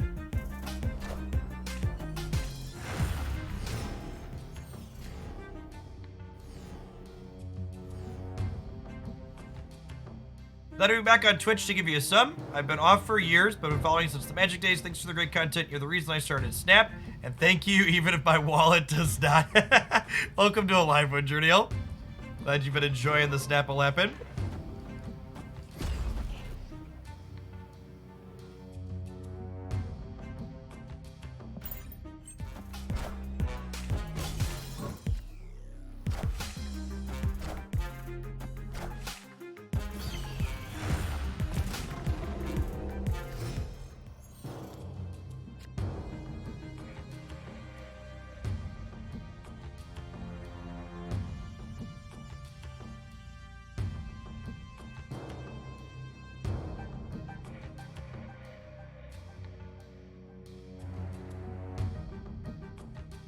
Yeah, we just debris mid to fill this and turn the warpath off, right?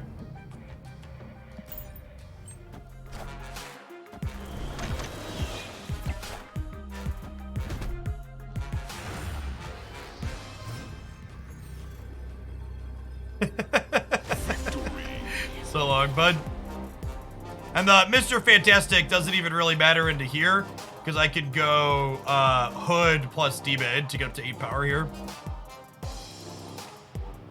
We could also just Valk left, that's true.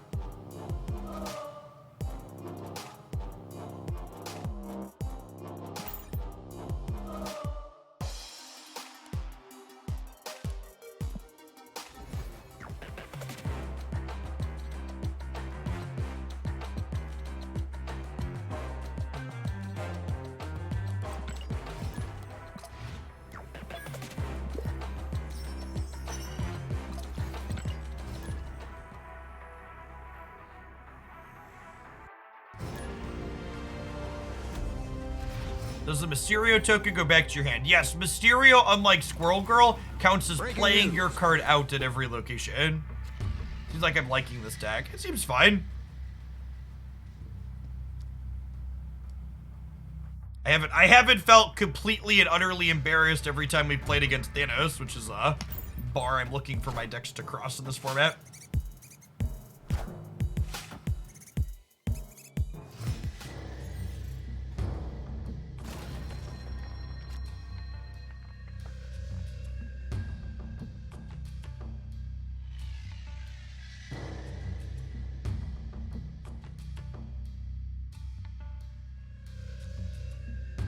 Opponent snapped. Snap.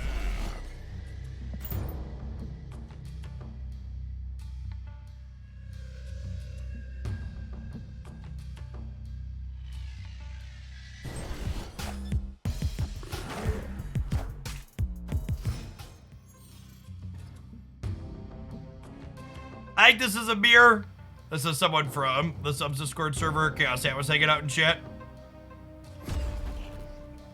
No Killmongers here, friends.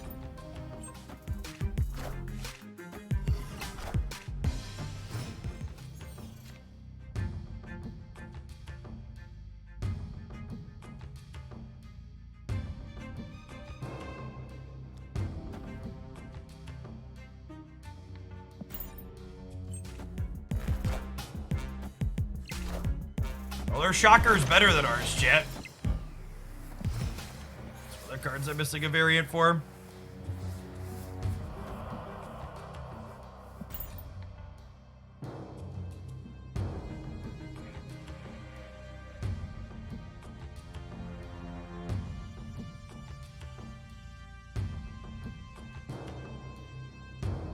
The variant rush has a Shocker, does it? Maybe I will save for the variant rush then. I do want a variant for every card eventually. Like the long-term collection goals is a variant for every card and a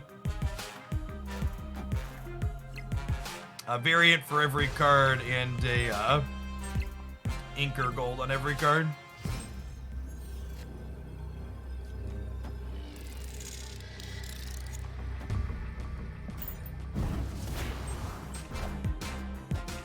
A non-pixel variant, yeah, exactly. Non-pixel, that's true. Non-pixel is a good qualifier.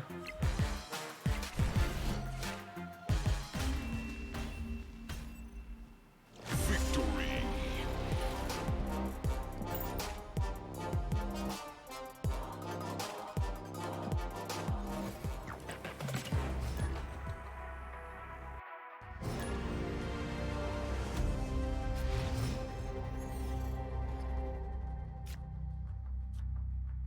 They're a paid pumper. Well, technically they're a Twitch sub. So they pay me to pump me. That's kind of a paid pumper.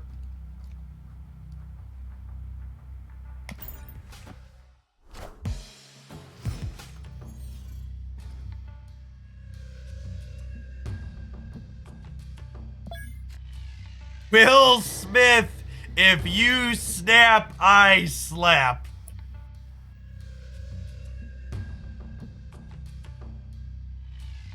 Topical. Topical. All right, love it.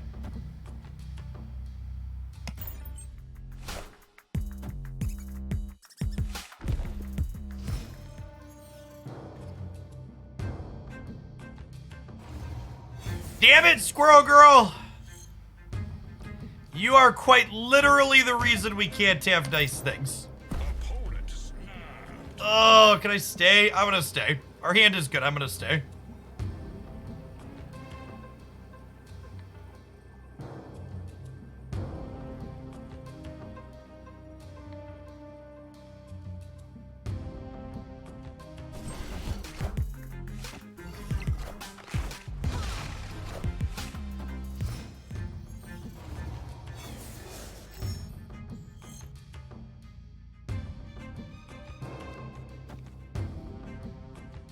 Okay, so we do this, and then I'm gonna have 5-drop into 5-drop Demon Wasp.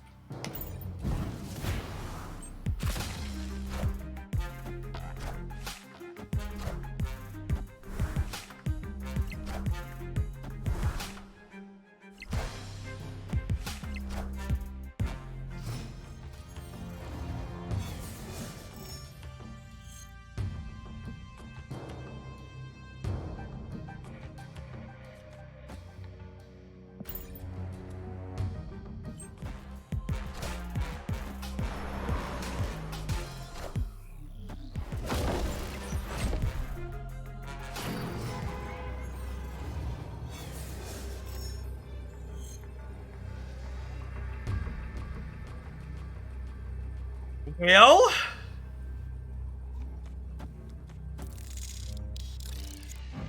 there's a lovely lass. Iron Man would have tied middle 24 to 24. What do you have? No, I'd have been one short. But that's that'll do, Peg.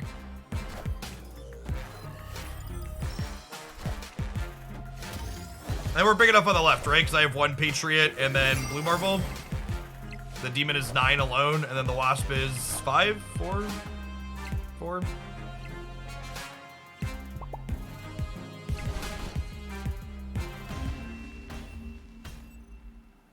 Victory.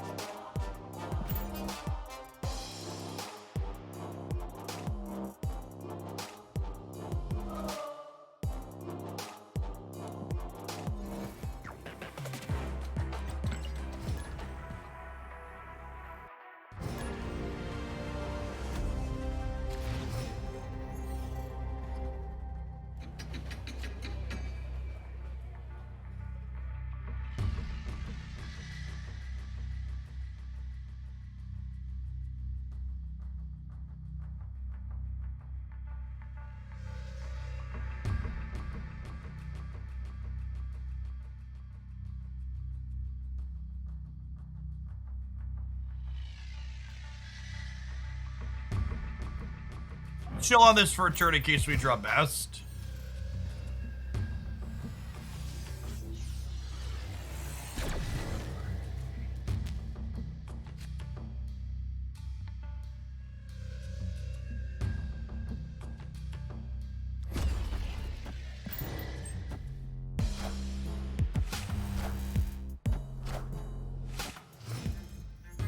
Gorgeous Polaris.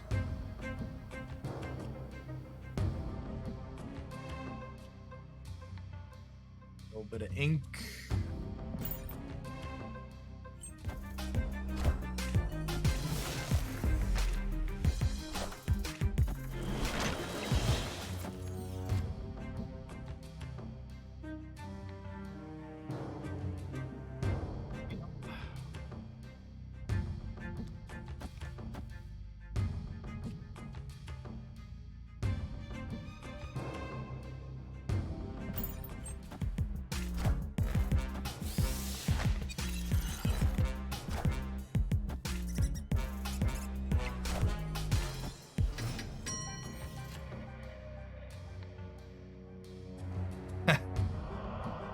This is,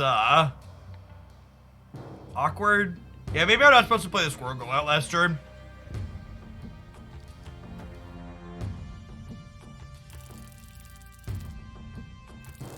Opponent snapped.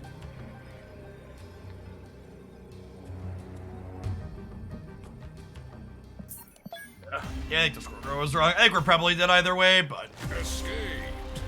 arrow was wrong.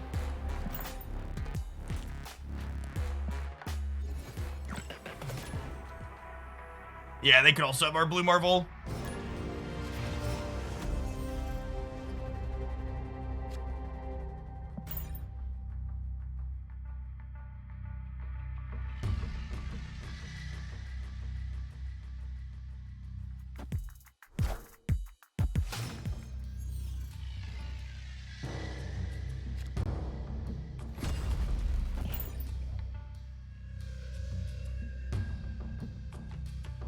Hey, Yap, thanks for the Prime. My initial thoughts on this deck after playing with it for a bit is this is definitely the best Patriot deck I've ever played when I don't draw Patriot.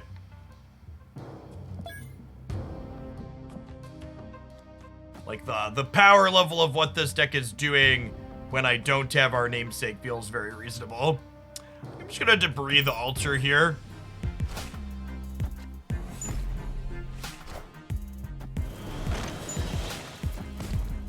Get the board filled up. And then, even if they leech me next turn, I get to get Patriot Mystique down, right?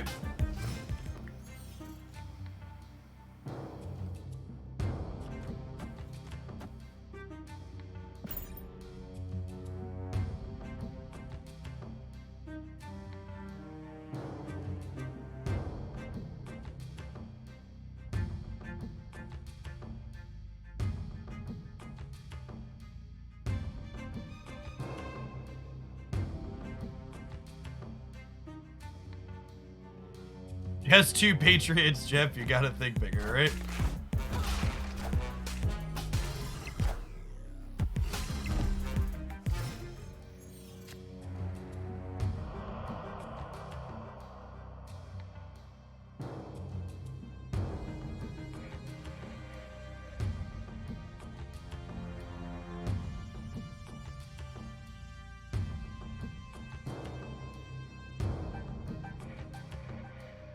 Need to win both of these realistically. Opponent snapped.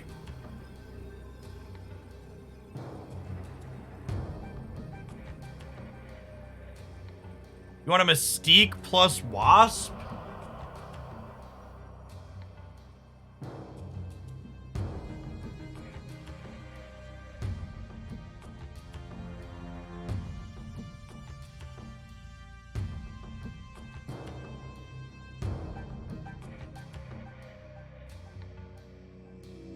Yeah, I think I just have to go because they have too many stones. Escape. There's too many permutations of things they can have that we lose to here with the altar. This is one of the big strengths of the Thanos deck, is it just doesn't suffer from location variance like anything else.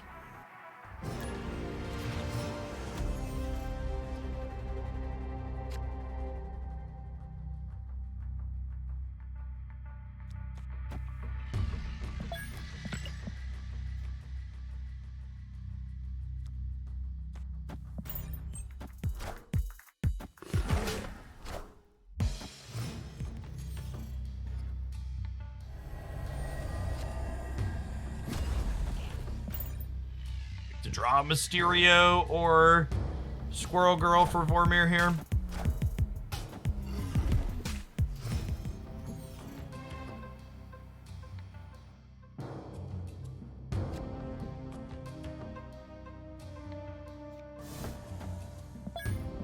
I'm gonna wait and see what happens this turn, because this is the Lockjaw plus Stones turn, so I don't really want to snap into that, but the Killmonger of Camp Leia is pretty good.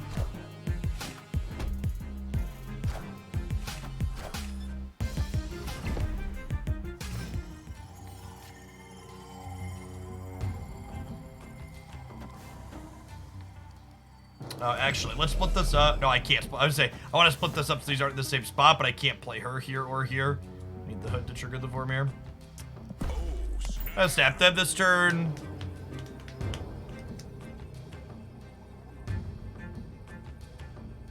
Event, sure. Victory. That cube back and forth.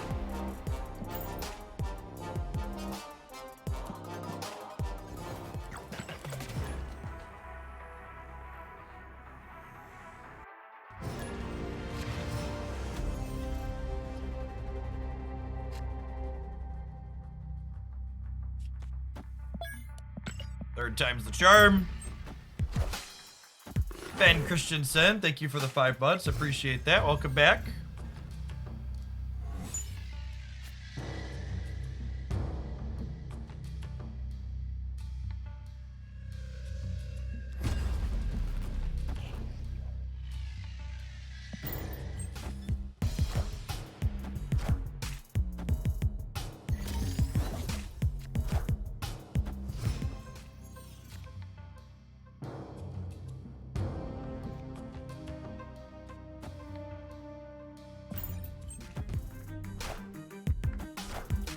Rats. I should have debreed here, knowing that they would want to lockjaw the open path. That was a mistake on my part.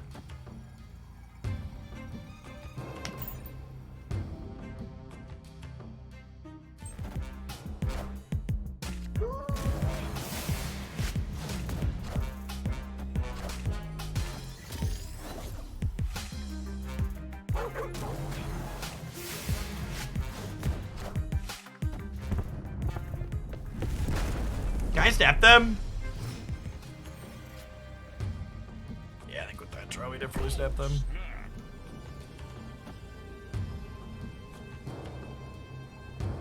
Do I just Iron Man and Iron Man again? Or do I double Blue Marvel? I think maybe I'd rather double Blue Marvel.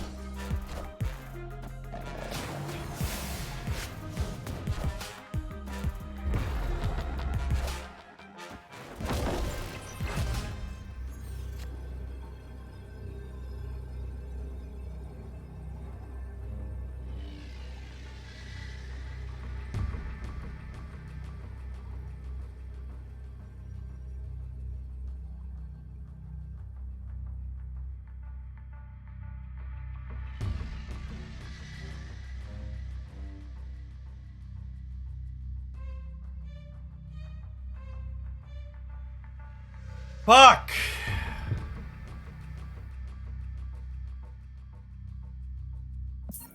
Alright, it's time for an Admiral anyways. Non-subs, I'll see you in 2 minutes. Escape.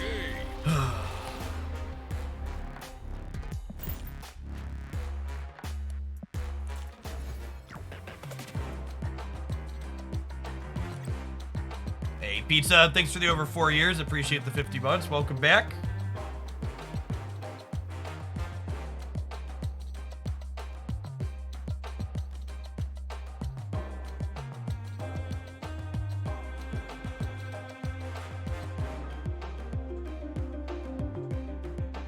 Just a greed guy from a poor family.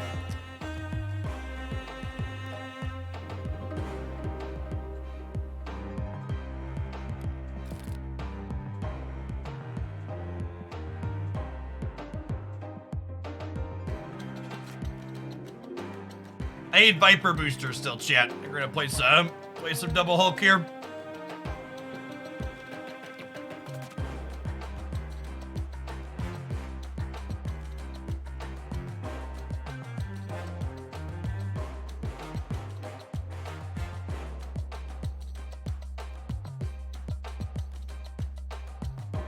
How was the Sentry deck? I haven't played it. We're close enough to Infinite that we're probably gonna save that one for tomorrow at this point. Once we limp our way across the finish line.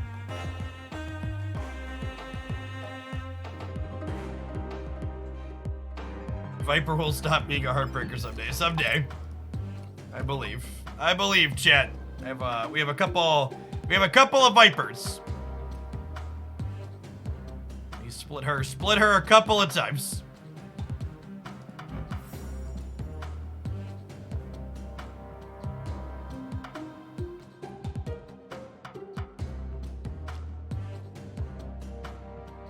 it a Pixel Viper? It is not.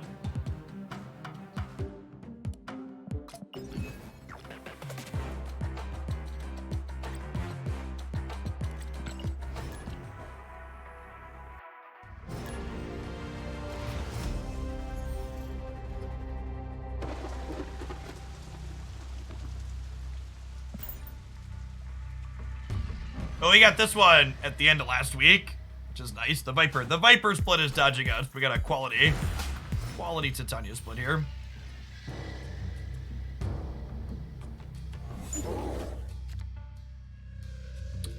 One or two drops a nice pickup here, especially with Quinjet for Moon Girl.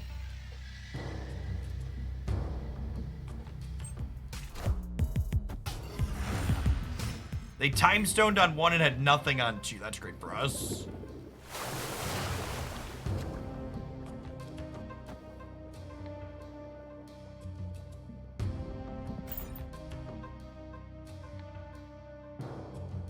I tried Maximus in this deck. Yeah, I previously played Maximus in the Polaris slot, and I greatly prefer Polaris. Being able to play Polaris on curve and not have a downside to it is worth a lot. It's very, very, very good.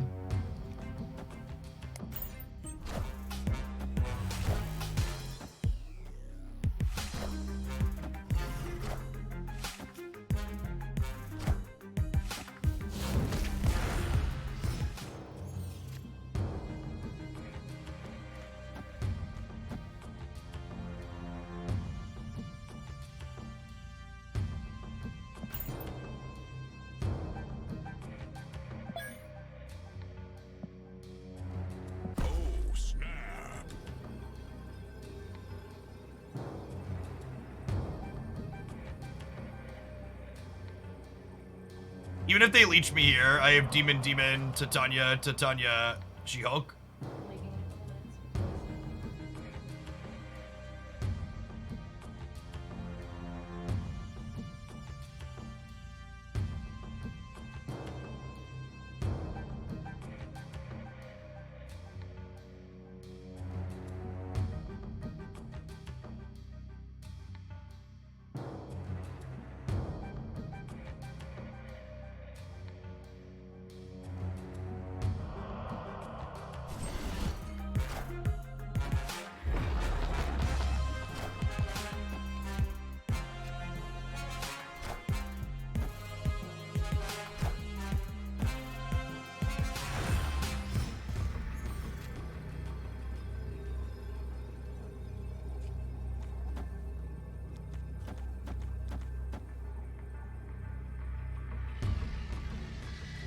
Do I need She-Hulk here?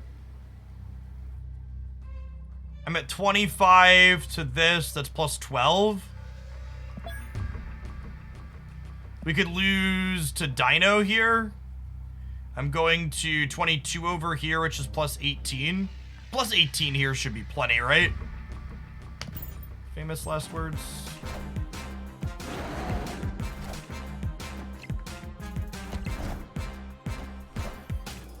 Yeah. Get the fuck out of my game, Thanos. Thanks for the cubes.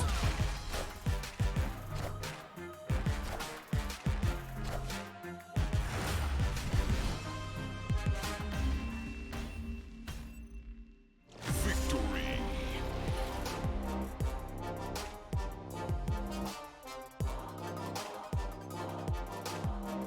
Hey, Patter, thanks for checking out the sponsor. Enjoy your 6-month sub gift as a thank you. Appreciate the support and you hanging around.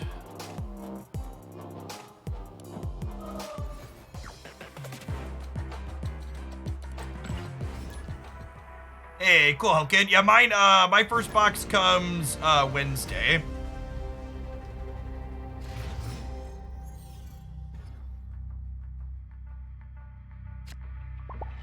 If you haven't seen this deck before, this deck is one of the many decks I highlight 7 days a week up on my YouTube channel. I know the current metagame is not super exciting in Marvel Snap, but I have literally been putting out different deck ideas every day for the last month and more, almost every single day since the game release, and that continues even in more stale metagames like this one.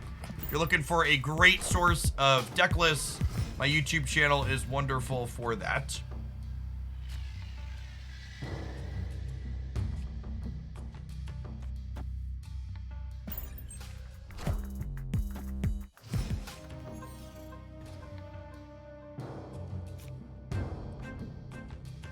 Do I want to compete in Kiln? They're not a Thanos deck, which means I could realistically compete in Kiln. I was gonna Hood Viper the Shuri's Lab, but Hood Viper Kiln kind of sounds appealing now.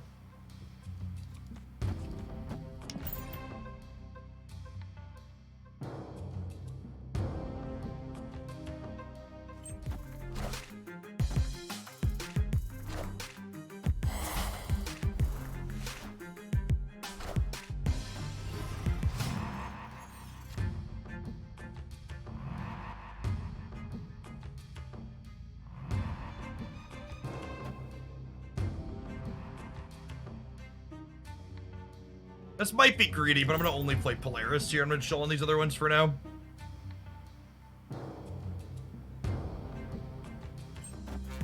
Oh, I could have gone Hood Viper into Shuri's Lab and then Polaris the Hood into the Kiln. That's a good call. Yeah, I should have done that. It's a good shout out.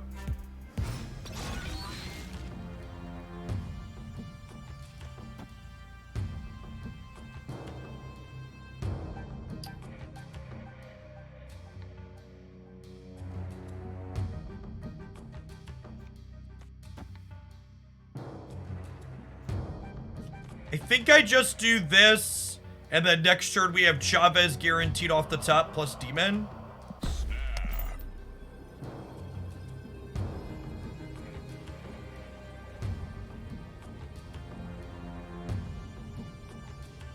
Victory.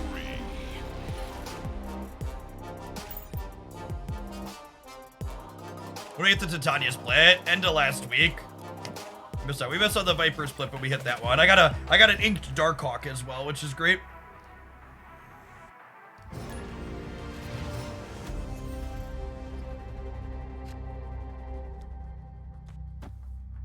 Opponent snapped.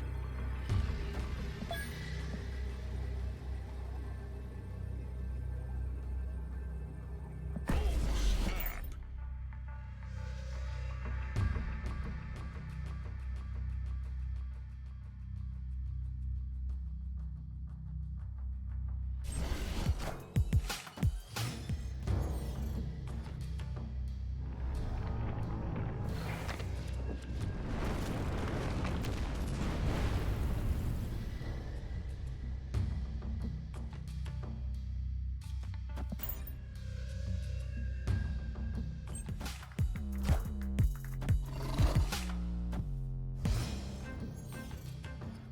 Yeah, to be fair, our hand's kind of cracked, right?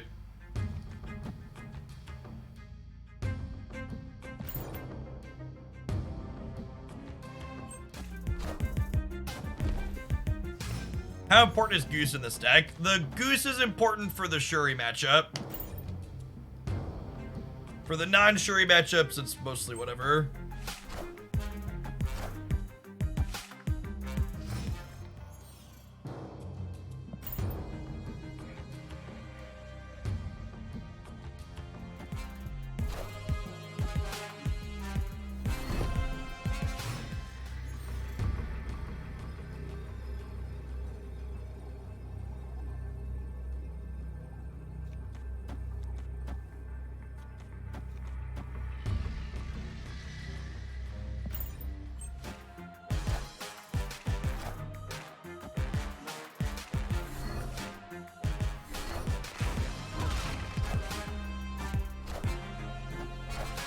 We've got some stats.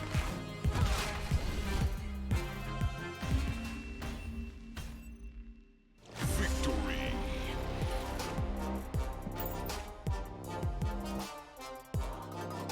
All right, chat.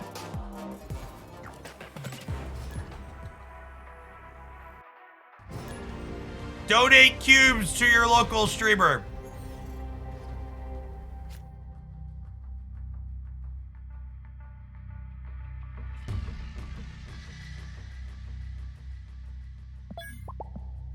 They're not playing Thanos yet.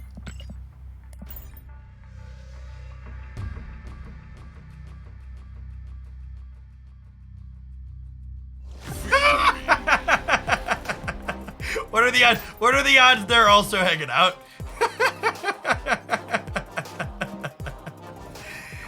Alrighty then. Listen, chat, I ain't a beggar. I ain't a chooser, okay? Beggars will not be choosers. I worked really hard for that, okay? I worked really hard for that. It is finished. All right. And our prize is we get to play something terrible.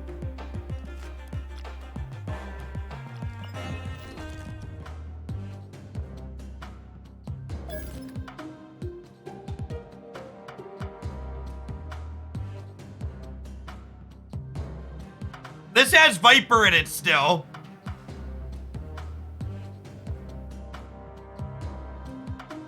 This has Viper in it still, but then I also have this. I feel like at some point I feel like we needed to be able, we should like flex at some point, right? Like this isn't like quite a real deck, but it's also like not a real deck. It's close. It's mostly reasonable cards.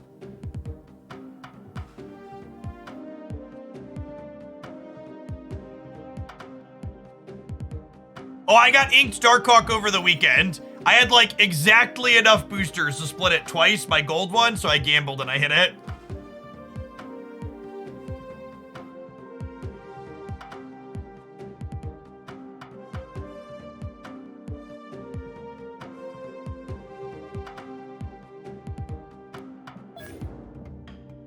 All right, I think in the spirit of friendship, let's play some Century. Both because it will be giving away cubes and giving away voids.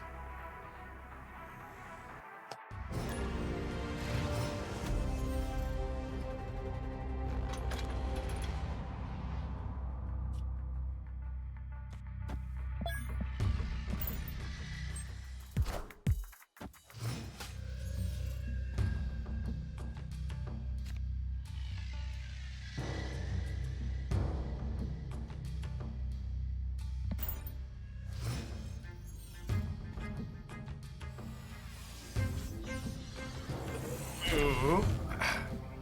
That's a piece of candy. Oh, that's a piece of candy. We get to Century and then Viper the thing across on the right, and then we can Valk the hood in the middle.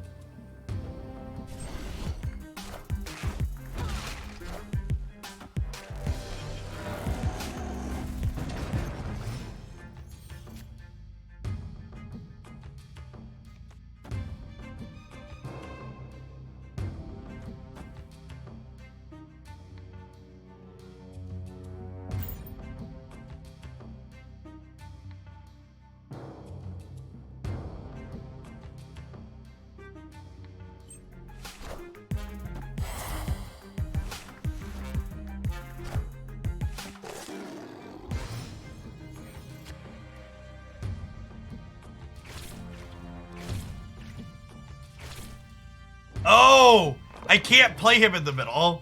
LOL. I was like, why can't I Spider-Man here? Ah, because I am stupid.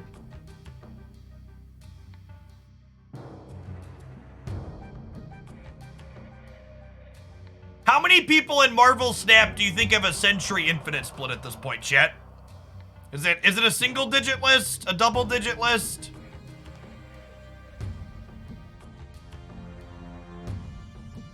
There's dozens of us. At least one. Friendly neighborhood Spider-Man here. What's his name? Regis had posted that he has one infinite split on every card in the game at this point.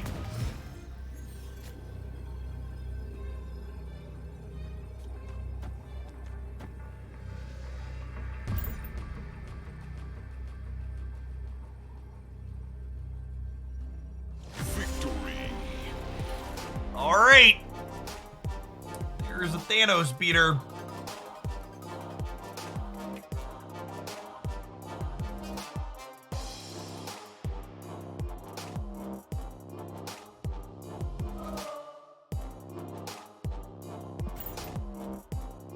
Let's go on, Hot Room. Thanks for the cube.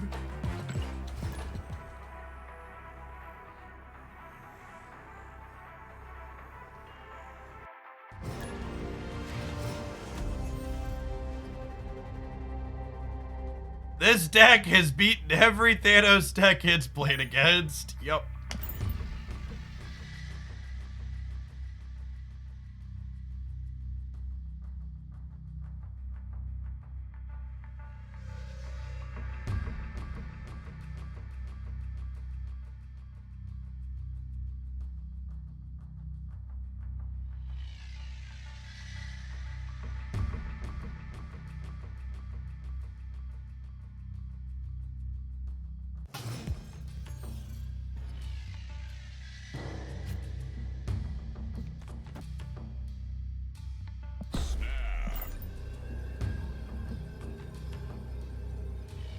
Zabu Sentry Viper is a wonderful curve.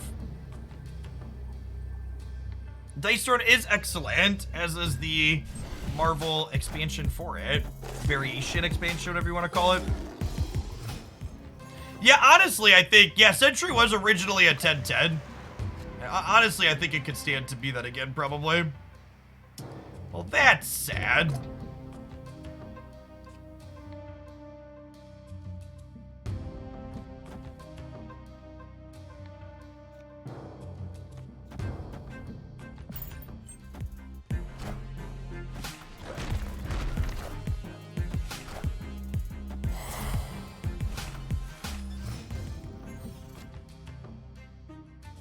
I go Sentry into Demon, so we kill the -8 with the plan to Professor X Warrior Falls next turn, I think.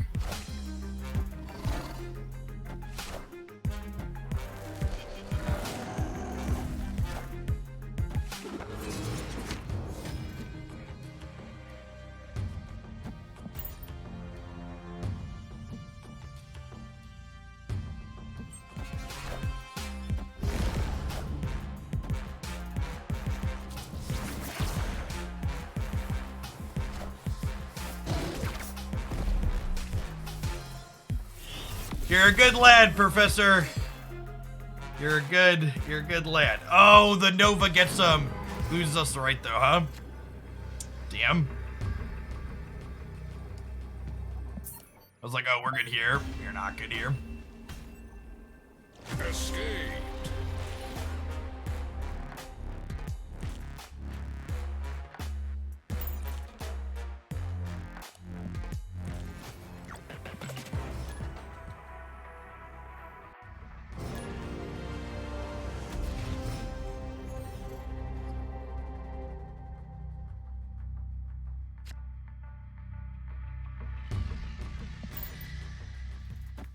Ironheart boost cards in Professor X. Yep.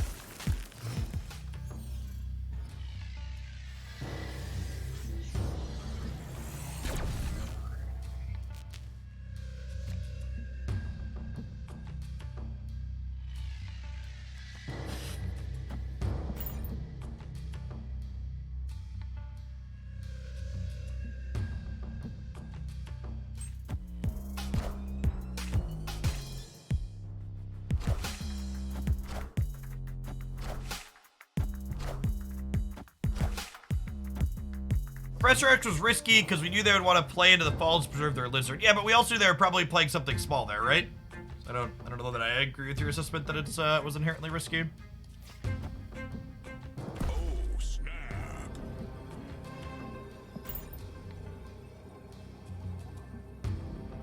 Yeah, Space Throne is not good for their Bishop deck.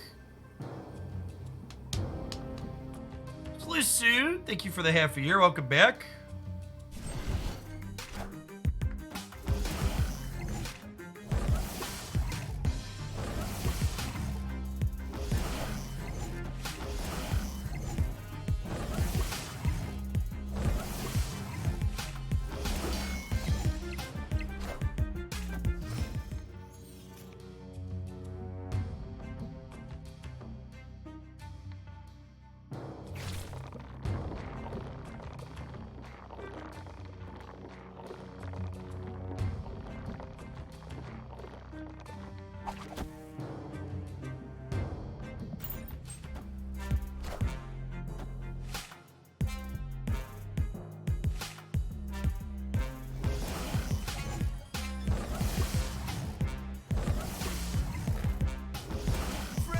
Neighborhood Spider-Man here.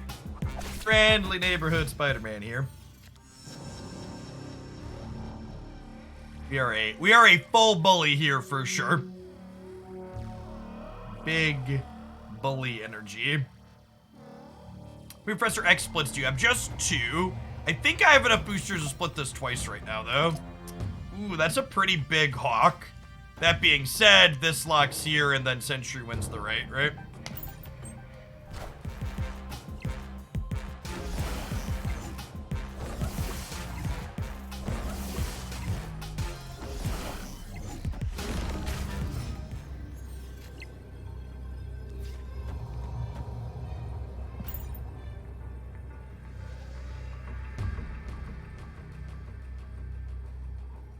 Victory.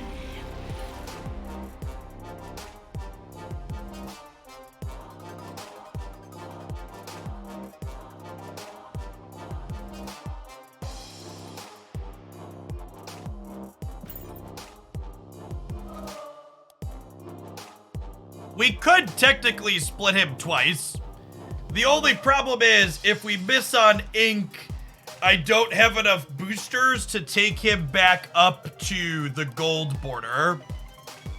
So I'd have to run the risk of having a non-gold bordered card in my deck.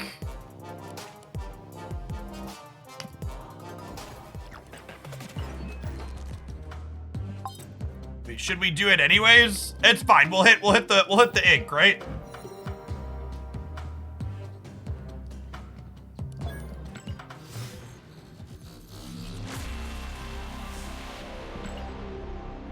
We can't get ink on the first split here, because the first split is only the third split of the card.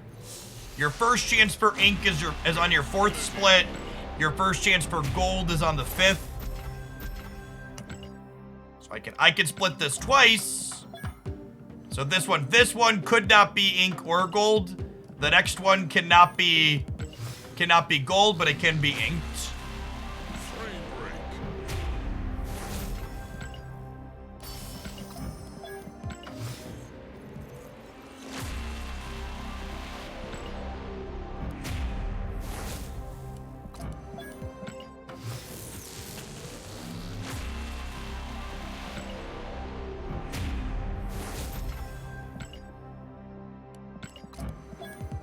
Ah yes, Mystique boosters are something I need.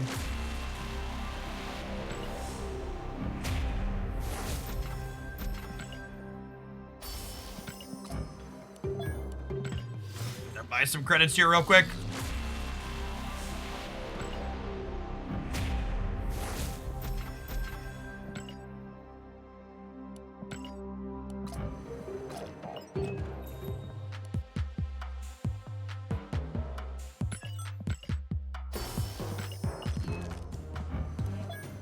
All right, chat, give me your energy.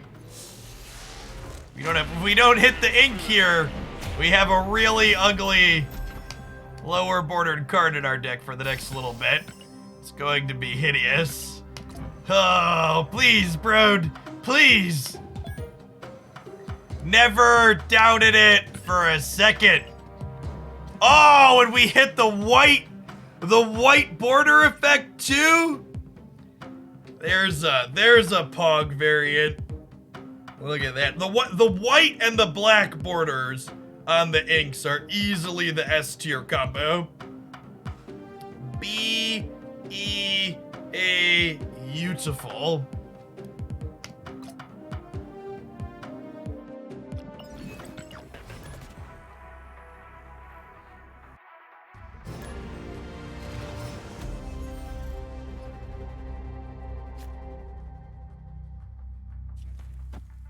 Might as well keep the border gray. Yeah, I keep the borders gray on all my inks for the time being. Pixel ink deck when? Never, you monster. What is wrong with you people? Pixel ink deck. Going on, Jason.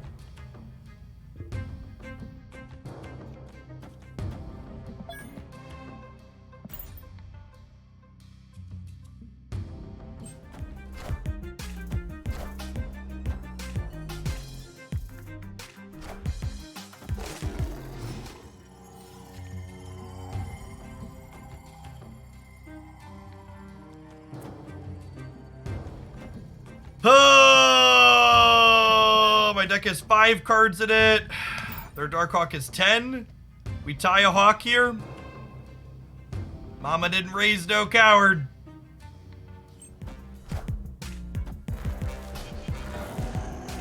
I should have snapped.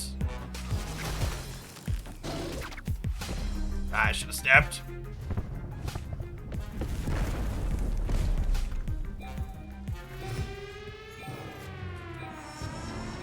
The Viper for here as well, like.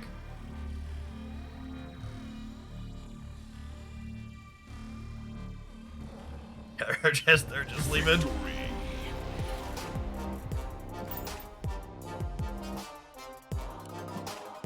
You know what, chat? It's been a while.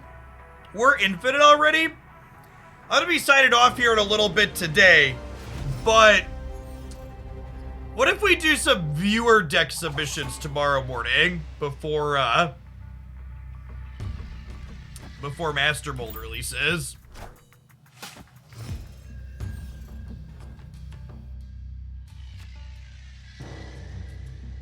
That might be amusing. Or terrible, one of the two.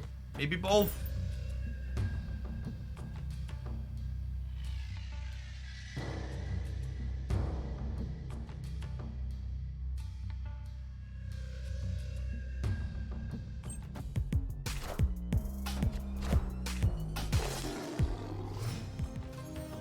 It's been a second since we've done them. For people that weren't here, we've done them in the past. We do viewer deck submissions.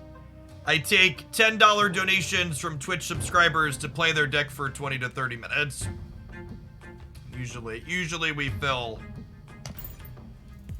the time in with that.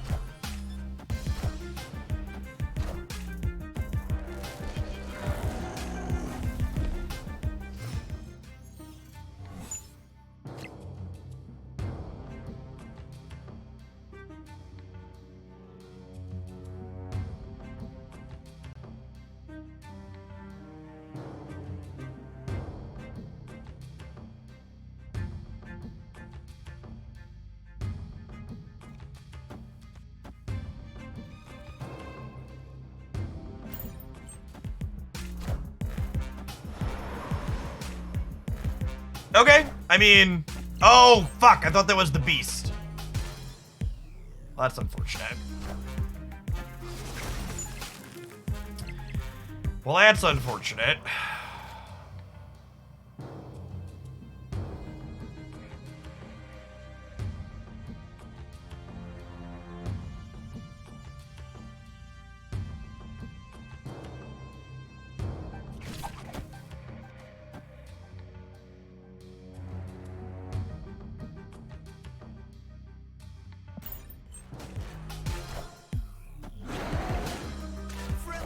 Spider-Man here.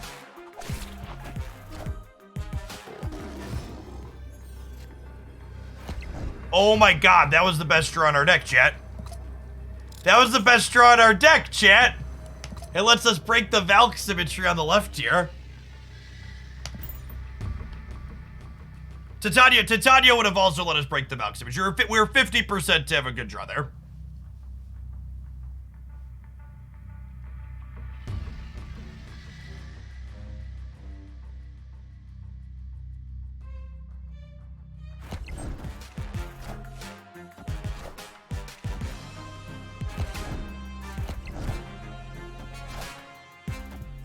Get out of my game.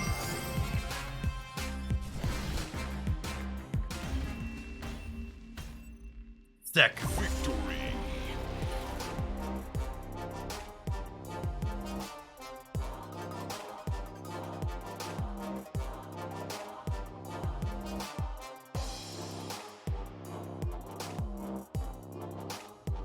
We won with the Void on our side. We did, didn't we?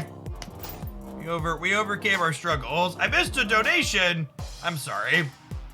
Hold on. Hold on. Whoop. Didn't have my activity feed up at all. I'm so terrible at it. I think Super Scroll would be good in the Patriot deck. Well, thank you for the absurd tip.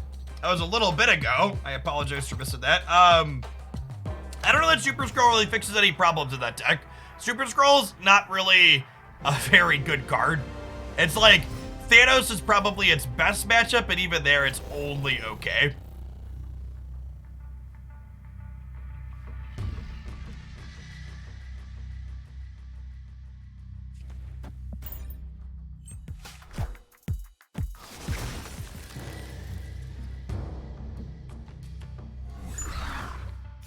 Well...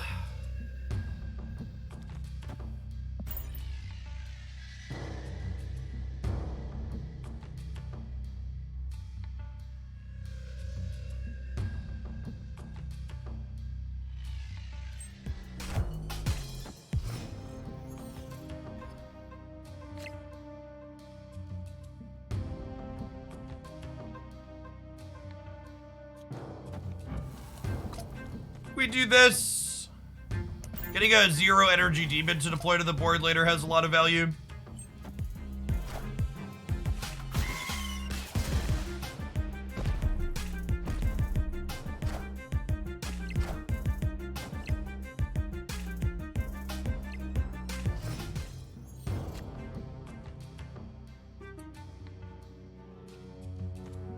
Neil?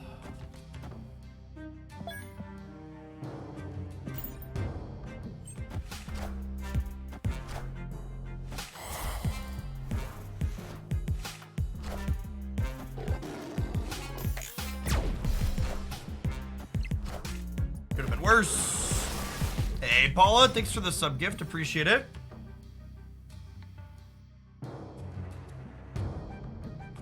Howdy, hello.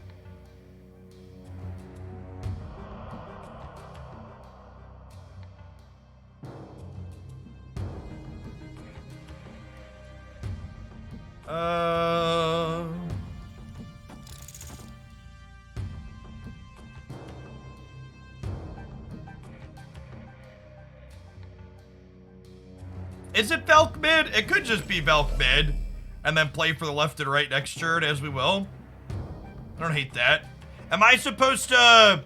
Actually, am I supposed to just play a bunch of cards out here, assuming we can get waived? Is a possibility.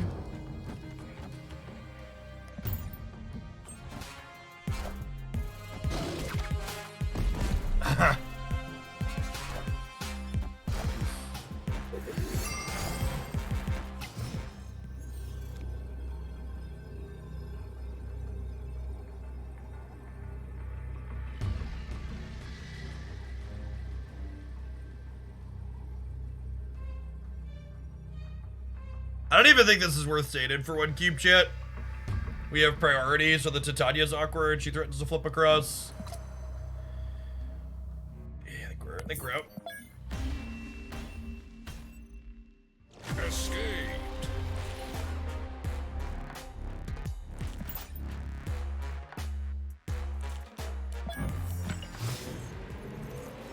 Our way back up. All right, chat, I think I'm gonna stream till about 4 o'clock, which is another 35 minutes, which means I need to get one more ad roll in for the day. We're gonna take one last break, and then we're gonna have a solid half hour of snap before I call it a day. Appreciate everybody hanging out today. Hope your Monday's going well. We're gonna keep playing some more of this Century deck when we get back. We're gonna wrap up with this one. We got a few good games, probably snag a highlight out of this one.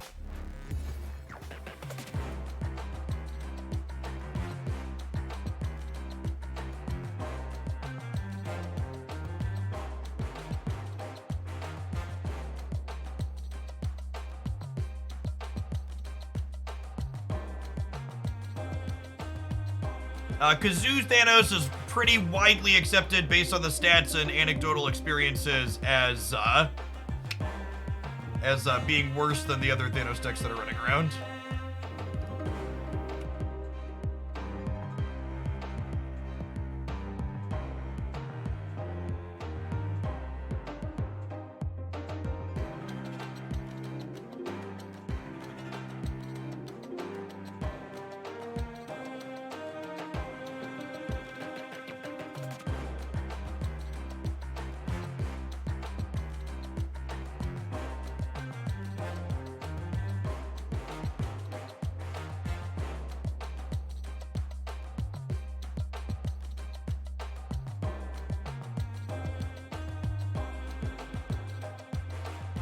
think Valkyrie is a buy if I'm missing Thanos and Galactus. I think Valkyrie is a very reasonable Marvel Snap card and will get more reasonable if they adjust Leech appropriately. When's the next round of the tournament going to be on YouTube? My understanding is they're going to post a significant chunk of the tournament this coming weekend again. Cowboy Exquisite, thank you for the 26 months. Kazoo Thanos is bad. Is the long, short, slow version. Bastos. It's not good. It's worse than the other variations.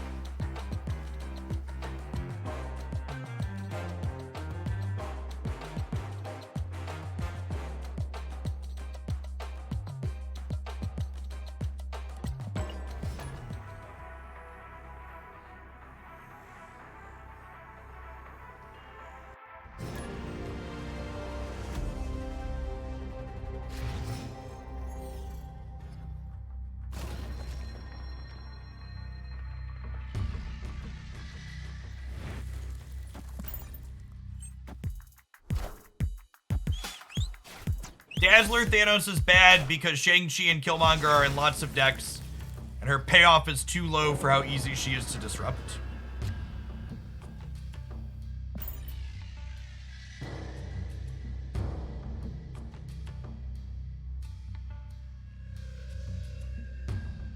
Honestly, I would like to see them I think Dazzler needs a pretty significant buff in relation to how good all the interaction is in this game.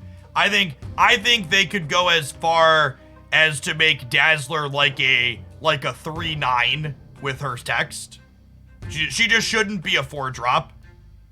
It's too difficult to meet her requirement for how much energy she costs. They should give her a pretty significant buff, I think.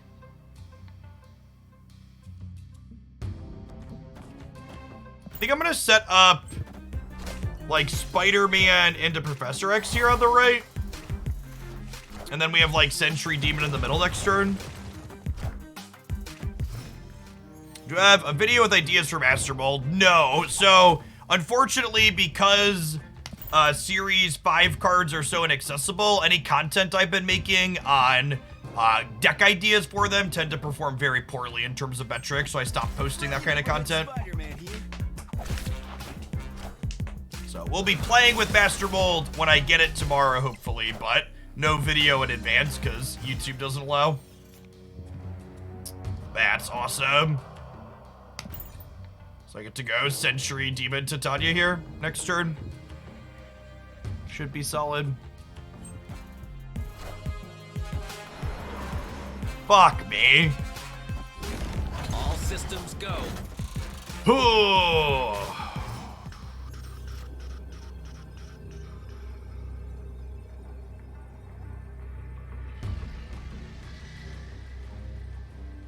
There's no way this wins the game, right? It'll speak for cube. Arrow is still one of the best cards in the game, not close.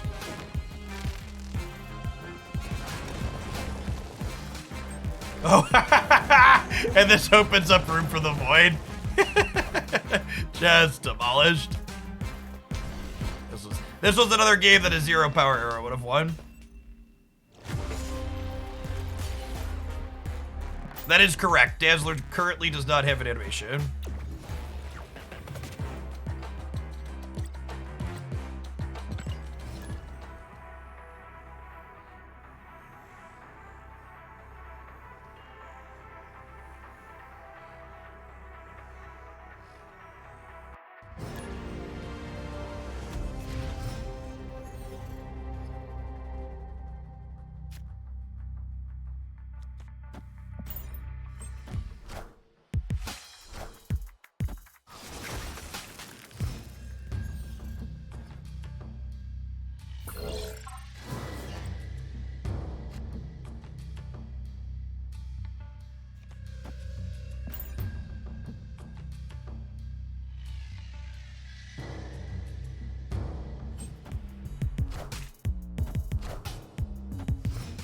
I've talked about this at length at many points, but really just to reiterate, Arrow's strength really can't be overstated that it is a symptom of the metagame, not a this card has always been this strong type thing.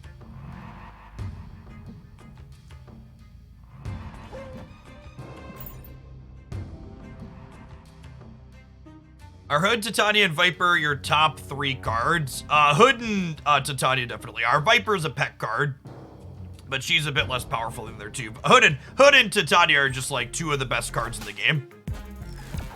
Not close.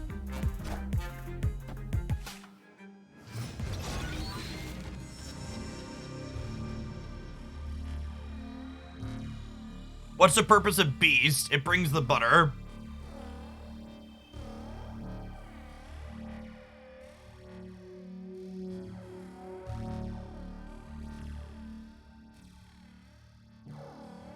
I think all 3 of those cards are very reasonable pickups, Cryoza. You should get whichever ones you'd enjoy more. It is worth noting, that Darkhawk is going to be Series 4 for a longer period of time. Darkhawk won't drop to Series 3 until May. Bast and Valkyrie are going to drop to Series 3 in April.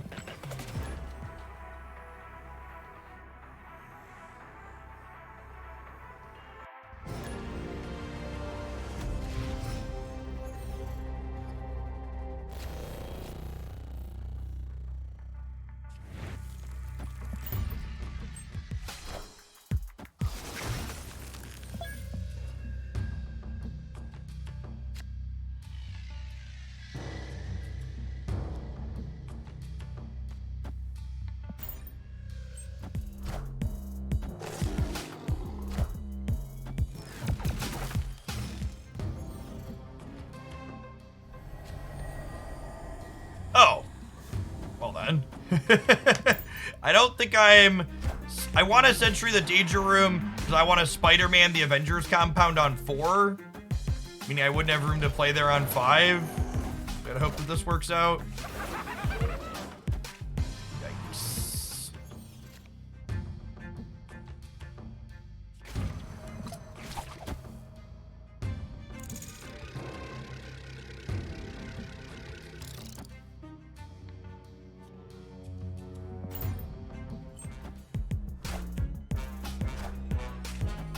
Friendly neighborhood Spider-Man here. Clear for takeoff.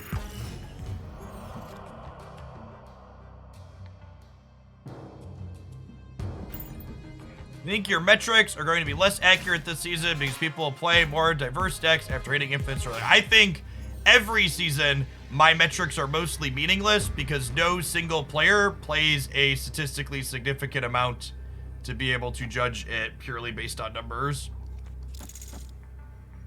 I think we're actually in a good spot here, right? This is an 11-point swing over here. And the Danger Room could do Danger Room things on the left. Maybe I'm supposed to like play Daredevil, right? Just for the sake of it, but I feel like with the Viper pull here, we're actually in an okay spot. You want to Boomer Sap them? I don't know about that.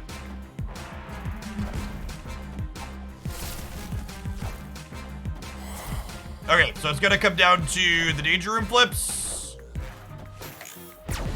We're still good, right? Yeah, I just needed the Daredevil.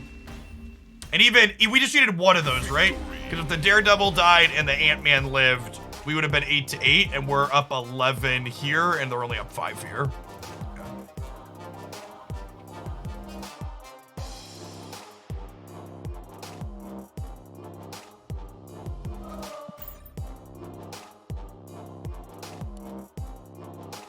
Does Zabu have utility beyond making Spider-Man and Sentry cheaper? What else would Zabu do?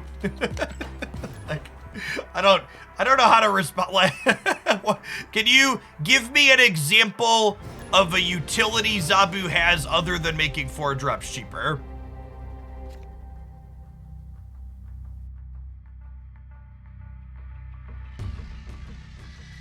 Hey, Edelix, if you have it handy, could you link your favorite or favorite couple stature lists in chat?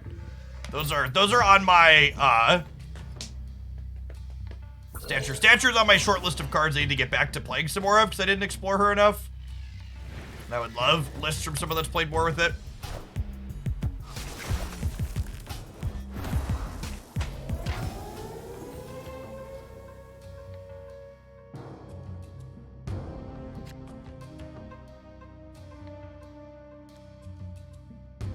Yeah, cool. No rush. I'll be here for another 20 minutes. You could hit me on Twitter or Discord too. If you don't have it till later. Either way, I appreciate it.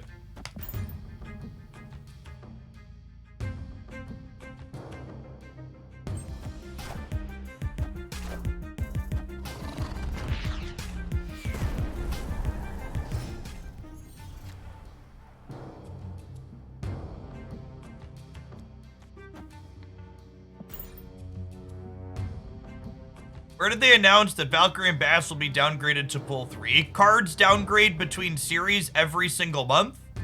And every single month, the cards that have been in the series the longest are the ones that downgrade. So in April, Valkyrie, Bast, Shuri, and Super Skrull will be the cards that have been in series, what's it called, for the longest. This is not a casual Quake enjoyer, chat. That is a gold background Kirby dot Quake. Very, very serious Quake business.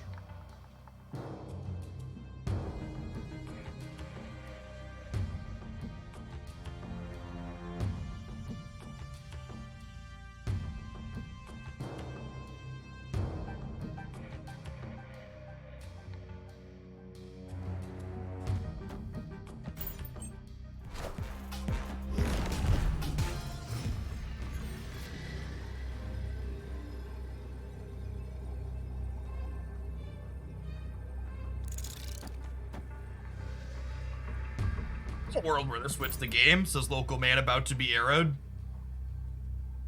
Although I guess even if they arrow me here, we still win, right? Because we would do 3-3 and then 3-3-3. Yeah, we're actually beating Arrow here as well.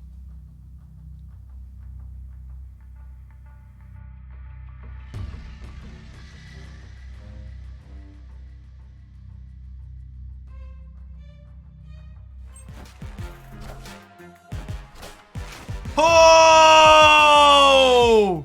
Captain Marvel shoving us right into the trash can. Got me. Juked.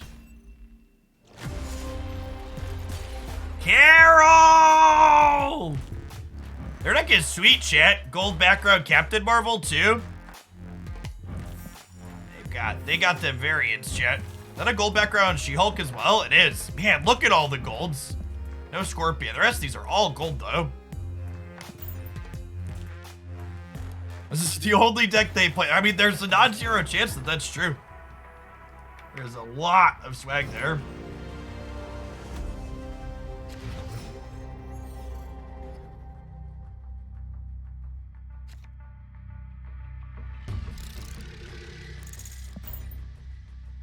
I don't like playing out Ant-Man proactively in this deck. We're mostly chilling on this, waiting for a Valkyrie path potentially down the line.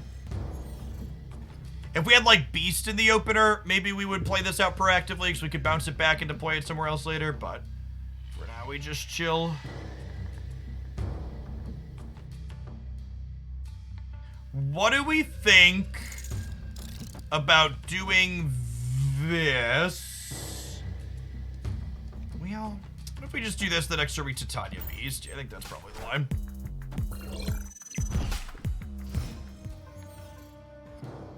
Beast with Shuri's Lab is very silly.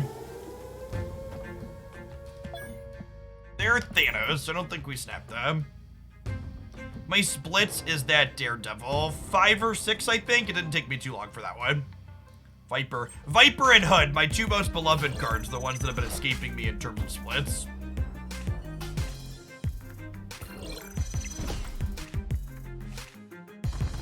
How do you get the gold or white background? You have to keep splitting your cards again and again and again. You get them to that infinite rank, and then you press the split button, and then you rinse and repeat.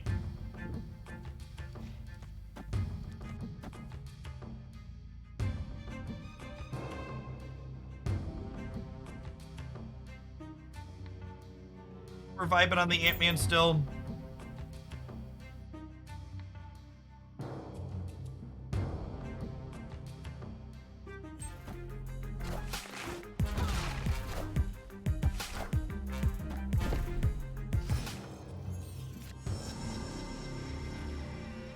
This one. Yeah, the 0 energy 10 power Titania is perhaps a touch above rate. It's the teensy tiniest bit above rate.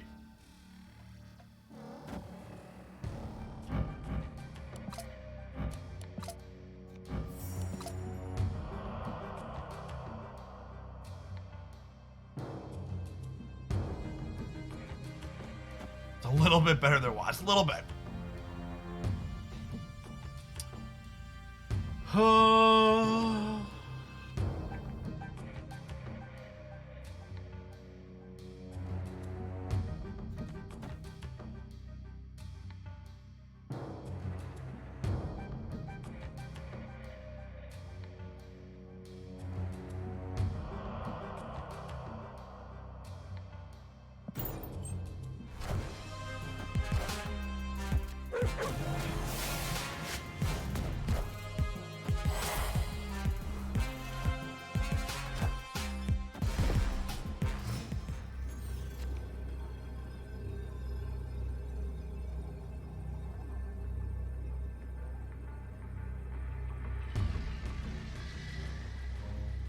I don't think they're gonna play two things mid. I think they're gonna move something in the lockjaw path and then slam two things there, and then Titania can win it. So this would definitely play out a few ways because we can all play to like all of the locations here. And perhaps maybe I'm supposed to commit my Titania to the left just to play for all three. It's possible because there's a chance they like play into the lockjaw path and then like they flip out bad ones anyways. Yeah, I think stewing on this more, I'm supposed to play Titania left. That's probably what I'm supposed to be doing here.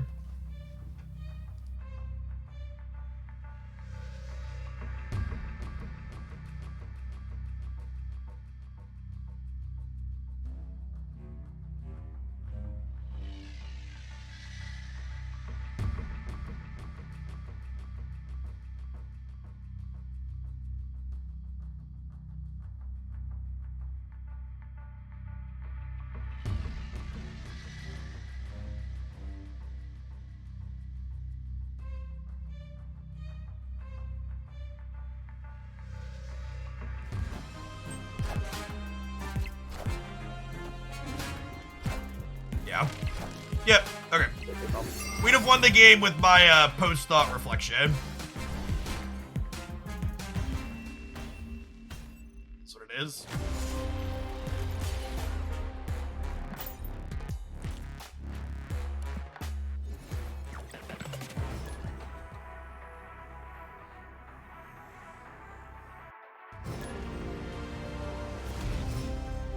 Titania mid could have won too, but again, this is a good teachable moment. You don't want to look back on that game and ask yourself, do I win the game with a play? The question you want to ask yourself is, should I have made a different play with the information that I had available to me at the time?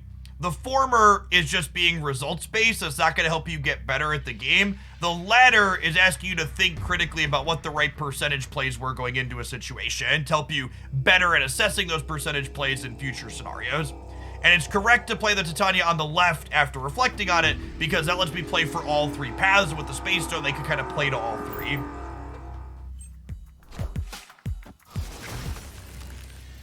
Sman them to start. Yeah, cool Sabu. The nowhere. See if we peel a sentry here would be nice.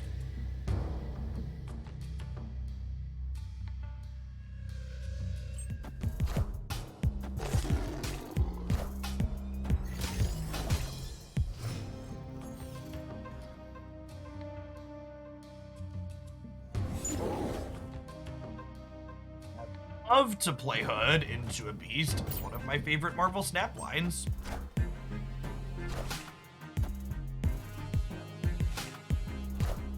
Yes, that's something I've talked about at length before when talking about Marvel Snap stuff. It is currently game theory optimal to wait until the last possible second to click end turn just in case you think of something better to do. And it would be really, really nice if they would not incentivize everyone to like wait to the last possible second to lock their plays in.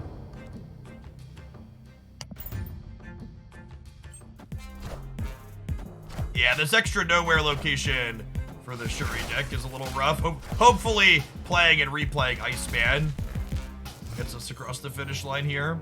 Oh, Electro, interesting.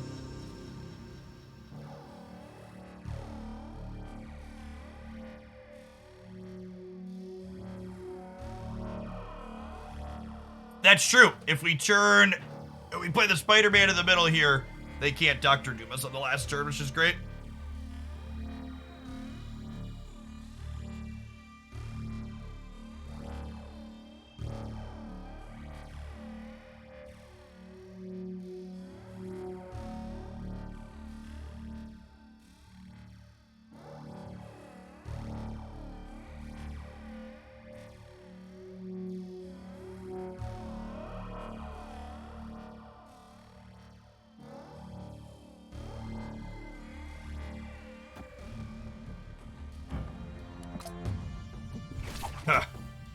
Okay, well.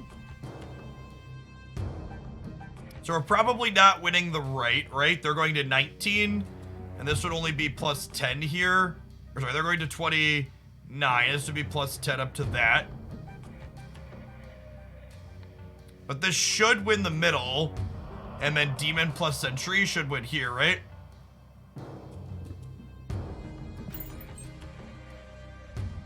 Friendly neighborhood Spider-Man here.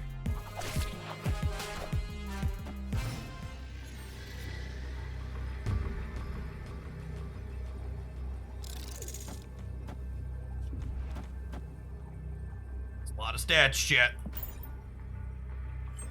They could have Claw. They could have Claw, you're right.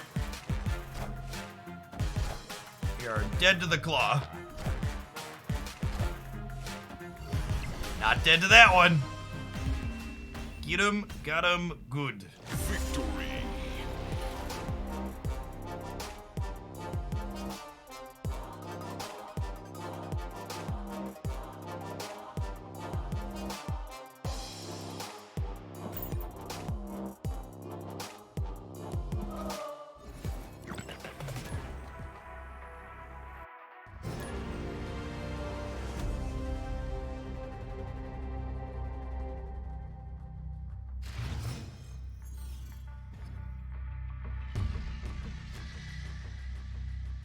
What token shop improvements might happen? We have no idea. They've not communicated anything about it.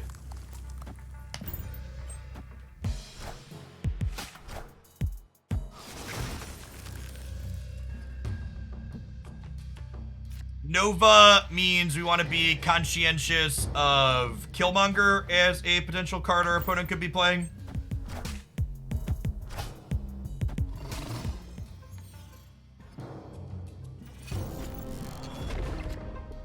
Nice. Again, just getting the Titania down here and picking her back up. Hey, thanks, Alex. I'll check those out tomorrow for sure. Appreciate you sending them over.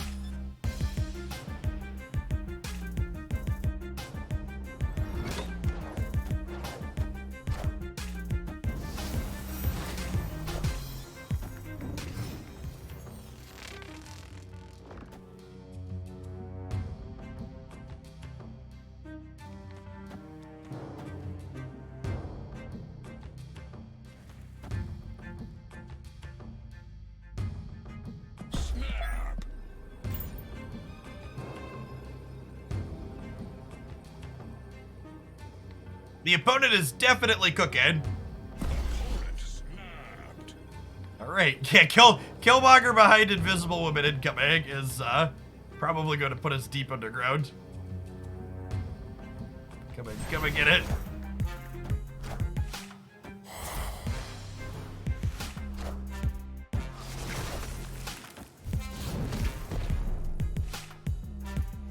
Was the snapback just the Shang-Chi for our expansion? It's kind of what it feels like, huh?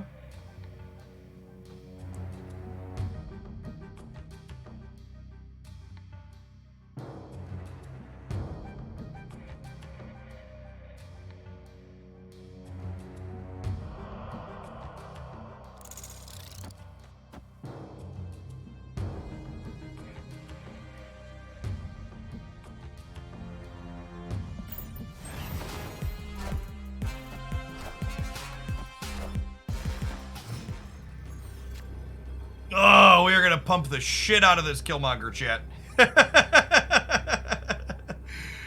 Oh, this Killmonger is coming for all of our lunch money.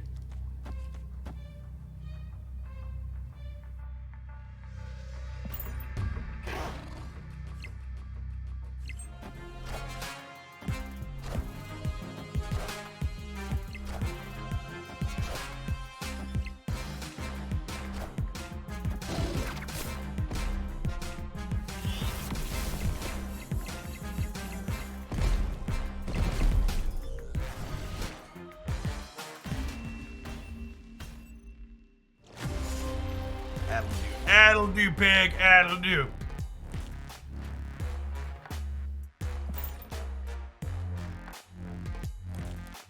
All right, chat. I have a Cub Scout meeting I have to go get prepared for. It's taking place in a couple hours, so I am going to go ahead and sign off for the day. Appreciate everybody hanging out. We had fun. We pumped some friends back up after we got pumped earlier today. Put some more cubes into the system. I'll be back tomorrow morning at 9:30 a.m. Central. We're going to be going from 9 to 4 almost every single day this week. Appreciate everybody hanging out. Hopefully, we'll have Master Mold in our shop at 2 p.m. tomorrow, and we'll be able to brew some and play some with him. I have every card in the game. In fact, I'm going to unpin this now so I don't forget. But I'm 60% to have a new Series 5 card in my shop, because it's either a variant or the new Series 5 shop. So fingers crossed, we'll be Master Mold gamers by this time tomorrow.